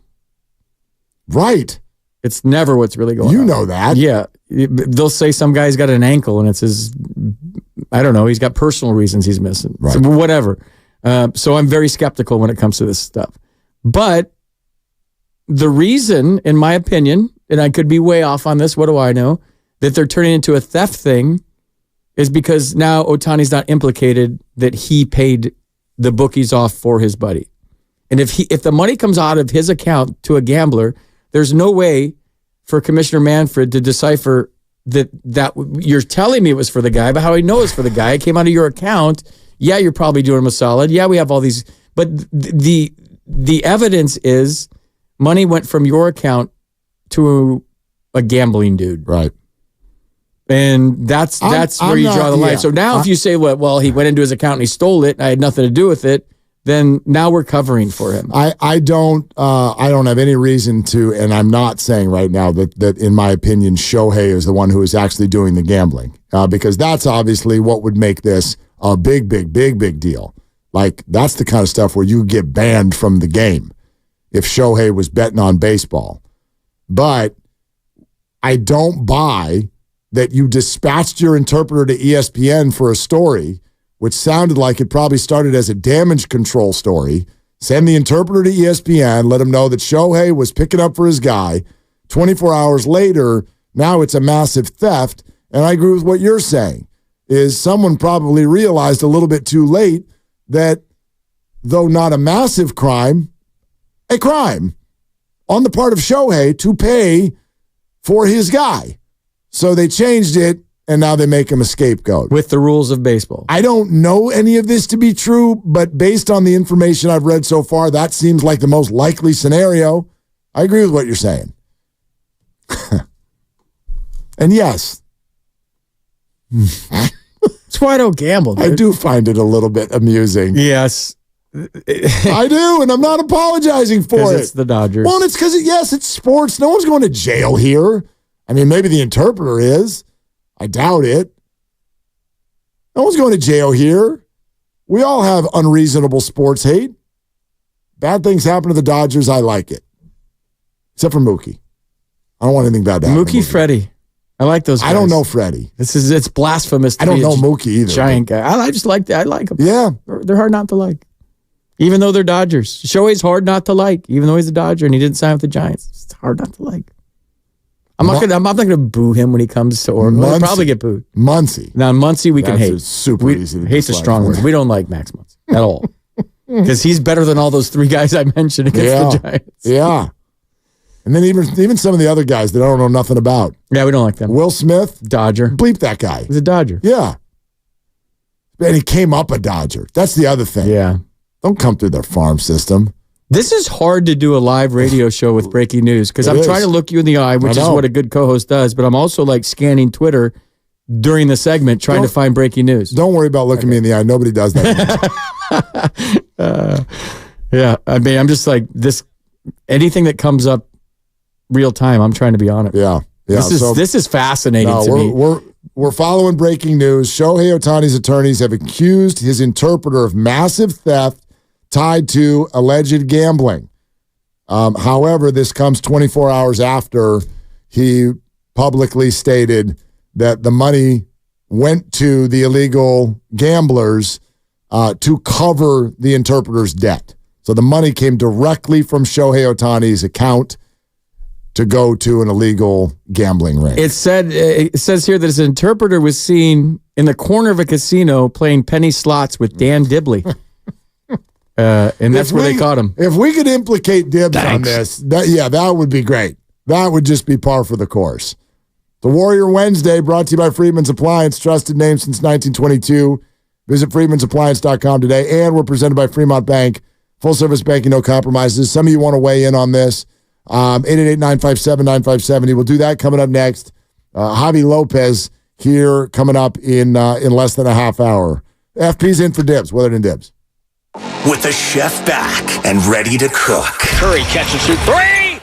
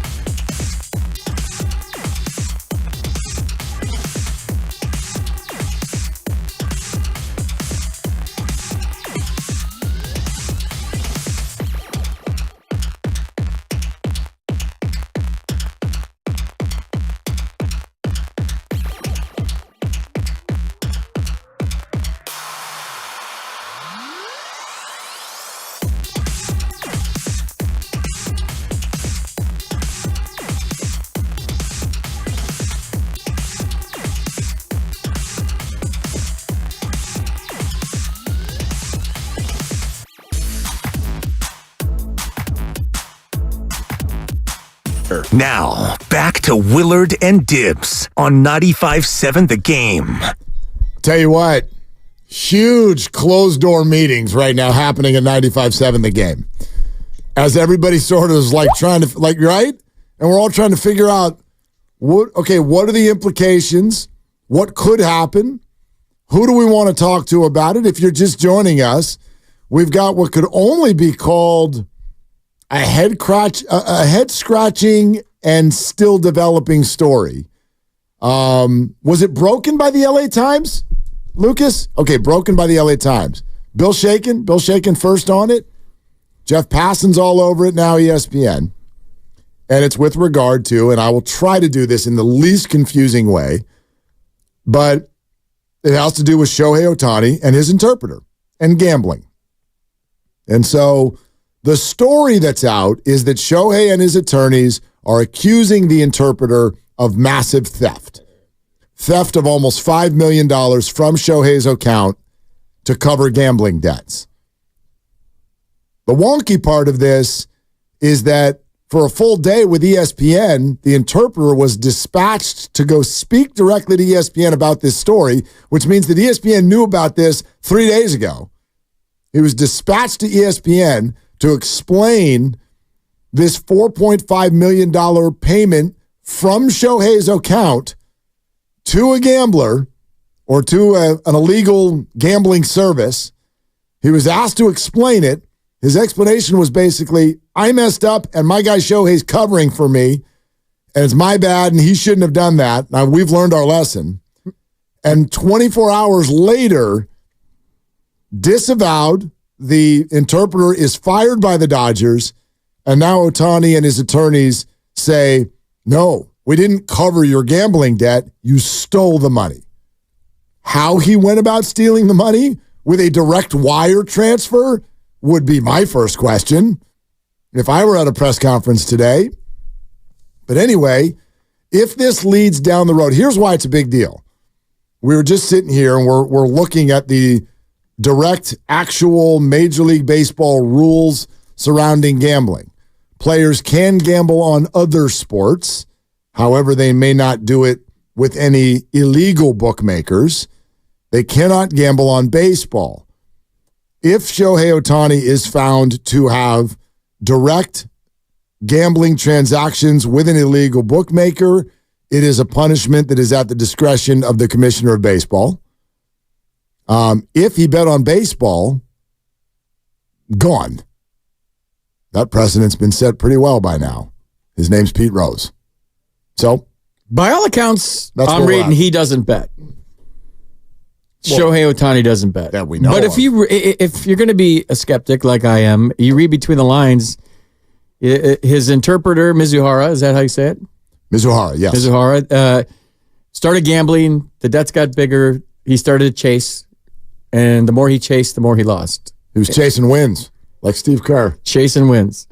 But the Rule 21D in the Major League Rule Book says any player, umpire, or club, or league official, or employee, maybe a guy that does some fill-in radio games, who shall bet any sum whatsoever upon any baseball game in connection with which the bettor has no duty to perform shall be declared ineligible for 1 year. So any sum. If you're betting on baseball. Yeah. I doubt that they would. Come on. I mean. But then if you're a bettor and you're chasing, and I'm chasing a big debt, what do I know about most? What do I talk about most? Who am I around the most? If I'm an interpreter, I'm Otani's shadow with the Angels. Yep. I'm doing everything with the Angels. I know that Rendon's doesn't want to play and Trout's got a sore finger and the guy pitching tonight's got a 6 ERA and his arm's hanging. You know that this guy's having trouble at home with his family. You know so many things when you're involved directly with an organization that we never know. And if I'm going to chase, this is all pure speculation. If I'm going to chase and I'm trying to recoup my losses, I'm not going to bet Duke women's basketball to cover 42.5. I'm going to bet on what I know the most about. So is there any evidence yet that says there was betting on baseball or they'll find out. Yeah, not as of yet. But not as of yet. I mean, this this has already moved a lot from even when it broke less than an hour ago. But yeah, we're still in the development phase, obviously. It's just what I find most interesting about it in this moment is this is one of those things that a sports star who's never had one negative thing said about him, never had any story that had any sort of just suspicion, negativity, anything. And then they have that one where you're like, oh. And sometimes it's like really bad.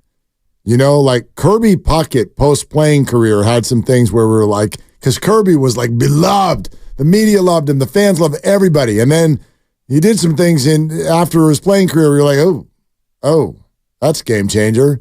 You know what I mean? I think Kobe Bryant went through this for a while with the whole Eagle Colorado thing. Where you're like, gosh, this is like, we got a perfect record. And then now you don't have a perfect record anymore. And it's hard to pull off. Steph Curry comes to mind as someone who to this point in his career has totally done it. Don't jinx it. I won't. But Shohei Otani, we've never talked about this with Shohei Otani, anything like this. I wouldn't hate if it really distracted the Dodgers for a while. That's what I'm saying. And not that I want to see anyone get suspended, because I think it'd be bad for baseball. But I'd love to hear from Giants fans listening right now, or even Dodger fans listening right now. Like, where are you on this? Are you cool? Are you hoping that he gets suspended, or are you just like, no, we want to beat the Dodgers at full strength? Do you think this is bad for baseball, or would you just like him to get suspended against the Giants? Anything that leads to, and again, I'm not trying to have anybody get arrested and have bad things happen in their life. Like, to me, real life, that's different than sports. Anything that takes the Dodgers down in the standings, I'm a fan of it. Anything. So if he's suspended for the year, cool. You're good with it. Let's win the West. I'm thinking on the fly. I don't know where I'm at yet. The whole good for baseball thing stops for me now. I don't want highlights of Shohei Otani hitting home runs because he's in a Dodger uniform. I'm sorry, I just can't. Has your opinion changed at all of them since the show started? No. Yeah, same. Not yet. Same. Not yet. And if he is picking up his boy who did have a debt, and even though it looks shady that it came out of his account, and that's the true story, I don't hate him for that. But then now they're throwing this dude under the bus, the interpreter, that he stole $4.5 million. And if he stole it, well, that doesn't implicate, easy for me to say, Shohei. Right. Now he's good. No, but it feels more like a fall guy situation. And he's the victim. Yeah. He got robbed. Yeah. Shohei got robbed. That I don't buy. He deferred $68 million this year, and his interpreter stole 4.5. What a great guy. That's what I'm telling you. This is where this is going, dude. I'm not going there. I refuse that But one. this is devil's advocate, just playing both sides out. If I'm a player and I'm gambling and you're my right-hand man, you're my wingman, we are talking about what we're betting and you're doing the actual betting for me. Right. You're going to do it for me. Even if you're my best friend, it's easy to connect the dots, but it wasn't me. We've been given already on the internet 2 stories. Yes. And let me just say, I believe the first one. You believe that he tried to pick up his boy? Yes.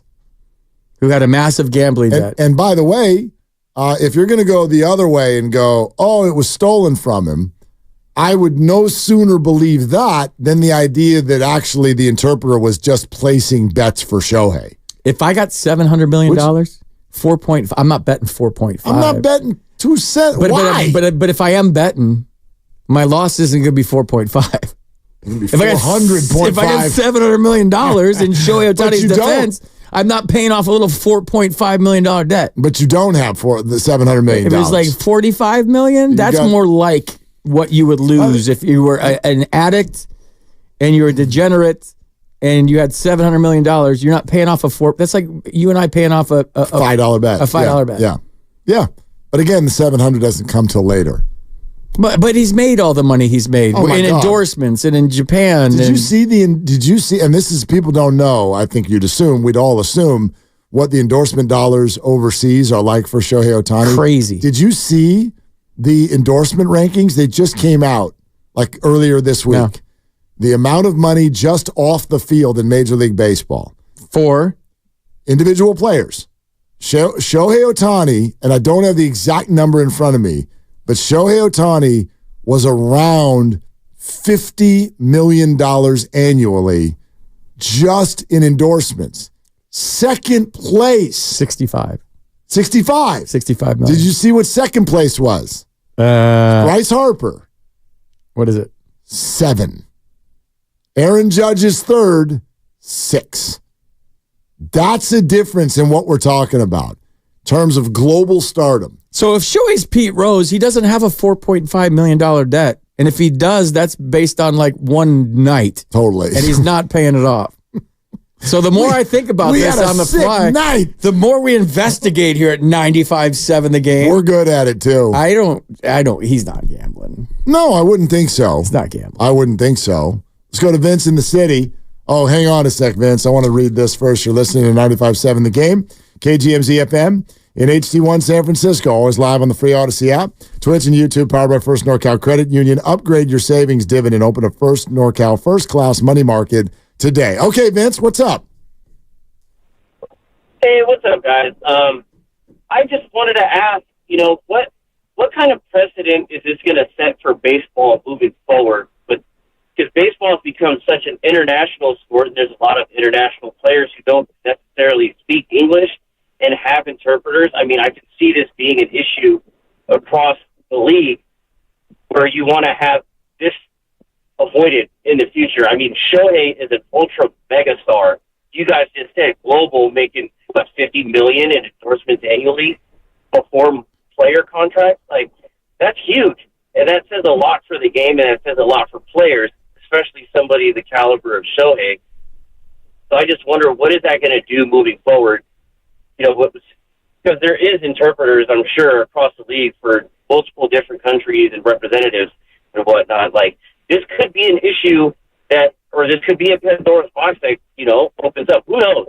You what if, whatever. But I feel like this is something that's not going away. Pete Rose has already been banned from the game. He can't get into the Hall of Fame, and it is baseball. It's been a dirty game, supposedly, aside from gambling. You have the steroid thing, and it's just, how are you going to make this better moving forward for the game? Because it's not looking very good for baseball at all. It's not, although, it's funny. Well, baseball's been a dirty game. Everything is. Good God. Yeah. There's no billion-dollar corporation that's not doing this, that, or the other. That doesn't exist. Oh, that politician's dirty. Yeah. All of them. If you're not cheating, you're not trying. It's just a way, like, there's too much money involved, and that's why I agree with you. Like, we can sit here and talk about this and think about what's at stake. The bottom line is there's no way Major League Baseball lets this guy go down. There's too much at stake. No. They won't let it happen. They'll cover it up if there is something really bad. They'll figure it out, and they're going to Tim Donaghy this guy, which is they're going to find every microphone available to say we had a rogue employee who just totally went sideways. Rogue employee. Do you buy it? I sit here today and don't believe that Tim Donaghy acted alone. I think it's crazy in the documentary, if you've watched it. Is it Scott Foster? Who's the other F in the Tim Donaghy thing? Was it? Yeah, Scott Foster. They're on the phone 48 times a night or whatever it was. And they say that in the documentary, and everybody just bebops along. Like, okay, what else is on Netflix? Because Scott Foster's reffing tonight. Dude, the Kennedy thing right now with the Parkland doctors. I haven't watched it yet. Oh. Yeah. I mean. Got shot from the front, not the back. What? Yeah. We're getting breaking news on that now? Yes, 60 years later. Come on, man. The doctors that were in the operating room at Parkland waiting for the president. And the entry rooms are from the front, not the back. So you're saying he didn't act alone? I don't know what I'm saying. I just watched the Netflix thing. And I think there's a conspiracy in everything. I don't think Shohei's acted alone either. I think there's other people involved, like the mafia. I think the mafia is going to come out with a statement later today. I definitely think Dave Roberts is involved. I think Dave Roberts did it. There's no question. And Mookie. For and sure, Freddie. Mookie. These guys are all in on Mookie it. was the bag boy. There's no question about that. He's fast. Rolando in the city. Hi, Rolando. What are you doing? I'm on the Bay Bridge, and I'm stuck in traffic, but listening to you guys, it makes all this go away. So you guys do awesome. Thanks, Rolando. Appreciate it, man. Hope we get you there.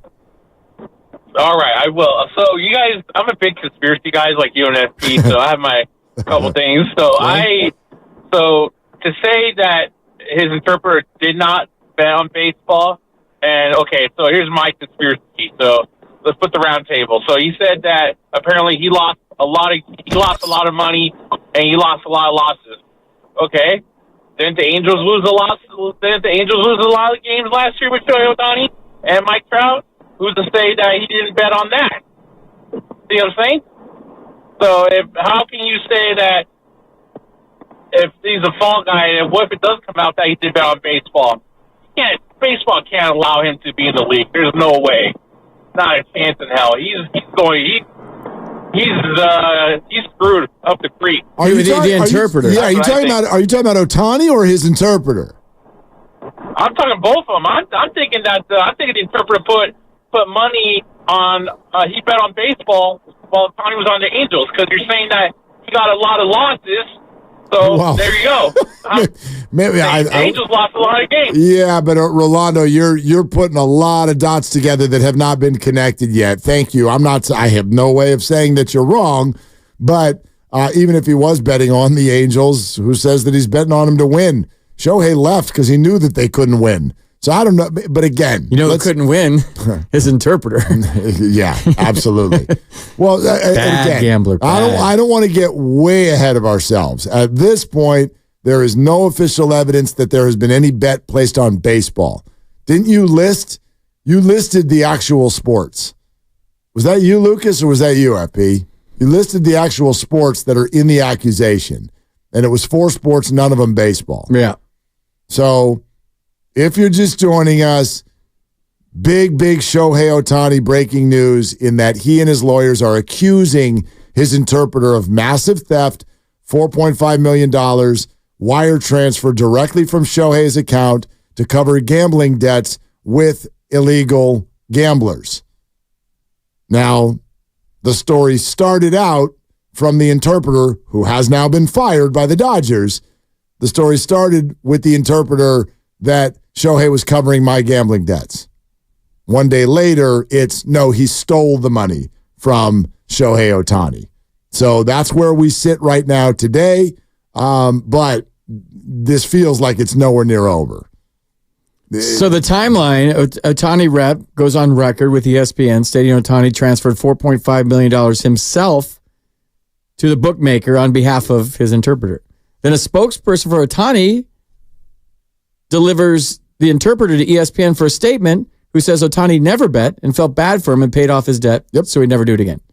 Then the spokesperson for Otani says that he's lying after he gave his 90-minute interview to ESPN, and Otani's lawyers are claiming massive theft. That's why I don't buy this. How do Otani? So in other words, Otani's people delivered this interpreter to ESPN directly to tell the story that Shohei covered for him. They delivered him to ESPN. Then he talked for an hour and a half, and the next day they're like, just kidding, he stole the money from us. It's like you already delivered him to ESPN. If it was stolen from you, I'm going to guess you didn't know it was happening, or else you would have put a stop to it. I'm sorry, that just doesn't add up. You went in the wrong direction. And then the interpreter says Otani had zero knowledge of his debt or his gambling habit in general. These guys are locked at the hip. A day after he said that Shohei paid it for me. This could be as simple as if it came from Shohei's account, he's in trouble. Could be.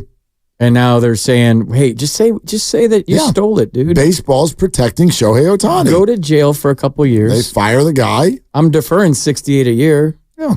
I will defer $60 into your account when you get out of jail. You're set for life. And you got to get a haircut. That would be hilarious. Yeah. Like a Kyler Murray contract stipulation. Ben in Fairfield. Hey, Ben, what are you doing?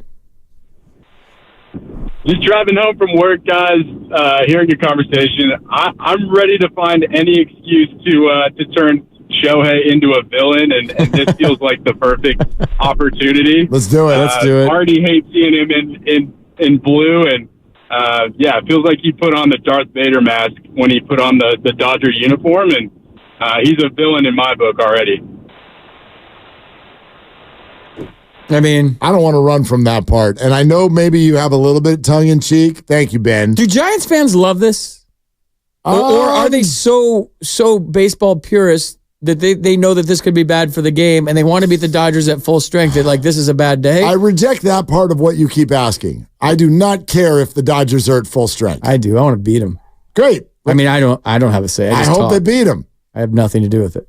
I hope they beat them, but I'm not one of these people that looks at the Warriors' 4 championships and does the whole, well, Kyrie was out, and then the next year Kawhi was out, and then the next year, no, they're championships. Yeah.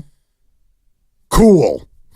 Except for the one the Dodgers won during the COVID year. That didn't count. That doesn't count. That's a third of a championship. Dude, you got to play 6 months, 162 games. You know how hard it is physically and mentally? Do you know how spent you are in the playoffs? And then to get up off the mat, to find the adrenaline to win a World Series, that's hard. Brother. 60 games in front of styrofoam cutout fans with no pressure at all. When I was talking to players who thought it was a joke and that just didn't want to get hurt, that was their whole goal. They were doing it for baseball. They didn't want to get hurt. I know big league managers have told their players, this is a joke, don't get hurt. Your number one thing, we're playing 60 games with piped-in music to kind of give people an uplift during the pandemic, but this doesn't count. Don't get hurt. That was the message from the manager to the players, and that's the year the Dodgers won the World Series. When the Dodgers will tell you, well, we had to spit in a cup every day and wear masks on the bench, and it was really hard. But there's so many people that had great 2020s because there was not the pressure of the fans on top of you every night on the road in hostile environments. It was cardboard cutouts. That was not baseball. That year was a joke. Nothing about that year should ever count ever in the history of baseball. That was an absolute farce. But that's the year the Dodgers won. And they're gonna hang on to that? I heard you guys talking about it yesterday. I was with you all the way. Like that's a spring training World Series. That's why I'm zipping my lip, because this is a big moment for me. It really is. Because every time I say that, there's a high and mighty media person. If it were the Giants, you'd be parading around. I am so glad to have a former player put some flippin' truth on that story. I'm telling you what players were saying. Now, who cares what my opinion is? I'm telling you what players were saying. They're like, this is a joke. We don't want to get hurt. Pandemic championships are just that. They're pandemic championships. They are not like the other ones. They just aren't. They're not. Period. And baseball's the most, because they played the fewest games and had easily the most sterile environment. Like the NFL one, that one I can wrap my head around a little bit, and it was a little further. It was a full year by the time the Super Bowl came around. But, that doesn't count. And I love hearing you say it. Javi Lopez is still going to join us, but now it's a half hour away. So we're going to keep going with this for a little bit. 888-957-9570. We're sponsored by Ashley Furniture Home Stores. There is a Shohei Otani controversy for the first time ever, by the way. And FP's in for dibs, and we're talking about it right here on Willard and Dibs. Celebrate and save at Ashley's anniversary.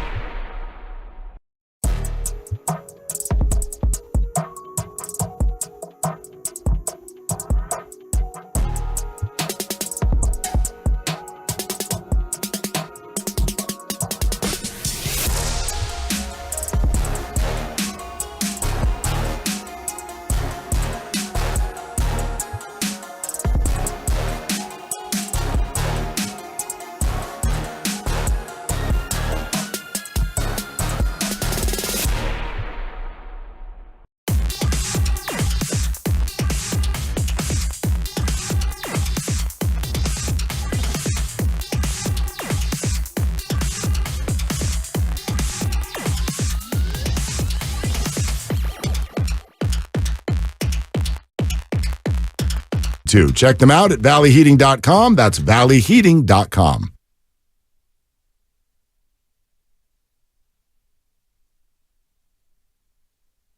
Now, back to Willard and Dibs on 95.7 The Game. You know what I'm not good at? And I bet you know this already. This is like our third or fourth or fifth show together or whatever. And I hope my lovely Christy is listening. She'll really enjoy this. You know what I'm not good at? Saying you're sorry? No, I'm really good at that. All right. I really am. She'll tell you that. What I'm not good at is trying to say what I'm saying really briefly. So you're not the most succinct person in the world? No. That's why you're on the radio, No, bro. well, thank you. She always says that. She actually says this to my kids. She's like, your dad, this is what he does for a living, so just buckle up. This takes a minute. Just relax. I'll get you a snack. Can you hurry up? We have a guest on. Exactly. I'm doing it right now. Bring on Dallas. But I brought it up because Dallas Braden just did on Twitter what I wish I could do. Hey, Dallas, your tweet that you sent, let's see, it's 4:19. You sent this at 4:04. First off, how are you, buddy? Thanks for coming on. Sammy Succinct, I'm doing well. How you doing? Yeah, my buddy. Yeah. So your timeline tweet is great because for people who are driving around and you just got off work and you're like, what the hell's going on? This is great. You write a rough timeline. Otani rep goes on record with ESPN stating Otani transferred $4.5 million himself to a bookmaker on behalf of the translator. Spokesperson for Otani delivers translator to ESPN for statement. Translator says Otani never bet and felt bad for him, paid off the debt, so he'd never do it again. Spokesperson for Otani says translator is lying after he gives 90-minute statement. Otani's lawyers claim massive theft. Then translator says Otani had zero knowledge of his debt or his gambling habit in general. Done. And then you write, that about right? And I'm like, yes, that's about right. Crazy. Absolutely crazy to think about. I mean, there's so many different ways you can go. There's so many different avenues that I promise you have already been explored. There's many more that will continue to be explored. And I think we can all understand why, because this is a story surrounding the game's biggest star with a underlying tone that has quite literally kept individuals, and namely one specific individual by the name of Pete Rose, the Hit King, out of a museum in which we celebrate the game's greatness. And it has to do with some of his alleged and some of the not alleged ties to gambling. So when our sport has gone through what it's gone through over the last 5 years, and I'm talking about lockouts, I'm talking about expansion, I'm talking about the dollars attached to contracts. We're talking about a dude who's got over $500 million worth of money deferred in his contract. And that same individual is now having his name tied to a gambling issue in the sport. Yeah. How's your Tuesday going? Or Wednesday? I don't even know what day it is. That's Good right. job. Really good. Poor conclusion, Dallas. that was fantastic. When you talk about this, though, like I'm always skeptical. Dallas, you know how it goes on the inside. We know what's going on in the clubhouse. We know what statements are issued. We know what's real and what's not. So I'm very skeptical about all this. And where there's smoke, there's fire. I don't want to believe that he's implemented. I don't want to believe he's involved because I think it's bad for the game. So, like, what do you think? What is your take on what you think is going on here? Well, what I want to believe is everything that Ipe has said about his desire to play the ponies, if you will, to gamble, right? And whether it's horses, anything. I'm just saying his desire to gamble has been something that we have now learned about, and he's got a pretty big desire to gamble, according to his statements. So what I'd like to believe in a perfect world is that Ipe was like, oh, damn, I'm in California. The DraftKings thing isn't working. I got to call a guy that I know that I can do this with, and so I'll do that, and that's just how it goes. I want to believe that Ipe was that ignorant to that extent where he just realized or didn't realize, oh, I have to be in a place where this is legal for me to do this. And then because he and Otani have the friendship that they have, because they have the relationship that they have. Otani, being a guy who I think we would all want to babysit our children, says, Ipe, damn, man, what are we doing here, buddy? Like, look, we've got to figure this out. I've got your back because I'm going to make $1 billion just playing baseball. I'll make some other ashtray chains, too, with the New Balance and stuff, and I can take care of this. But, dude, we got to tighten it up. Like, we can't be doing this, man. Like, come on, we're first-class travel. We're doing a lot of cool things. I got to have your mind right. You can't do this to me, okay? So here's the check to make it right. Here's what we got to do. And hey, let's tighten it up. Sound good? Yeah, lock it up. Lock it up, and then they realize, I can't have his name. Oh, shit, I can't have my name attached to this. Like, dude, I'm trying to do you a solid, like, in the moment. And then I realize my name, the implications that can come along with this. Dude, I think we messed up here. We got to figure this out. That's what I want to believe happened. Yeah, Ipe, you can't go to Vegas for the first day of March Madness. That's just not a good look for us.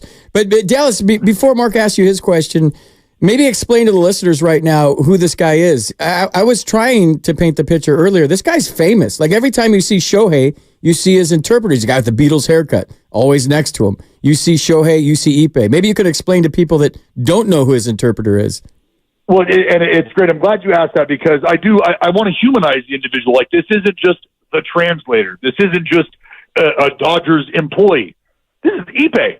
This is Ipe. And I love me some Ipe, because with the Angels being in the A's division, I've had the opportunity to get to talk to him and get to know him a little bit. You know, I've seen him at the All-Star games. I said something fairly funny to Otani when we first met at the All-Star game. Ipe laughed and had to gather himself. We've had a good chuckle about that. I mean, I've given Ipe and Otani gifts when they're in the clubhouse. Remember when Otani got lost in San Francisco on the way to the clubhouse in Oakland? Well, they made shirts that had all of the BART routes from San Francisco to the call, and I gave those to the guys, and Ipe loved it, laughed. I mean, I would talk to him about stuff that had nothing to do with Shohei Otani. So Ipe's the conduit between the outside world and this player, to whichever extent this player being Otani, will allow or wants to allow. So when you're in the clubhouse and you're talking to the guys, Ipe's the one breaking it down if there's anything to be lost in translation. Ipe's out to dinner with the boys. Ipe's out at Topgolf with the boys. He's doing everything he's a part of the team. Like, he's loved just as much as Otani, if not more so, for the role he serves and the many hats that he wears. So when you understand the relationship between that guy and the player that he's technically assigned to, which has been Shohei Otani for his time here, it's not just a guy who's showing up and pulling up in the parking lot and like, all right, so when's your first meeting? We'll see you at 4, talk to the media, and then that. No, I mean, the dude's grocery shopping for him when he's sick, because Otani himself is like the Beatles all wrapped into one.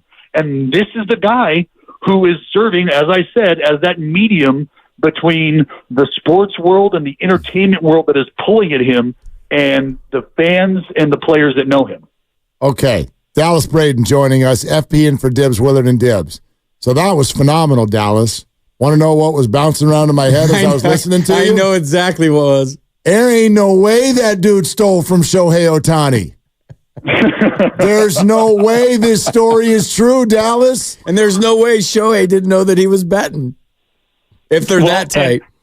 And something that I know people have asked, and I asked the question myself, or I guess I tried to answer it because it was being asked of me.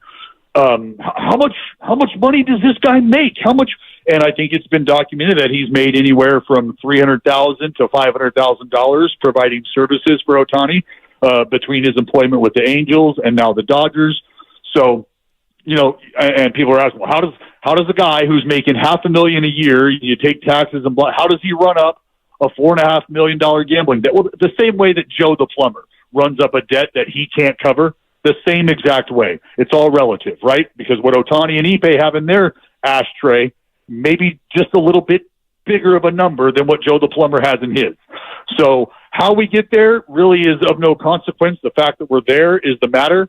And look, Chris Carter, if you remember, the Hall of Fame great wide receiver, talked about so many years ago and was ridiculed for his take on the idea of professional athletes and newcomers to the sport, whether it be the NFL high-dollar guy, the NBA franchise turnaround guy, or the MLB player who just signed for $500 million, get you a fall guy was the message, right? Have a fall guy was the message. And it was sort of ingrained around, if you're going to be doing things that are shady, if you're going to be doing things that might draw a microscope to you, you should probably have layers insulating yourself from whatever activity it is that would be considered unsavory.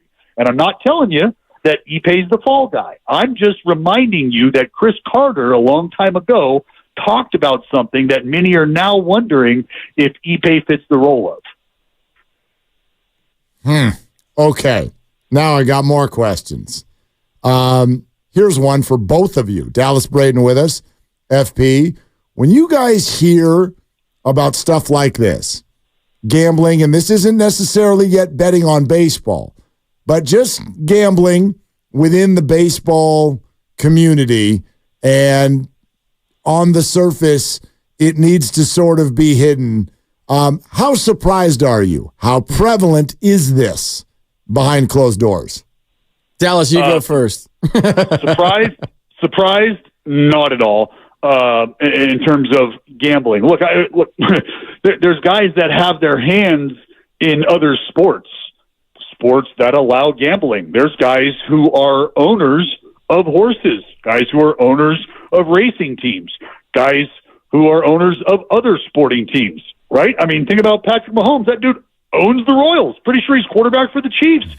So players have their hands in a lot of different things, professionally, recreationally.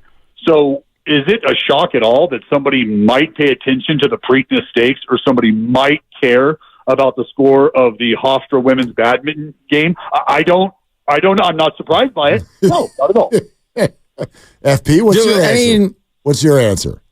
I was on the back of a bus in spring training with the Yankees once. And I'm not going to tell you who the guy was, but it wasn't a prominent pitcher, but a guy had been in big leagues a long time. And we were going across the state of Florida for a 2 or 3 hour bus ride to play spring training. And he was on the phone with his bookie, placing bets the whole trip. The whole time. And he's like, yeah, I got a problem. I do it. It's just my thing. Now, I don't know if he was betting on baseball, but I kind of looked at him, and he gave me kind of the look like he might be. So I think... Tell us more about David Wells. No, it wasn't David Wells. Okay. It's nobody that I can even remember, but it was a pitcher on the Yankees. And I do remember this story because it was the only one that in my experiences. So I've heard stories of players that do have bookies and that do gamble. I don't know if I guarantee you they're not gambling on baseball. Well, I can't say that, to be honest. But I know there's gambling in all of sports. Mm-hmm. We see in football, guys are getting busted for betting on sports. They're getting suspended. I mean, it's like Dallas said, it doesn't matter who you are, what you do. You're a human being. You get addicted to it. You need to get your fix. It's your addiction. So I know instances of guys, I don't know if they were betting per se on baseball, but that had bookies in baseball back in the day. Can we just be three guys in a room for a second? Because here's where my really cynical side is going right now. Dallas, you said he makes about $300,000 to $500,000 a year. Shohei Otani's translator. And what's the name? Ipe? Ipe, correct. Okay. How the hell you run up $4.5 million in debt when you make $300,000 to $500,000 a year? That's easy, dude. You start chasing. Yeah, it's easy. Well, yeah, exactly. You start chasing, and you could very easily just sort of fall back on the whole notion of he's Ipe. Like, he's not just Ipe. He's Ipe. We know who that dude is. We know who he's tied to. So in the event of you maybe getting a little too far underwater, there's a chance that Shohei Otani life preserver I see you swimming around with every day might be one you could lean on. Jeez. And I think he might be willing to throw me that same life preserver if it meant saving you, Ipe. So by all means, you need another 150? You need another 2? No problem, pal. We got you covered. And that would go for Ipe. Like I said, relatively speaking, like it would go for Joe the plumber. If he knows a guy who knows a guy, no problem, Joe. We'll throw another 500 on it. I know you took that bad beat, tough parlay. You had a 4-legger going. Things didn't shake out. You'll get him on Monday night, though. You'll turn it around. I can feel it. Dude, if Frankie Two Shots is going to break your legs because you owe him $4.5 million and you're chasing, and there's one thing you know about, and there's people that you hang around, and you're in a clubhouse every day, I'm not betting Duke women's basketball to cover 42.5. If I'm chasing, I'm in a bad spot. I'm going to bet what I know. So that's where I go with this whole thing. Like, did this guy bet on what he knew? Or maybe that's why his gambling debt went to $4.5 million, because he didn't. I don't know. That's the part that I'm struggling with mentally right now. Like, if I'm gambling and I'm around Dallas Braden and I'm having beers with Dallas Braden because I'm Shohei's interpreter, and Dallas is like, we're at dinner and he's winding his arm up and he's like playing with his arm, and I go, what's going on, Dallas? And my arm's barking, man. And you pitch in 2 days? Like, that's inside information, and that's how I'm going to get my money back in my mind. So that's the part that really concerns me right now, is was he betting on baseball or was he just betting on Duke women's basketball? Yeah, and I think that's a fair question, and I think that is where MLB is going to try to really figure things out. One of the details that I kind of get hung up on is, okay, massive theft? By whom? Yeah. By whom? Because that was not even close to being acknowledged, right? And I think when pressed on that, Ipe declined to give a statement and was very kind of mums the word on that. So that's also something to follow, right? I'm really curious about how that's going to pan out, because that's not just a throwaway line for me. I think that's a huge, huge deal. Who's stealing from Shohei? If that's what this is, who do they believe is stealing from Shohei? Do you believe that someone's stealing from Shohei? Well, that's the $1 million question, or the $4.5 million question, if you will, is because I would hate to think, and look, the reason that is sort of a tough question for me, and I hate to tie any sort of personal effect into this, but I have a similar story that has nothing to do with gambling, but I had a very close family friend steal a small amount of money from me that I later found just through tracking statements. And if I were to have only a handful of friends that I could fit, that would be the last finger down when I tell you that was the person who was going to steal from me. So if I'm Shohei Otani, I kind of understand what it's like to think you have your circle fairly tight, and then you find out you missed the belt loop. And, from there, he probably just starts to make the move to spandex. Dallas Braden is with us. FP's in for Dibs, Willard and Dibs. We're talking about the Shohei Otani situation that is breaking this afternoon and still developing. And for those of you just joining us, the headlines are that Shohei Otani and his lawyers are accusing his interpreter of stealing a large amount of money, $4.5 million. But that comes after the original story earlier in the week. We didn't know it till now, but the original story was that Shohei Otani used the $4.5 million to cover gambling debts with illegal bookmakers. The money was a direct wire transfer from Shohei Otani's account. So that's where we sit today. Dallas, what's the worst thing that could happen here for Shohei Otani?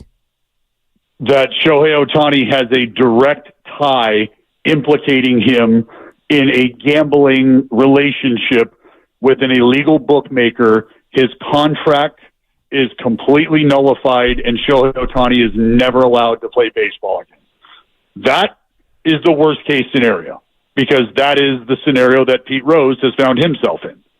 And we can get into the weeds on trying to make things right and efforts to get back in the good graces of baseball and blah, blah, blah, blah, blah. Those are stories for another time. But to answer your question, what could this potentially look like? What's the worst case scenario? That's it right there. $680+ million of deferred money, gone. Shohei Otani playing baseball for the Dodgers or baseball ever again, gone. That's the worst case scenario. Best case scenario, I think, is they do their due diligence as an entity, that's Major League Baseball, and they figure out that this really is one of those, damn, Ipe just forgot he was in California and not in Florida. And Otani was just trying to be a solid dude and help his boy out. and there's no ties or evidence showing anything to the contrary, Ippei just has to start toning it down, and Otani can't lend his boy any money. And Otani gets to play baseball. And then he opts out and comes to the Giants. That's how I think it's going. Yeah. I see you working, FP. I see you working. Yeah, we'll see. Someone's getting hit by a bus. Watch. This is going to be a Tom Clancy novel by the time this whole thing's over. Joke. This will get weirder before it gets more normal. Watch. Dallas Braden with us. Hey man, it's awesome that you came on. Before you go, you got anything you want to say to A's fans before this season starts? No, you know what? I just had a great time out in Arizona. It's always great to see the fans that come out and take time to wrap their arms around the boys out there. It was a great experience. Yeah, I mean, I obviously look forward to seeing the fans that make their way out to the Coliseum. They know how much I love them. I don't think I need to continue to share that, but given the opportunity, my friend, you bet your ass I will. So they know how much I love them, and I can't wait to get this thing going. Dallas, great to hear your voice, man. Thanks for doing it. Thanks, bro. No problem, boys. We'll see you. Have a good one. Okay, Dallas Braden joining us here on 95.7 The Game. Willard and Dibs with FP in for Dibs. And Javi Lopez is going to join us here in about 5 minutes, too. Dude, that was great that he humanized this guy. And that's what I was trying to convey earlier in the show, that this guy's beloved. Yeah. Yep. He's part of the fabric. He might as well have a jersey. Like, he's part of the everyday fabric of the Angels and then was soon to be with the Dodgers. But the whole game of baseball loves this dude. He's a rock star. He's a rock star in Japan. He's like one of the Beatles. But do you understand, for me at least, where your guys' depiction of who this is also did for this story? Yeah. They no way in hell this dude stole $4.5 million from Shohei Otani. Well, where I went with that. No chance. There's no way Shohei didn't know that he was betting. Of course. Dude, if you're my roomie and we're doing everything together. And by the way, how many people in the game can Shohei even have a conversation with? This is one of them. Like, he's sneaking people into Shohei's room. Like, they're tight. Yeah. Tighter than brothers. They're in a foreign country. He's the conduit to the rest of the team for him. So he's cool. Everybody loves him. I'm not saying Shohei's up all in some gambling ring, but there's no way that his fingerprints aren't in the area code. No way. No way. So where does it go from here? I think it's going to get bigger. I do too. But then there's a part of me that knows that baseball is going to do whatever they can to cover this guy because it's bad for baseball. It's bad for sports if we want to talk about that. I think it's bad for sports. Like, Shohei's not just the face of baseball. He's the biggest superstar in all of sports. I think baseball already is. Again, just as and we're all doing this. Our brain is going places and we're trying to track a timeline and guess what's likely. Again, speculation, complete speculation. But my guess is Shohei and his people already dispatched this guy to ESPN to tell their story. Yep. And then baseball heard it and went, no, don't say that. What are you doing? It's opening night. And if it's coming out of your account, you're complicit. It's not legal. What are you doing? So could we help you change your story? He stole it. He stole it. He stole it from your account. Yeah. He stole the money. That's my best speculative guess. I think you're onto something. Javi Lopez hops into the conversation next. We're presented by Fremont Bank, full service banking, no compromises. Don't forget, the Warriors will pound the Grizzlies tonight on 95.7 The Game as well. FP's here. It's Willard and Dibs. With the chef back and ready to cook. Curry catch and shoot three!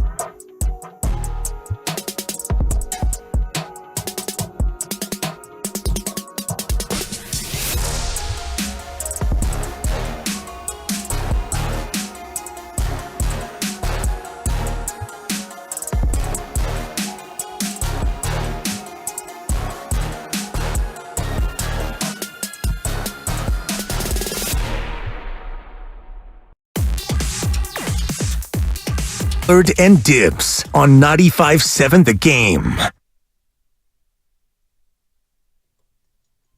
I mean, we're just sitting here still working through all this, and Javi Lopez is going to hop on. We're going to get back to also, Giants excitement, Blake Snell, all of that stuff. But the complete and utter downfall of the Dodgers is first and foremost right now. And you bring up a good point, and we'll get Javi into this conversation, but there's video of Shohei and his interpreter in the dugout overnight in Korea playing this game last night, and they're just hanging out, laughing, and having a good time. And apparently, 4 hours later, accused of stealing $4.5 million from him? I don't know, man. That's pretty hard to believe.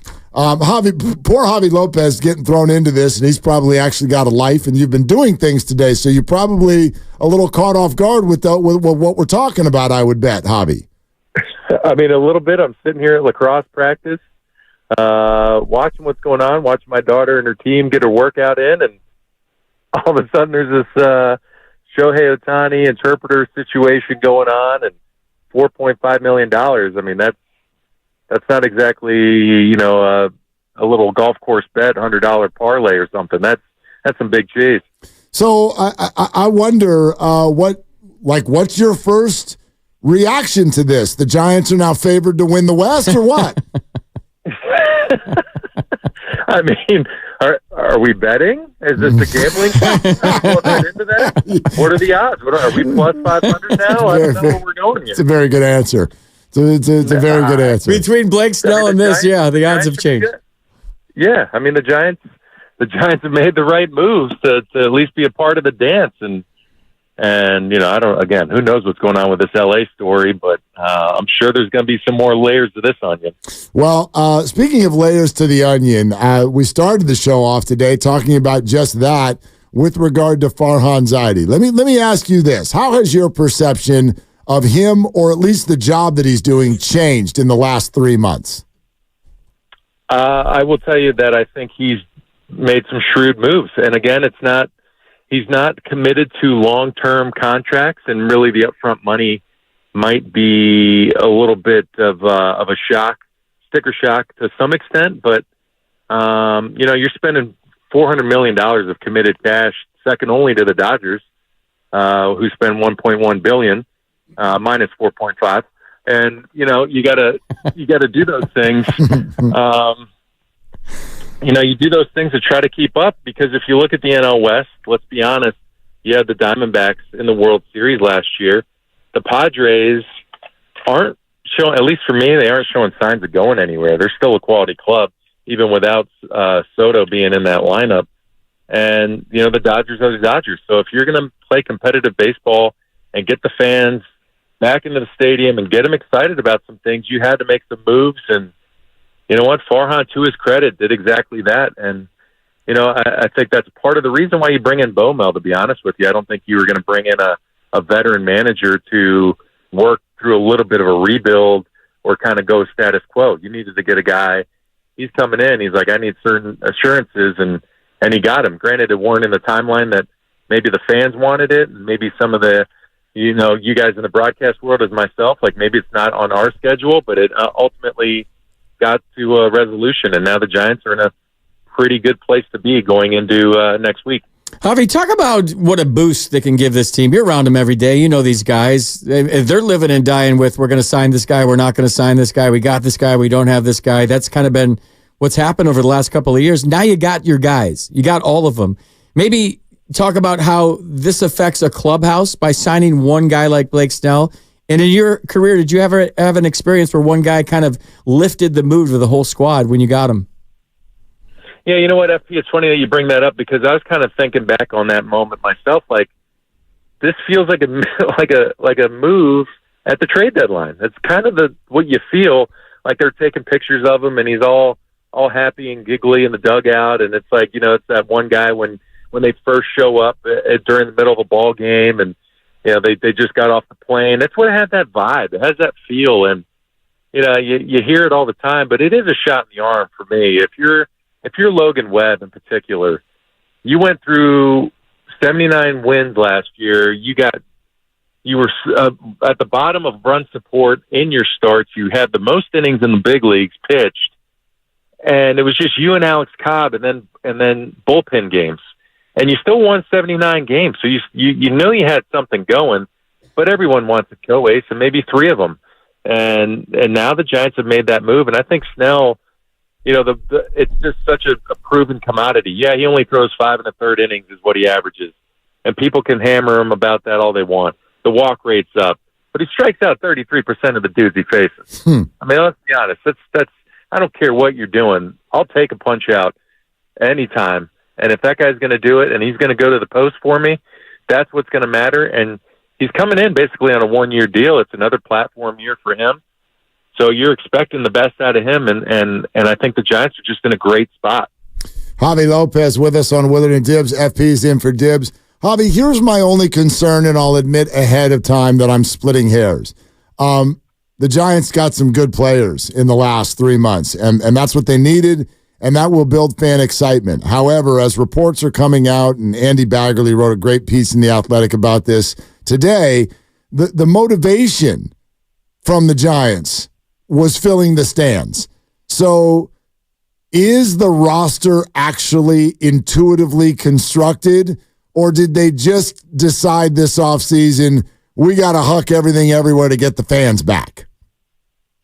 Well, the hot take would be what you just said there. I think that you got to do what you can to put actual names in the lineup that you can recognize from the casual fan perspective. Giants fans are smart. They know what's going on. They're the reason why the attention has been paid to the offseason the way it was. I mean, Bomel, if there's one thing that Bomel is, he's consistent. He's like Bochy in a sense, like he's going to run out the same lineup. You hit, you don't sit. That's kind of the saying, FP could tell you that. You hit, you don't sit. And those guys are going to go. You hit a homer, guess who's in the lineup the next day? Those are the little things that Bomel will always do. And he's going to tell Soler, whether he's hitting 4 or he's hitting 5 or hitting 3, you're going to know that it's going to be Soler, Chapman. You know Lee's going to be leading off. You know these guys are going to be in the lineup. And that is what fans wanted. It's just some consistency after the last few years. To just get in there and know that when I'm going to go watch Logan Webb pitch, that I'm going to have the best third baseman or one of the best third basemen in the league every night right there behind him. I'm going to have an unbelievable second baseman in Tyro Estrada, and I'm going to have the pieces there, and I'm going to have a thumper in the middle of that lineup and Jorge Soler. And I think, you can split hairs. Did they get more athletic? That's questionable. But Lee is a guy that can go get it. He showed it today in the spring training game. He can go run some balls down. So you got some more speed in center field. That makes up for a little bit of that corner defense that you may not trust as much. And I think, again, it's the usual line that you're always going to hear. It's all about staying healthy, and that is very true. But the Giants have positioned themselves in a very competitive NL West to make a push. Yeah, and maybe more importantly, Javi, is that the players know that they're going to play, and the players know where they're going to hit in the lineup, and they know they're going to be in there every day, and there's going to be a routine, an established role, and a rhythm all of a sudden where you're getting 4 at-bats, and you're the closer, and you're the setup guy, and you're not going to be an opener, a feature guy, that you're going to have starting pitchers, and the hope is that they go deep into game. I mean, talk about that for a little bit, that you as a player knowing your role and how that makes you comfortable and you get the best out of your ability. Yeah, it's exactly right, FP. The specifics in a bullpen, that is integral to a good bullpen. You have to know when you're going to pitch. You have to know what your role is going to be. It's just becomes second nature for you. Baseball players are routine oriented, athletes in general, but baseball, it is every day you're doing this. So if you know that you're going to come in and face the prime of the order in the 7th inning, and that's your job, and you can limit that focus to that spot, that's a win. And I think, again, not knocking what the Giants have done because they had a great bullpen last year, but I guarantee you these guys are kind of like, all right, sweet. So I know I can go down to the pen. I'm going to have these guys eat up a traditional. I mean, we're trying to get to 5-6 innings with these guys now. We're not asking starters to go 8 innings anymore in this league, even 7. But if you can get to 5, and I know that I'm going to get the ball first, like the Rogers brothers, let's say Tyler gets it to get through the tough righties, and then Taylor gets it to get through the lefties to set up Camilo. Bada boom, bada bing. Like, you know what you're doing.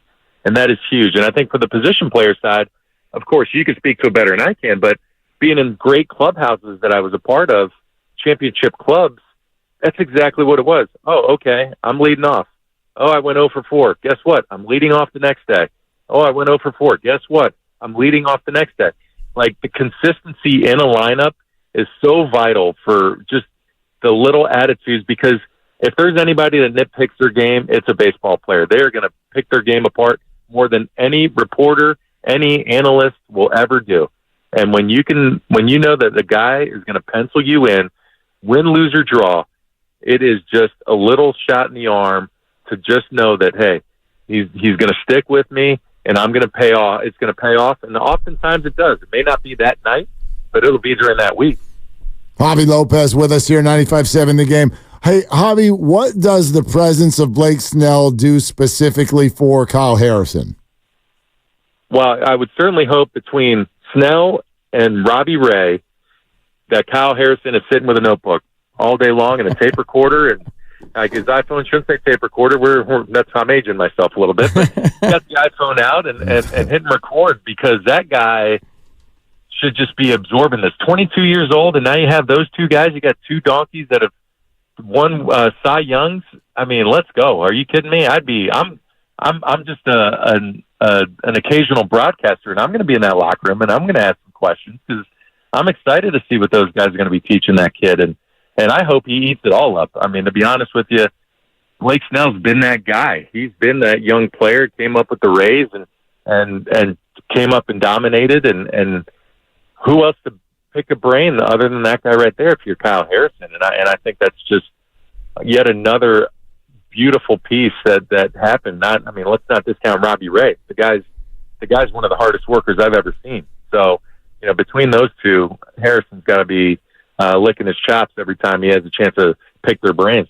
You're listening to 95.7 The Game, KGMZ FM and HD1 San Francisco, always live on the free Odyssey app, Twitch, and YouTube, powered by First NorCal Credit Union. It sounds a little stupid, I guess. It's March 20th, and we have no idea what journey these 4 teams are about to go on. I'm leaving the Rockies out. I'm doing it on purpose. But these other 4 teams, we have no idea who's going to be healthy, all of that stuff. But as we sit here with what we know, what do you think? How do they stack up? Well, I've been wrestling with that all spring, because especially in this last week or whatever it's been, week and a half, when the Padres made the trade for Cease, then you're going into San Diego and you're facing Darvish, Musgrove, and Cease, and then you got Brito there as well as Michael King. Like, that's a pretty good starting rotation. Runs are going to be at a premium, and then you're like, oh boy, all right, how do we match up? And then L.A., you got Yamamoto and Glasnow, and you got Walker Buehler, and then Kershaw, of course, has always been a giant killer. He'll eventually come back. And then Arizona showed it off last year with Gallen, Kelly. They signed Eduardo Rodriguez. So the league itself, the division, went ahead and said, hey, we're going to limit the ability for runs to be scored. Not even worry about the defensive side. We're going to do just pitching. We're going to go pitching-centric. We're going to go starting pitching focused, and then come and get it. And the Giants, at the time, had a hurt Alex Cobb and a hurt Robbie Ray. Now you've got Logan Webb, you've got Snell, you've got Cobb now hurrying back a little bit, and you have Harrison, and you went and got Jordan Hicks, who looked great today, and he's the X factor for me. Like, what are you going to get out of the guy? Well, you've built the depth now where you can go toe to toe in any divisional game and know that you have a fantastic job of winning, not only winning that night, but winning the series. Javi, I was watching the broadcast the other night, and Kipe, in only the way Kipe can do it, there was Dave Righetti on the bench, and I think it may be Bomel next to him. And Kipe just said very calmly, both Giants. And, when you're thinking about it, and you're the person to ask, you've won championships here. You've won a number of championships. Like, what does it mean to you as a guy that has done it all for the San Francisco Giants?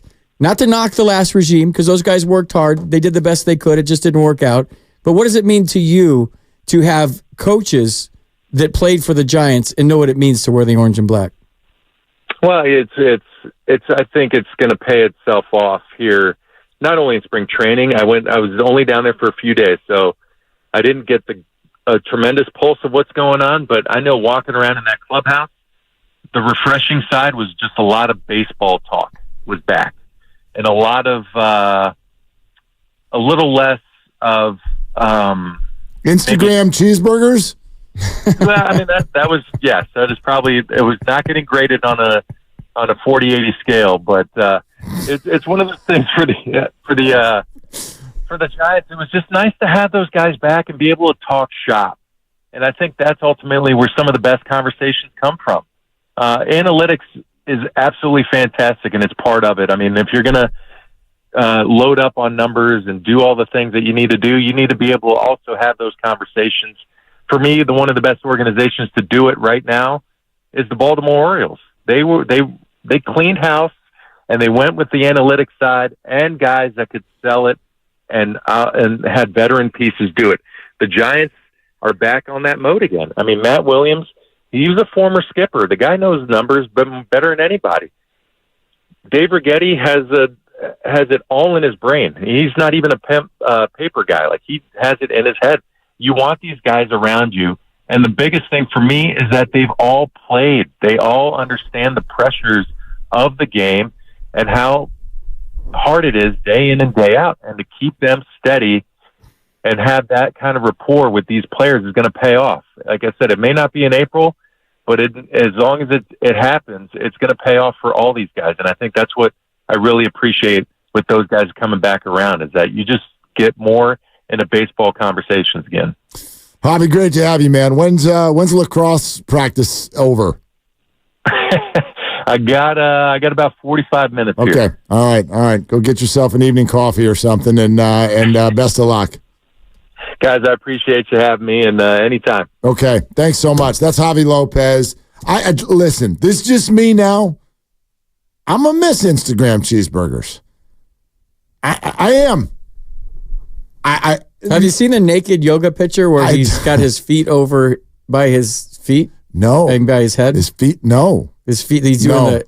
No, don't show it to me. I'm going to show you.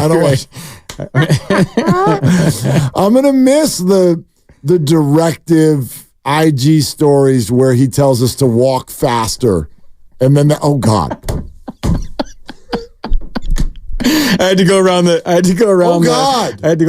camera. That was here. On the internet? I think so. Well, how'd you get it if it wasn't on the internet? Now I got questions You're not for in group chats where you're having some fun with your boys? Lord. Good Lord. Anyways. No, I am so stubborn. I'm going to miss it when he's telling us. Look, I'll say this about Gabe. Don't let Google Maps make you get an Uber. Like, I'm going to miss. Walk faster, bro. Yeah, I'm going to miss insight like that. I really am. Nah, he was just different from what we're used to as a manager for the Giants. We talk about Dusty Baker. Period. We talk about Felipe Alou.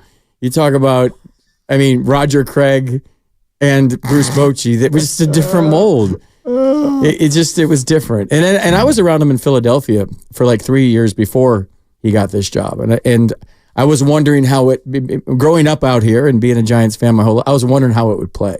Like the day they hired him, I was, okay, we'll see how this goes. Yeah. But not a bad dude. I'm telling you, not a bad guy at all. Manager of the year. Not a bad guy at all. Just a little bit different. Sure. Maybe than what I'm used to. And the managerial thing, and I can say this, and I said it while he was managing, I think the beautiful thing about baseball is you can disagree with philosophies.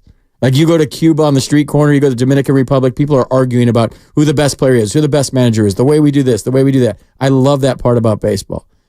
I was brought up in the Dusty Baker, Felipe Alou, Bruce Bochy kind of style of baseball. So the way he went about it so mechanically, and to have his like matchups and his philosophies, and to make players at the highest level who do have egos to buy into that your value is versatility and being open to being pinch hit for and being open to matchups.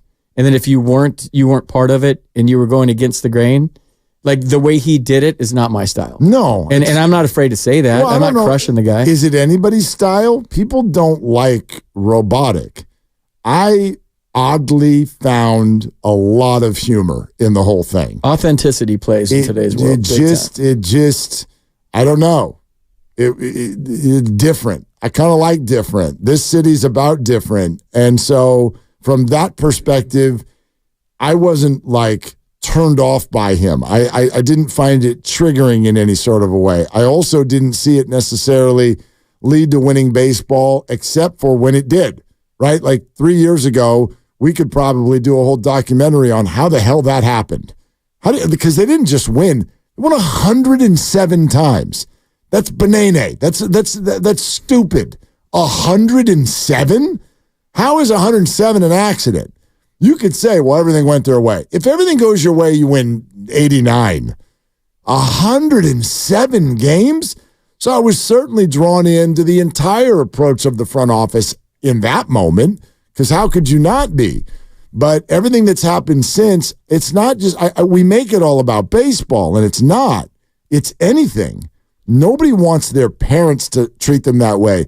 Nobody wants their boss to treat them that way, their friends to treat them that way. You don't want to be treated as a philosophy. You don't want decisions to be made based on things that you think. You want them to be made on things that you feel. You want to be flexible. This situation calls for this, and that situation calls for that. So, yeah, it probably had a shelf life from the moment it started, no matter what the standings said. When you're winning 107 games, everybody's skipping on the ballpark, everybody's skipping on the airplane, the music's playing loud everywhere. In baseball, I think in life, a true test of a man's character is how they deal with adversity. So was there any adversity that year, really, when you win 107 games? No. You're every pinch hitter's hitting a home run. Every move you're making's working. You're skipping to the clubhouse. Everybody loves you. Everybody. I love my teammates. This is great. We're doing great. There's nothing like winning at the highest level. You can do it. There's no rules. You can do whatever you want on the plane. You can run up and down the aisles naked. Doesn't matter. You're winning. Right. Do whatever you want. Come in at 4 a.m. As long as we win them, doesn't matter. But then all of a sudden, when that philosophy doesn't work and you're not winning games, it's not what happens to you in life. It's how you react to it. So how did that whole thing, how did it play out once they weren't winning 107 games? You see a man's character through adversity. And so maybe there wasn't the same, we're skipping to the clubhouse. This is great. And you start to find out things. There's no secrets in baseball. When you live with somebody for 8 months, there's no secrets in baseball. And that might just get back to the whole thing we've been talking about today. We always say there's no secrets in baseball. I know what you're doing. I know what he's doing. I know what he's doing on the field, off the field, behind the scenes. We live together. We're in the clubhouse together. We're on the plane together. We're on the bus together. We're in the hotel together. We're in the dugout together for 8 months. So this Otani thing, bringing it back full circle, start thinking about it like that. There's no secrets in baseball. We always say that. Yeah, there's no way. There's no way. And so that doesn't necessarily implicate Shohei in anything all that serious, because I don't think many of us find it to be very serious.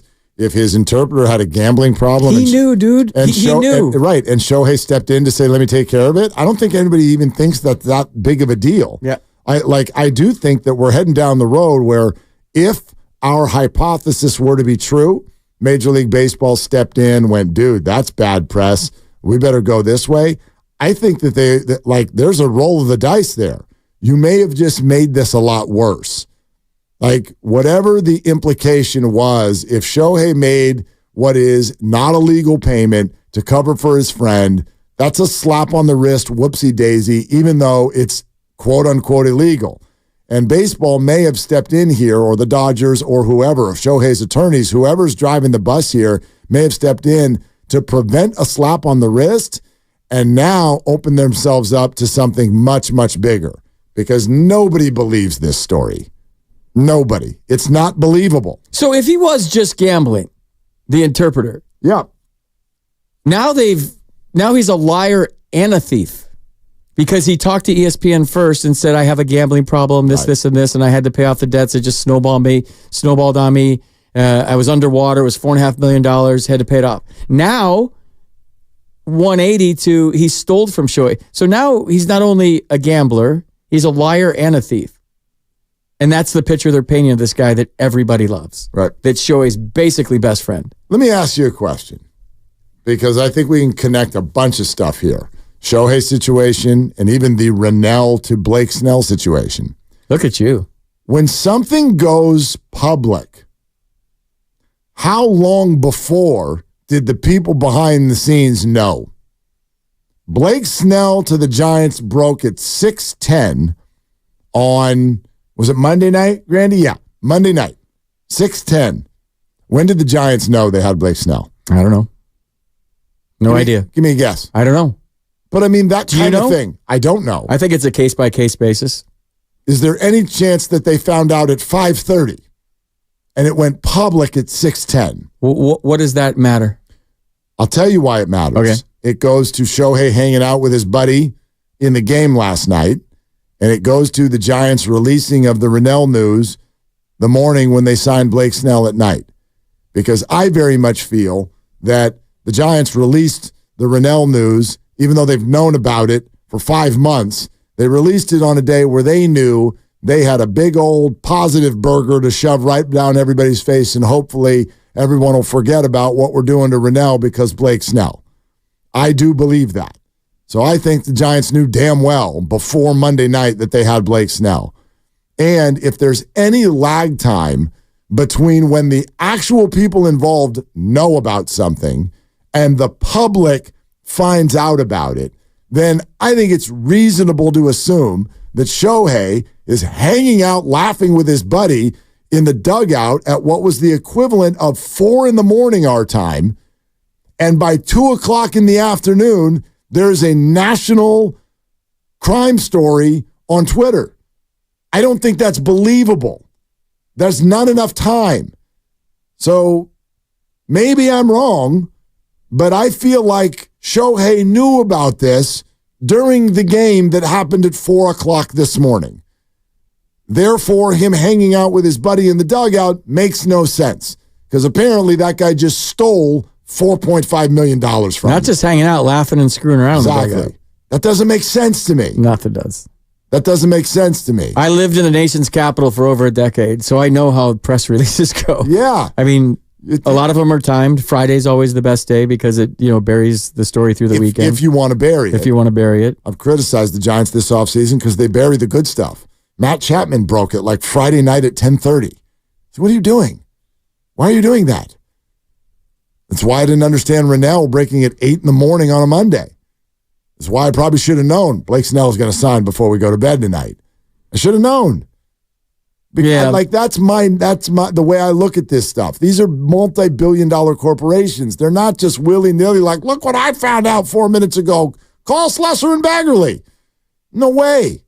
No way it goes that quick. It's amazing, though, the power of the media and how they can influence what you think. This Otani thing is going to go away, I believe. There could be some more layers here. Eventually, yeah. And MLB is going to cover it up because it's bad for all of sports. It's bad for the NFL. It's bad for the NBA. It's bad for sports when the number one superstar in all of sports is implicated and close to gambling. It's not good. So they're going to make it go away. It's bad for baseball. It's bad for sports. This will go away. We might find out some more things about his interpreter, like maybe he bet on baseball, which I find hard to believe he didn't if he was in debt, because that's what he knows. Oh, I could see this going to the point where the interpreter is a bank robber and a domestic abuser and like that. Yeah, that's what they're in the process of doing. They're going to demonize this guy. Which is unfortunate. If it's all he did was have a gambling debt, there's people listening right now that have gambling debts. There's people listening that have addictions. It doesn't make him a bad person. No. At all. You get caught up. You chase, whatever. But the fact that the greatest superstar in sports, the once-in-a-lifetime baseball player that maybe we'll never see again, that can pitch 100 miles an hour and they can hit 50 home runs. Like, I never thought I'd see that in my day. Right. The main story today is that he's associated, however, with a $4.5 million gambling debt. That's blowing my mind. And it's it seems like they're covering it up and they're going backwards. Yeah, and that's actually like I want people to know this because we're totally in a speculative spot right now. But when I see the more I think about this, I actually think Otani is a good guy in this story. I think Otani picked up for his friend. That's what I think. I think Otani picked up for his friend. And then someone above him, whether it was his attorneys, the Dodgers, or Major League Baseball, or all of them, stepped in and said, we don't want you attached to this at all. Let's turn you into the victim. And that's why you're getting the story the way you are. Dude, all my friends gamble. They all have bookies. Who the hell doesn't? I don't. But you don't think I sit there and listen to conversations and they ask me what I think? Even on the smallest of levels? I tell them what I think. They ask me all the time. You don't gamble even on the, like, do you have I'm in the NCAA pool. You got a bracket? Yeah. Okay. But I don't bet sports. Yeah. I don't have a bookie. I'm not on a site. I don't have a bookie. I have a site that has like $300 in it. Yeah, I don't even have that. It's been there the whole time, and it goes up and it goes down, and it just sits there. I used to back in the day, and I said I'd rather waste my money on booze and having a good time than that. I do. I like to go out and have fun. Yeah, great. But I'm just saying, like, I would say 5 of my friends gamble now, and they bet college basketball, they bet college football, they bet NFL, they bet anything. You can. And they always like bounce it off. And we're talking about it all the time. Why am I saying this? Because if that's his guy and they live together and they do everything together, you don't think that was ever discussed? Especially when no one around them can understand them. Never thought about that angle. They can say whatever the hell they want. But if they're in their living room, they're watching a game, and he's like, "Hey, I got my guy on the it's 6.5, and it's plus 500. What do you think?" You don't think that ever happened? We can't get through a 4-hour show without talking about it. Yeah, I'm just saying. Warriors minus 11.5 tonight. I hope that Shohei's not implicated. I hope that he's not suspended. I don't think he will. As a Giants fan and a guy that bleeds orange and black, I hope that he plays this year, the whole year. I just think it's bad for baseball. And I don't care if the Dodgers are at full strength, Giants are going to find a way. I don't care. I want them at full strength. I don't need him suspended to beat the Dodgers. No. I think the Giants can go toe-to-toe with this team right now. I don't know if they win the division. I don't know if there's going to be a parade on Market Street. But all of a sudden, they're a damn good baseball team, at least on paper. We'll see how it plays out. It's all paper now. We got to see. What do we got, 8 days till opening day? Then we go. The talk stops. Yeah. Let's go. Yeah. Is it next Thursday or next Friday? Next Thursday, 1:35, I believe. Okay. In San Diego. Yeah. Not that you're counting. I'm counting that opening day should be a national holiday, that nobody should have to go to school, especially on your city's home opener. That should be a holiday. On your city's home opener. Your city's home opener. So the 5th home opener is another week after the 5th at Oracle should be a local holiday. Everybody should be able to. It's a day game. It's a 1:35, I believe. I'll look to double check. Yep. That everybody should be at the yard. Nobody should go to school that day. Nobody should have to go to work that day. It should be a holiday. It's the greatest day of the year. For me, it's better than Christmas. It's better than New Year's. It's better than Super Bowl Sunday. Opening day is the greatest day of the year.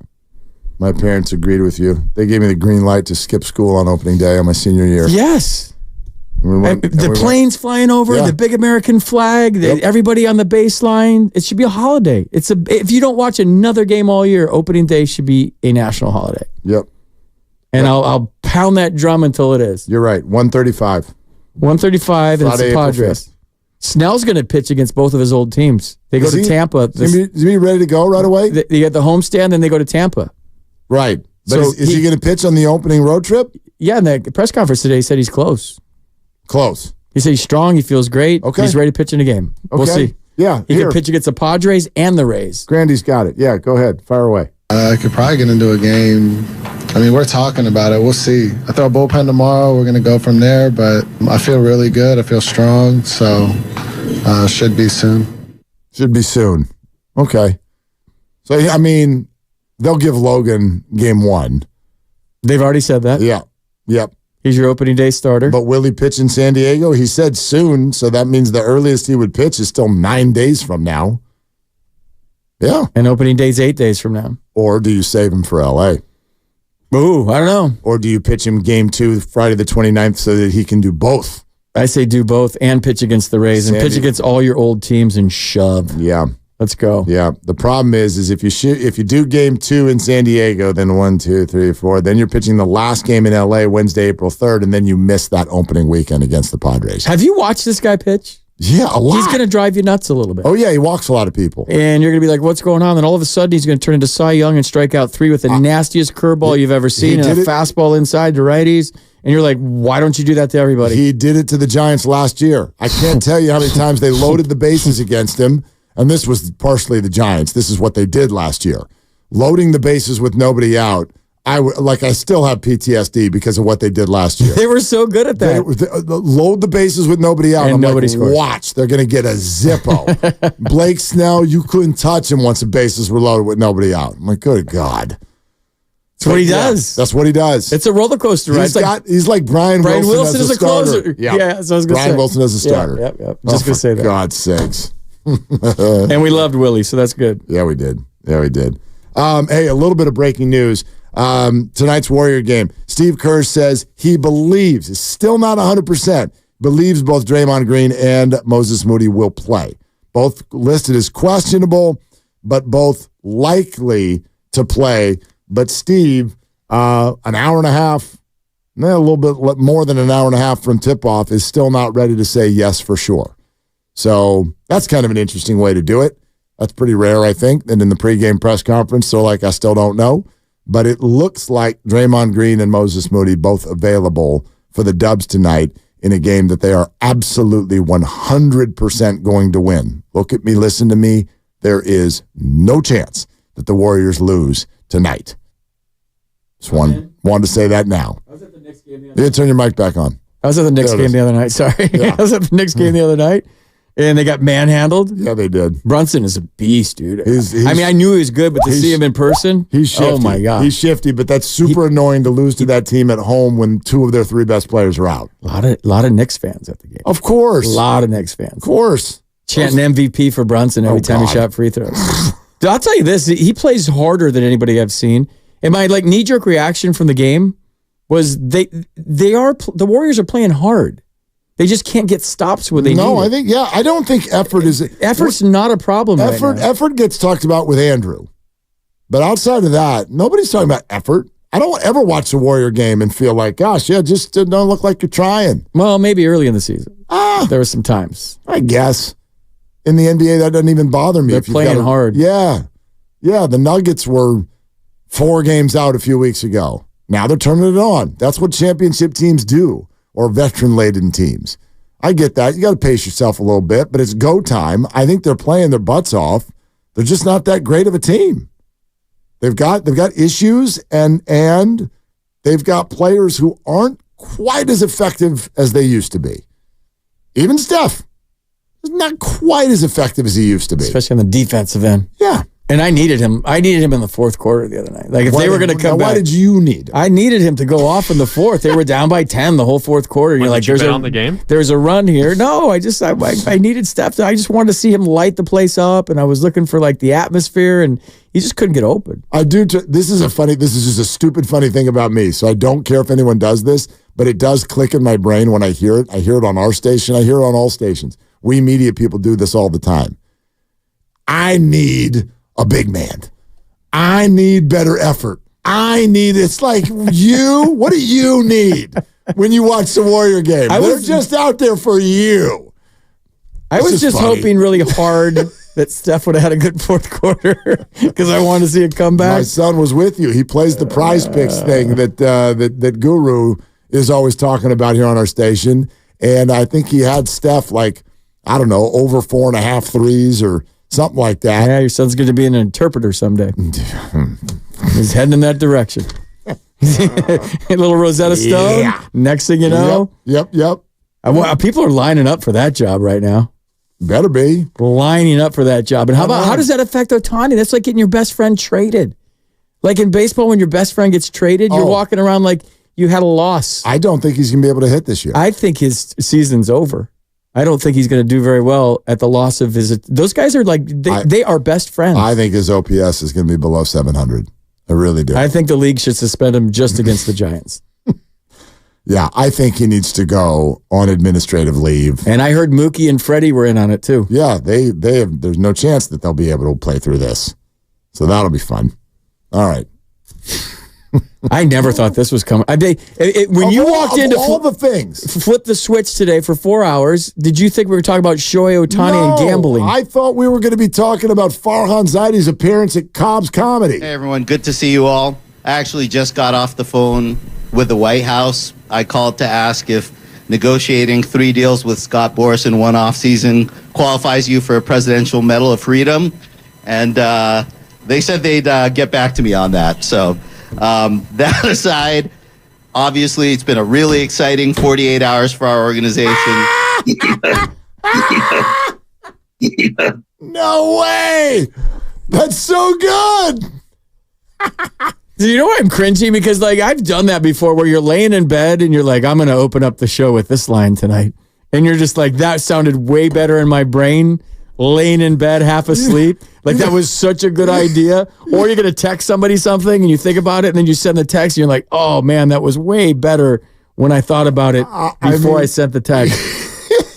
You can tell. Are these mics on? Are those on? I'm going to tell this show right away with the way he starts the whole thing that it's like he's all wound up. Hey, everybody, good to see you. That's so not the way Farhan usually starts. Hey, everyone, good to see you all. I actually just got off the phone. What? Hey, everybody, good to see you.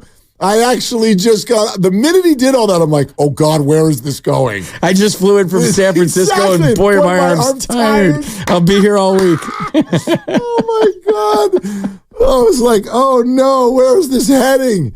And then the worst, usually at least someone smiles at you. Poor guy can't win, dude. He can't win. No, he can't. He's had a great offseason. He signed Blake Snell. Everybody's like, we need Blake Snell. Got Blake Snell. Got Matt Chapman. Some really other great pieces. Hey, everyone. And now I'm crushing him because he tried to do Cobb's Comedy. The guy can't win. Hey, everyone. Good to see you. They'd be like, did you see his speech at City Hall in the World Series parade? It was terrible.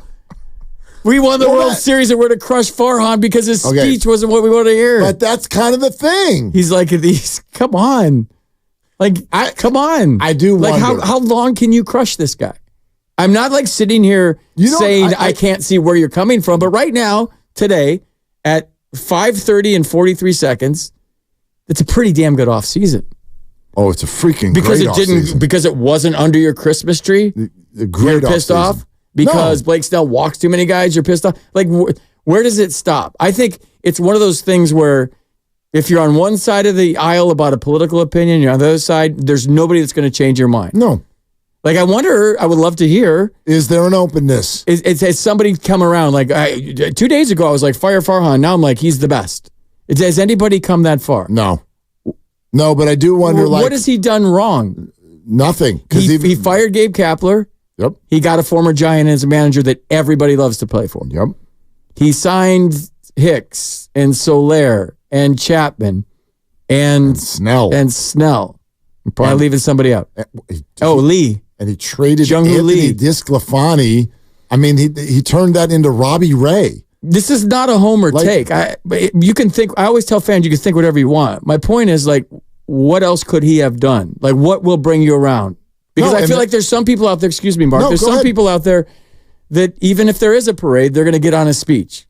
Even if there is a parade, well, why didn't they win at home? They won on the road again. Yeah, they can never win a World Series at home. You're going to see this. How you're going to see this?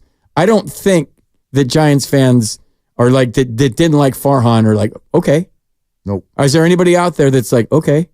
I was not in his camp yesterday or before the Snell thing, but now I'm in his camp. You can hear it even with the way a lot of us deliver what's going on. Shasky had a little rant that got a lot of attention on social media here at the station. And you can even see what the quote that was posted, and I can go find it. I should go find it. But the quote that was posted was basically getting this point across. This was one hell of an offseason. But before he could say this was one hell of an offseason, he goes, it's not that I'm all in on Farhan. He had to qualify it because I get it. Believe me, nobody knows this more than me. It's super unpopular to defend this guy. It's incredibly, incredibly unpopular. And so I do wonder about what you're saying. Is there an openness to like Farhan again? Maybe you never did. Maybe it never will. But you kind of did 3 years ago. You did. You did when he won 107 games. I was the one taking your calls after the game. I remember. You loved him. You couldn't say anything bad about him or Gabe. He's the manager of the year. What are you going to do? And ever since then, it has gone into a horrible downward projection, and I understand why. He deserves a lot of what people have said, but it also led to, and I believe this now, there's two factions or portions of this argument. There is the, I don't like the way they built the team. I don't like the way he talked to the fans or whatever. I don't like the job he's doing. And then there's, I just don't like him. And let's be real. Let's be real about this. There is a perception that he fits right into. You think he's a nerd. You think he's a nerd, and the way that he goes about what he's doing, his philosophy only feeds into your perception. And that comes from 99% of people who have never talked to him. And I don't even know necessarily what that word means anymore. Is someone awkward, nerdy, socially strange?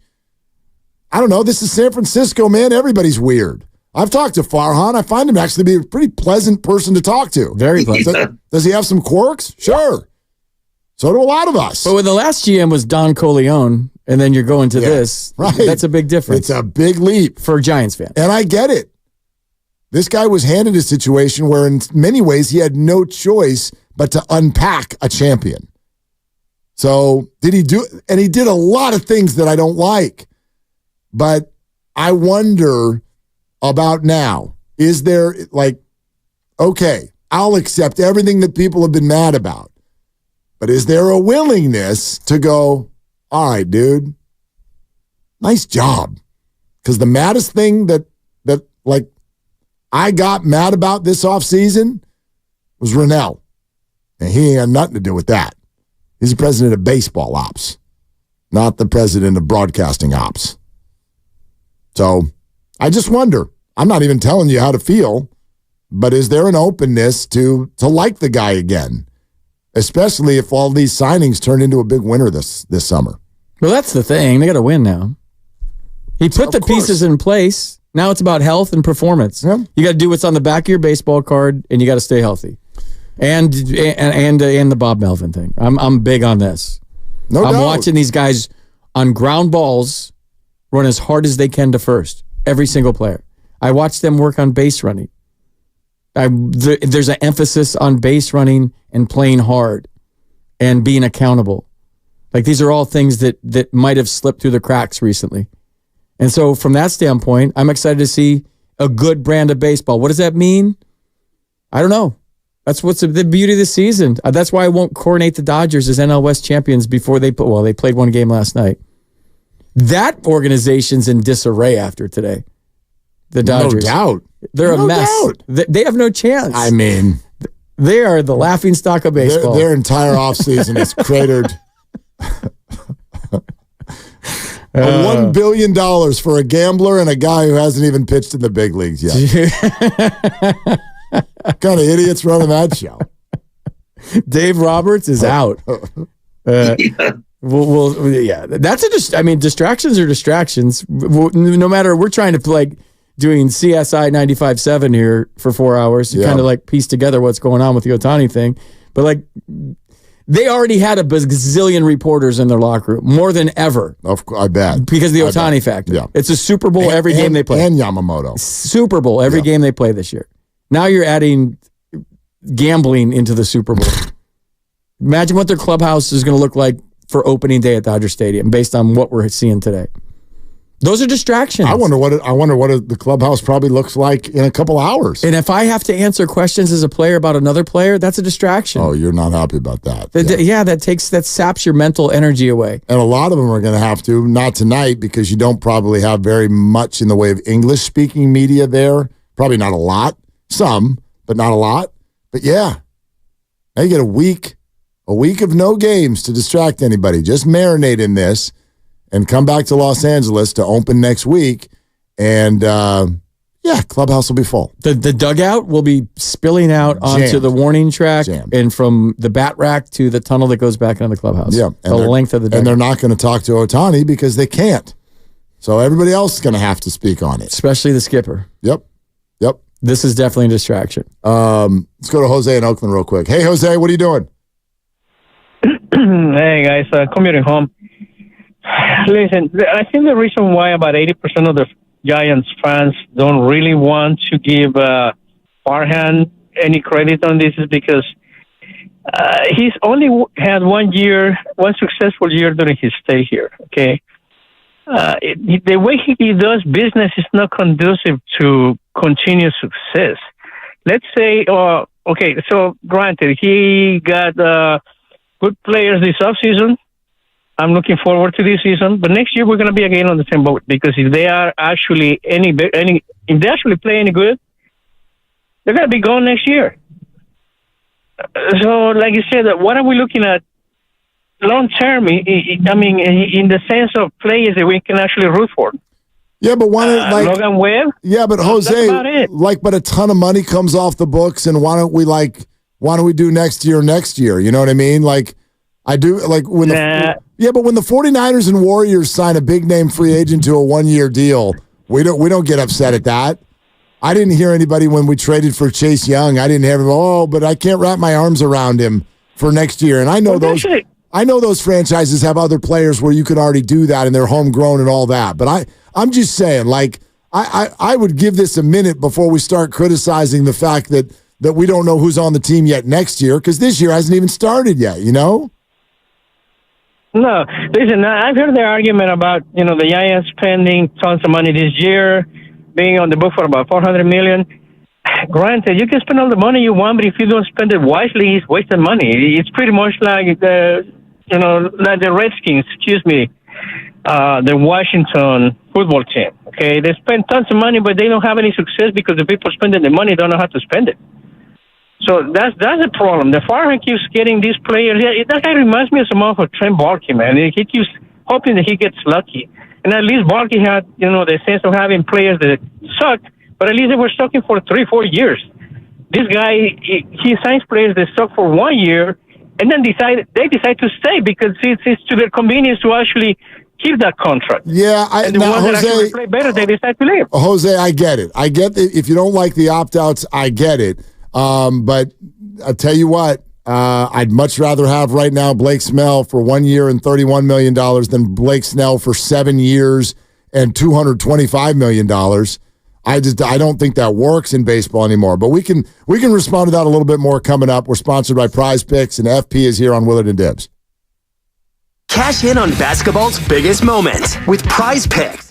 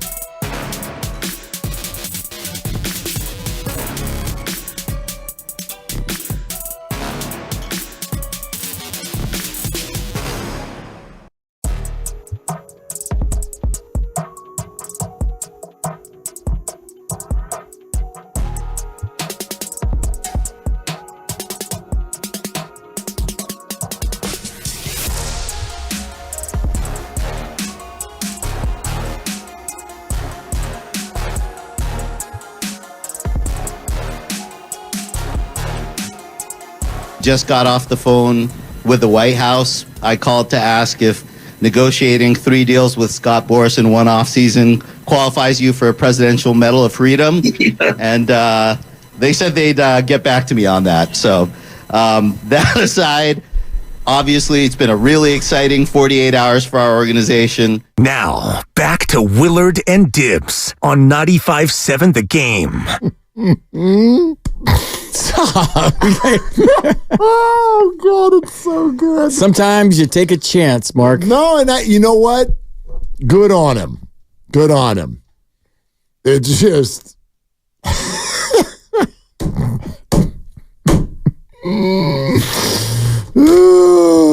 it didn't land, and that's fine.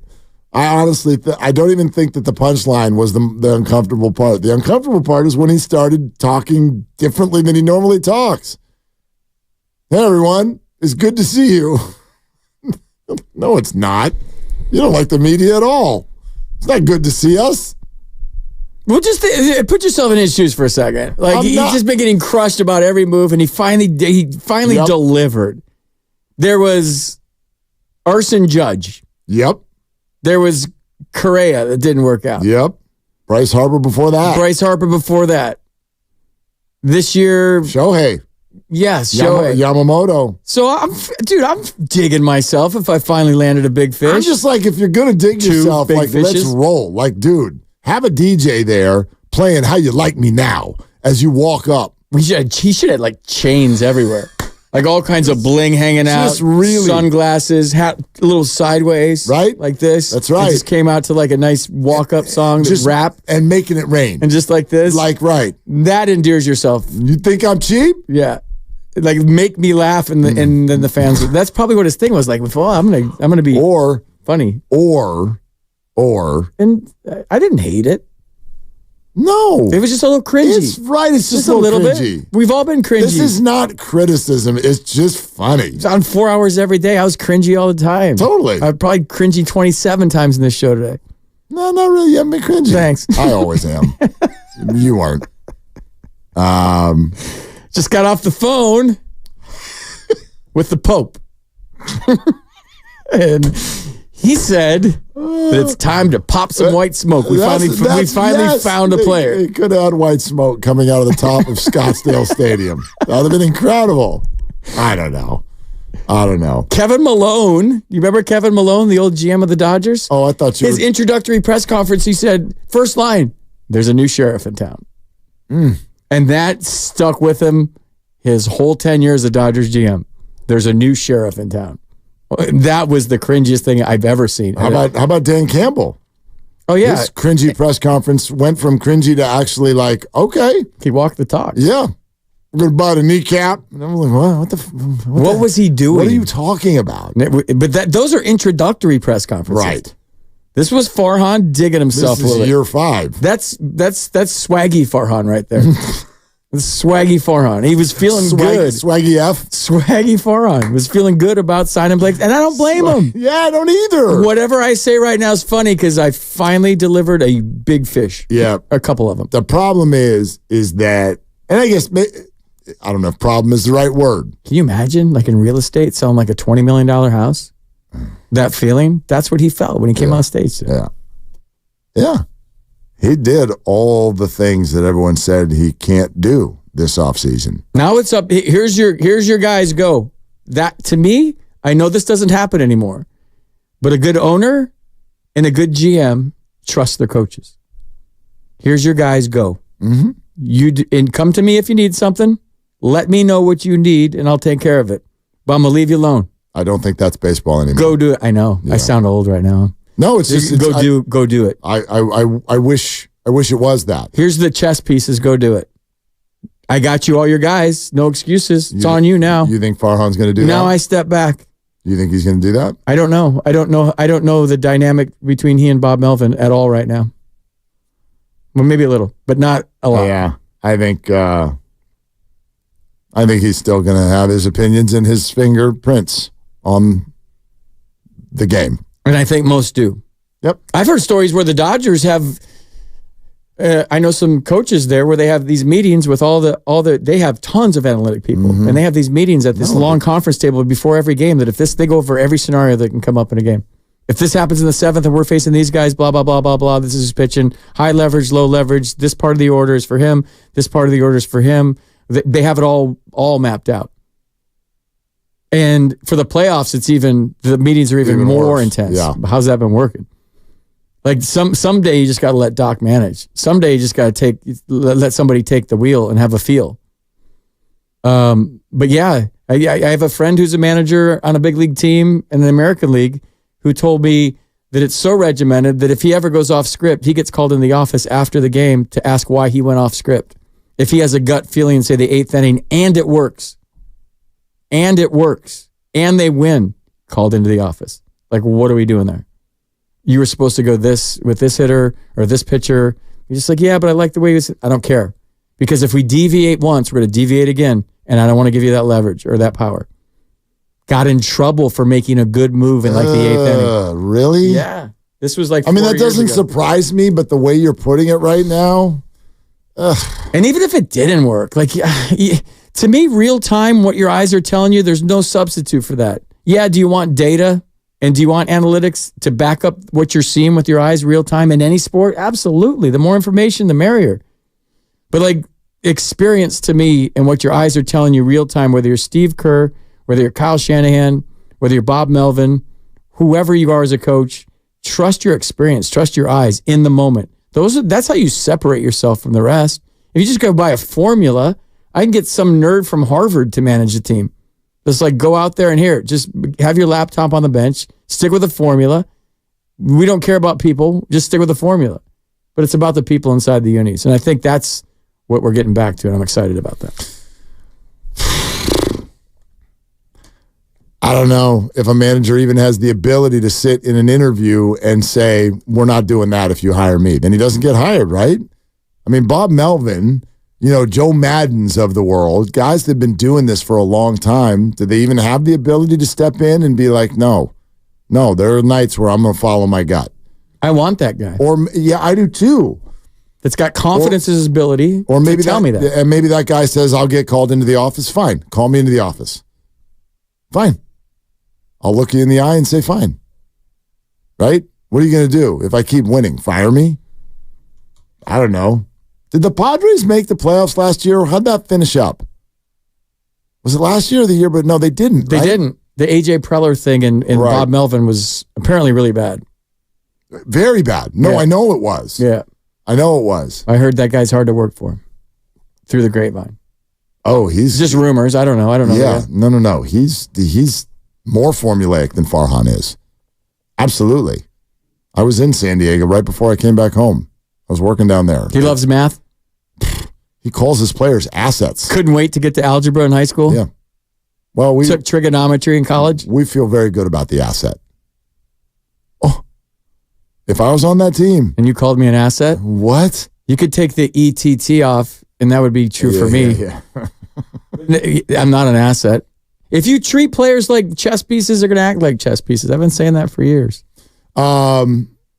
Warriors and Grizzlies here coming up in a few. Let's go. Yeah, we get to talk about that tomorrow. They have to win every game the rest of the year. Period. Yeah, no, they're not going to win every game the rest of the year. They got to win all these types of games. The Lakers got to the Western Conference Final in a play-in game, right? And some team has been to the finals in a play-in game. I read it on 95.7's Twitter. Yes. Well, Steve Kerr said it to us yesterday. Quotes. Yeah, Steve Kerr said it to us yesterday with regard to if we end up in the play-in tournament, I'm going to remind the guys that what you can do out of the play-in tournament. The difference is I think both of those play-in tournament teams that did something came out of the 7 and the 8 seed, not the 9 and the 10. Should we start Clay? No. Yeah. Should we? Should you and I start Clay tonight? I know the off-the-bench thing is great. It's go time. I need 27 from Clay. I need Pods to step aside. I need more effort from Andrew tonight. By the way, Pods is 21, and he ain't going to see 25 in the league if he keeps taking all these charges. Like, it's cool right now because he's 21. He's like shaving years off his career, just like letting trains roll over him every night. It's like the basketball version of Anthony Richardson. Stop it, dude. Who's the quarterback of the Colts. It's like you keep running like that, your career is going to be super short. You're barely getting up late in the season. Stop with the charges. Glad you're here. You want to do it again tomorrow? Yeah, and All right. Friday if they'll let me. Absolutely. I'm in, dude. What's coming up in the game is brought to you by Fremont Bank. Full service banking, no compromises. Guess what? It's a Warrior game. Warriors Live. Evan Giddings going to take you all the way to Dubs and Grizzlies, and we'll talk about it tomorrow. For FP, for Grandy, for Lucas, I'm Mark. Shoot your shot. It's all you got. Warriors Wednesday is brought to you by Valley Heating.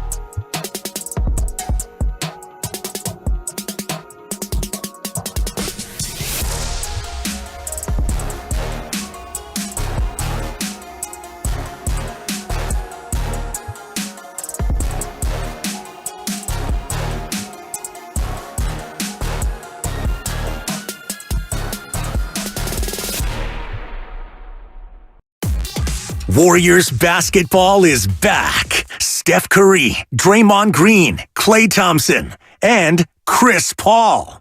60 minutes before every game, we get you ready for tip. It's Warriors Live, and it starts now. Yes, it does. Welcome into 95.7 The Game. Mark Randy with you as we get set for Warriors and Grizzlies from San Francisco inside at Chase Center. And if you were listening at the end of Willard and Dibs, you heard Willard say it was going to be Evan Giddings on with you here on Warriors Live. It still might be. Evan is out live at Chase Center right now and having some technical difficulties getting connected to the studio here. So he is working diligently to get connected, and if he does, then he'll take over, or he'll join me here on Warriors Live. But if he can't for whatever reason, it will be me with you for the next 30 minutes as we get ready for Warriors and Grizzlies. So we'll just see it, and we'll have some fun with it. Welcome in as we get ready for, again, an important Warrior game at home inside of Chase Center. Warriors and Grizzlies about an hour away from tip-off.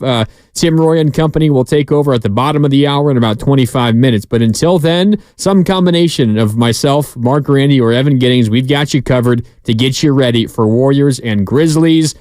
This Warrior team coming off of one of their more disappointing results of the season. Just on Monday, they were at home, coming off of a really nice win on the road in LA, and then they lay a bit of an egg against the Knicks. They fall behind by double digits before you can even blink, before you even got a hot dog or some popcorn, or you got a soda and you sat down in your seats inside of Chase Center. They were already down 10 points. And they got back within 5, within 6, a couple of times throughout that game. There was a big moment in the second half where the Warriors were on a run. They were getting back in the game. The Chase Center crowd was going crazy. They got a stop. They had a steal, a fast break opportunity, and unfortunately the outlet pass just slipped right out of Draymond Green's hands, and he had a layup. Turns into a turnover. The Warriors' offense goes cold. The Knicks, led by Jalen Brunson and Josh Hart, they take over, and they ultimately win that game back on Monday inside of Chase Center, and that loss pushed the Warriors to sub 500 at home. Believe it or not, that 119-112 loss on Monday against the Knicks. With that loss, the Warriors now 17-18 at home this year.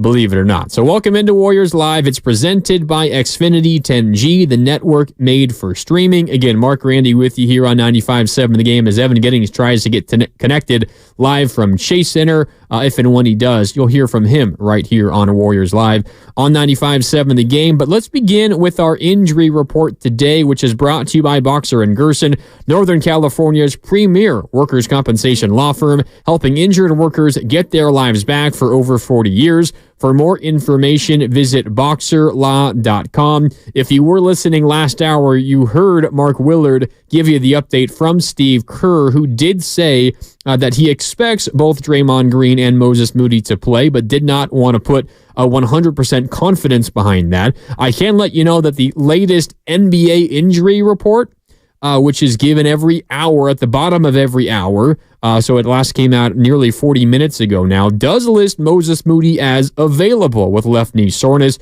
Draymond Green is still officially listed as questionable with low back soreness. Those are the only two Warriors on the injury report. And again, Steve Kerr has said he expects both of them to play, but Draymond Green, it's not official just yet. Moses Moody is available. He might not play. Maybe he's not in the rotation tonight. Who knows? But he is available. Draymond Green is still officially questionable. And if we do get an update here before we get off the air in about 25 minutes or so, we will give you that update. But as of now, it is expected that Draymond Green plays. It's not 100%. It's going to be an official game time decision for Draymond Green and his low back.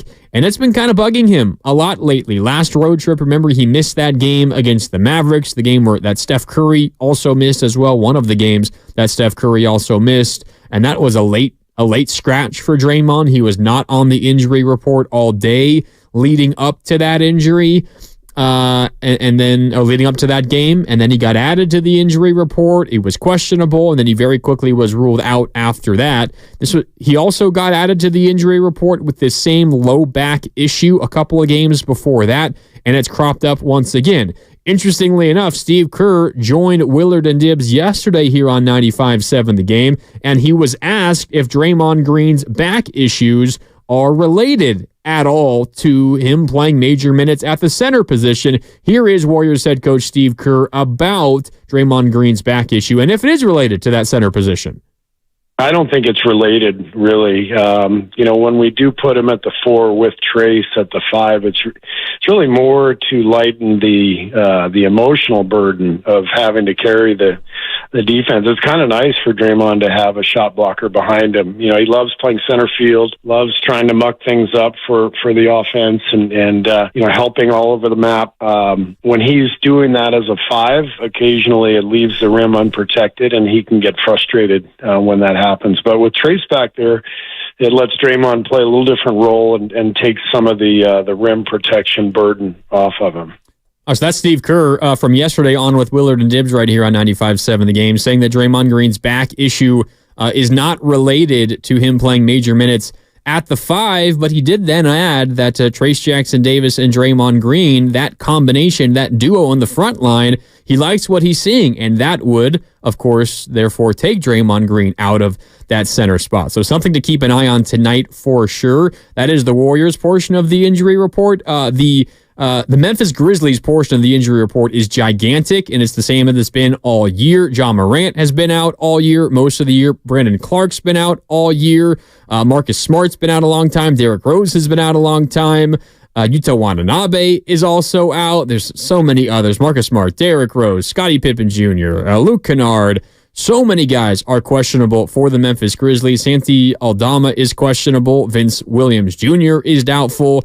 Basically the entire roster, and it has been the story for the Memphis Grizzlies. Too many guys to list, but that is the injury report heading into this game. Warriors and Grizzlies now about an hour away from tip-off from Chase Center. And speaking of Chase Center, Evan Giddings is now connected, and he joins us here on Warriors Live on 95.7 The Game. Evan, how's it going out there at Chase? It's going well. It's kind of like the Memphis Grizzlies. Been trying to piece this afternoon together, just one player at a time. So thanks for holding it down for me, Mark. Yeah, it's a game that I'm sure everyone understands coming in is probably not the sexiest matchup. I think reminiscent a bit of the MLK Day game that did not go the Warriors' way, in which you didn't really know, which were Memphis Grizzlies and which were on the G League team, and it was kind of bouncing around.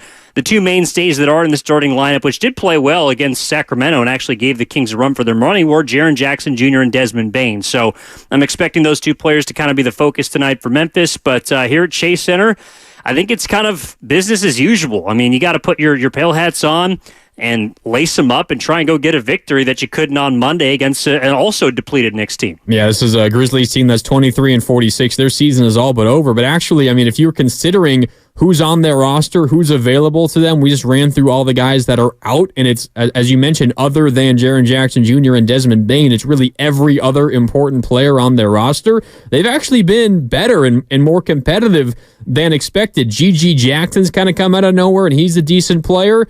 And it's something Steve Kerr's talked about in the past. When opponents are missing good players, he doesn't like it because I think naturally it leads to your team maybe taking your opponent not quite as seriously. But to your point, this Warriors team lost to an incredibly depleted Memphis team earlier in the year on MLK Day. So maybe the Warriors will not make that same mistake again. And as you mentioned as well, Monday may be a similar story with the Knicks missing a couple of key players as well. So the Warriors certainly have no excuse to let that sort of thing happen once again today. No doubt. This is a non-negotiable. This is a game the Warriors have to get. And really, we're kind of at the point in the season again. It feels like we tend to turn back the clock every time it looks like the Warriors turn the corner, which is just get the game, just get the win.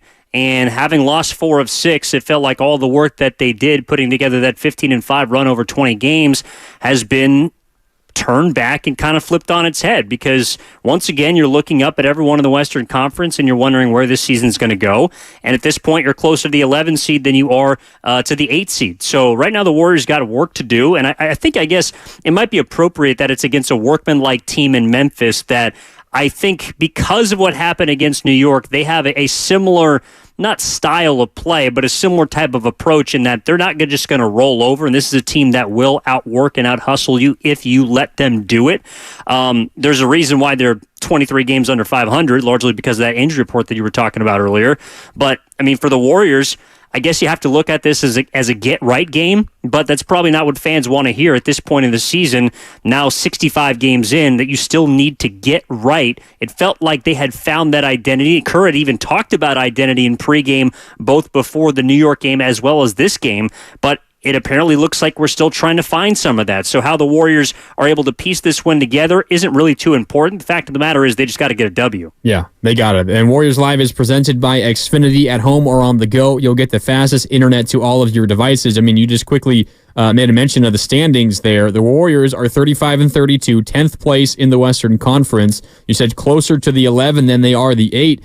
Houston is the hottest team in the NBA right now. They have the best record in March, believe it or not. They've won 6 in a row. They've won 8 of their last 10. They're now 33-35. The Warriors are only 2.5 games ahead of the Houston Rockets, and there's no separation there. There's no teams in between. So if the Warriors are legitimately trying to turn this season into anything, it's no longer just, all right, you can kind of forget about the rest of the regular season. You're locked in to a postseason spot, or at least anything beyond the regular season, whatever you call the play-in tournament, because Houston's winning ways is forcing you to take this thing seriously. Even if you don't feel like you can get out of the 9-10 region of the play-in, which still seems relatively unlikely, Houston, winners of 6 in a row, they're making a push for that last spot. Even with the injury to Alperen Şengün from a couple of weeks ago, they're playing really good basketball. So if you're the Warriors, Evan, and you see a Memphis team come in without a number of starters, they're 23-46. They've lost 3 in a row. They've lost 7 of their last 10. Maybe you could have earlier circled this game as, all right, well, whatever. You're probably going to be in the 9-10 spot anyway, but the way Houston is playing, it puts an emphasis on just how important this one is tonight. Yeah, and which is why I think the only way that the Warriors find a way to not win this game is by making self-inflicted mistakes, by shooting themselves in the foot. And that's why we're talking about the Take It to the Bank prediction brought to you by Fremont Bank, full service banking, no compromises. My Take It to the Bank prediction would be 12 turnovers or less for Golden State. I think they're going to take very good care of the basketball because they know that that's the only way that Memphis is going to hang with them in this basketball game. It was how they took advantage of Sacramento on Monday, pushed them to overtime. In fact, probably should have won that game against Sacramento if not for a late flurry by the Kings. And the Warriors understand that if 12 or less is the number for them, the assist numbers have been higher, especially with Chris Paul back in the fold. If they're able to keep themselves at a 4-to-1 turnover ratio in this game with that turnover being low, I think this is a game that, 3-to-1 ratio. I think this is a game that is theirs to lose. And I mean, the spread is what it is at this point. It's reflective for a reason. But it's the Warriors, I think, really needing to shore up at a place in which they've been lackadaisical. I think it's interesting that they've been worse at home than they have on the road. And my kind of theory for that, in addition to, I mean, there's a few reasons for it, but the biggest reason I feel like is they're just too comfortable. They feel too comfortable at home, especially against opponents like this. We've seen them play down to opponents' levels in the past, and this is a classic game coming off of a game in which they did that against New York, in which it could hurt you again. So if they lose this basketball game, I don't know what the hell is going to happen on Warriors wrap-up after the game, but I'm going to be despondent. And I feel like if they're looking at a victory, which I think is achievable, more than achievable, I would look at 12 or less turnovers as the reason why they win this game. Yeah, I like that. I think I'm in agreement with you as well. And that line you mentioned is Warriors minus 11. So the Warriors are 11-point favorites in this game today. My Take It to the Bank prediction, again, brought to you by Fremont Bank, full service banking, no compromises. In a similar vein to you, I think it's a hot start because it is not what happened on Monday against the Knicks. And if this is a Warrior team that comes out knowing how important this game is, you got to have a better start than that. So for me, I'll take the over Warriors first quarter points. 28.5 is the number that I see for first quarter points for the Warriors. I think they're easily in the 30s in this first quarter. I think you see them come out aggressive. You see them much more smooth, clean offensively in this one because, Evan, that first quarter against the Knicks, the exact opposite of what happened against the Knicks in New York when the Warriors got out to the great start, both offensively and defensively. But that's first quarter on Monday inside of Chase Center, one of the worst starts to a game for the Warriors this season. I think we see a reverse of that tonight.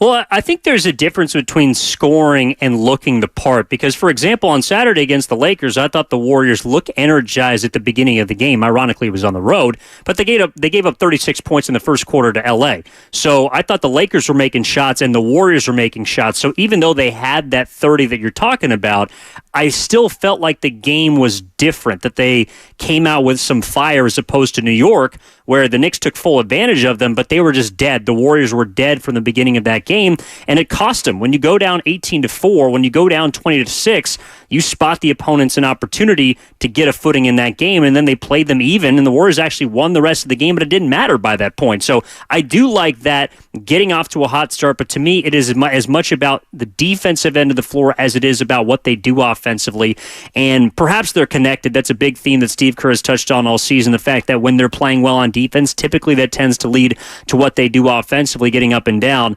But I'm with you. The start needs to be much better, and to me, it starts on the defensive end, but you're going to be able to tell early on whether or not this team is engaged, and I don't think we're going to see back-to-back games of them not being that. Yeah, you saw that within like the first 3 possessions of that game on Monday. I mean, throwing passes at each other's feet. There's 4 turnovers in 5 minutes. Yeah, miscommunication, throwing it to the corner when whoever was cutting back door, they just were not on the same page in that first quarter. And there were moments where they figured it out and they looked really good, but then those same issues would pop up, and it led to runs throughout that game for the Knicks. All right, Warriors Live here on 95.7 The Game, presented by Xfinity. At home or on the go, you'll get the fastest internet to all of your devices. Let's get to What's on Tap, which is brought to you by Farmers Brewing. Have you tried Farmers Brewing yet? If not, it's time to put your lips on a Farmer.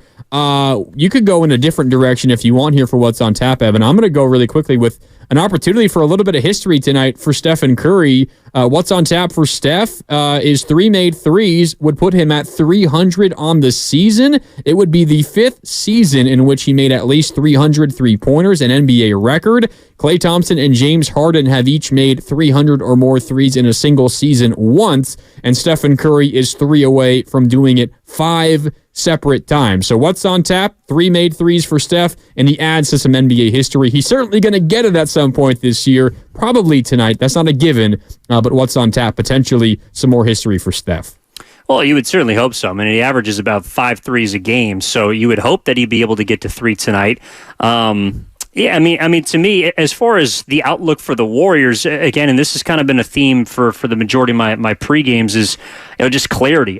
What's on tap for me, ideally, should be some clarity, because the New York Knicks game, in a lot of ways, had me flipping how I felt about the ideal hierarchy of this team. Now, not asking for wholesale starting lineup changes, but again, you put Podziemski into the starting lineup, and he's looking like he might be hitting a wall. Well, that means you can't go back to Klay Thompson because he's already been relegated to the bench. I think Chris Paul's best role is as a 6th man. Trace Jackson-Davis looks like someone that, to me, is a great backup 5, can play 20 to 25 minutes. I'm not sure if he's ready for the starting lineup. So clarity from 1 through 8, to me, is what I'm looking for and what I believe is on tap for this kind of game, and what should be a get-right game against a very beatable Memphis Grizzlies team, one that does have a guard in Desmond Bane that was different than the last 2 times you saw him. But in an ideal world, more clarification is what's on tap. Yeah, I'm with you as well. We don't yet have 100% clarification on Draymond Green's status. Steve Kerr did say he's expected to play, but not 100%. Moses Moody is available, but to keep it locked here on 95.7 The Game, Tim Roy will give you the updates coming up in just a little bit. All right, Evan, well, that'll do it for us here on Warriors Live. You will be back post-game for Warriors wrap-up. Certainly Looking forward to it, man. Yeah, hopefully your connection cooperates post-game. Yeah, certainly hope so. Just like the Grizzlies, man. We got 11 men down, but we found one. Had one, and I appreciate you holding it down for me, so thank you very much. No problem. All right, Warriors Live is presented by Xfinity. At home or on the go, you'll get the fastest internet to all of your devices. Tim Roy is coming up next as we get ready for Warriors and Grizzlies on 95.7 The Game. It's the 6 o'clock shop. Head to Safeway this week for amazing digital deals for members. Red Seedless grapes, $1.47 per pound. Lucerne milk or Open Nature almond beverages, half-gallon size, $1.97 each. Visit Safeway.com for more details. Sincerely, Safeway. Since first opening its doors in 1964, Fremont Bank has approached banking with a simple idea in mind. Growth comes one customer at a time. You see, while some institutions might be on the lookout for the next big thing, we like to think that's what you'll be. And when you achieve great things, it leads to success throughout the community. It also allows us to continue our tradition of giving back to the region. It's a strategy that's proven successful for nearly 60 years, and we expect to continue success for years to come. Fremont Bank, putting the community in community banking. Pluto TV is TV the way it should be, free. With over 300 channels, thousands of movies and TV shows costing zeros of dollars. So if you want to watch shows like Ghost, The Walking Dead, CSI, Star Trek, or The Price is Right,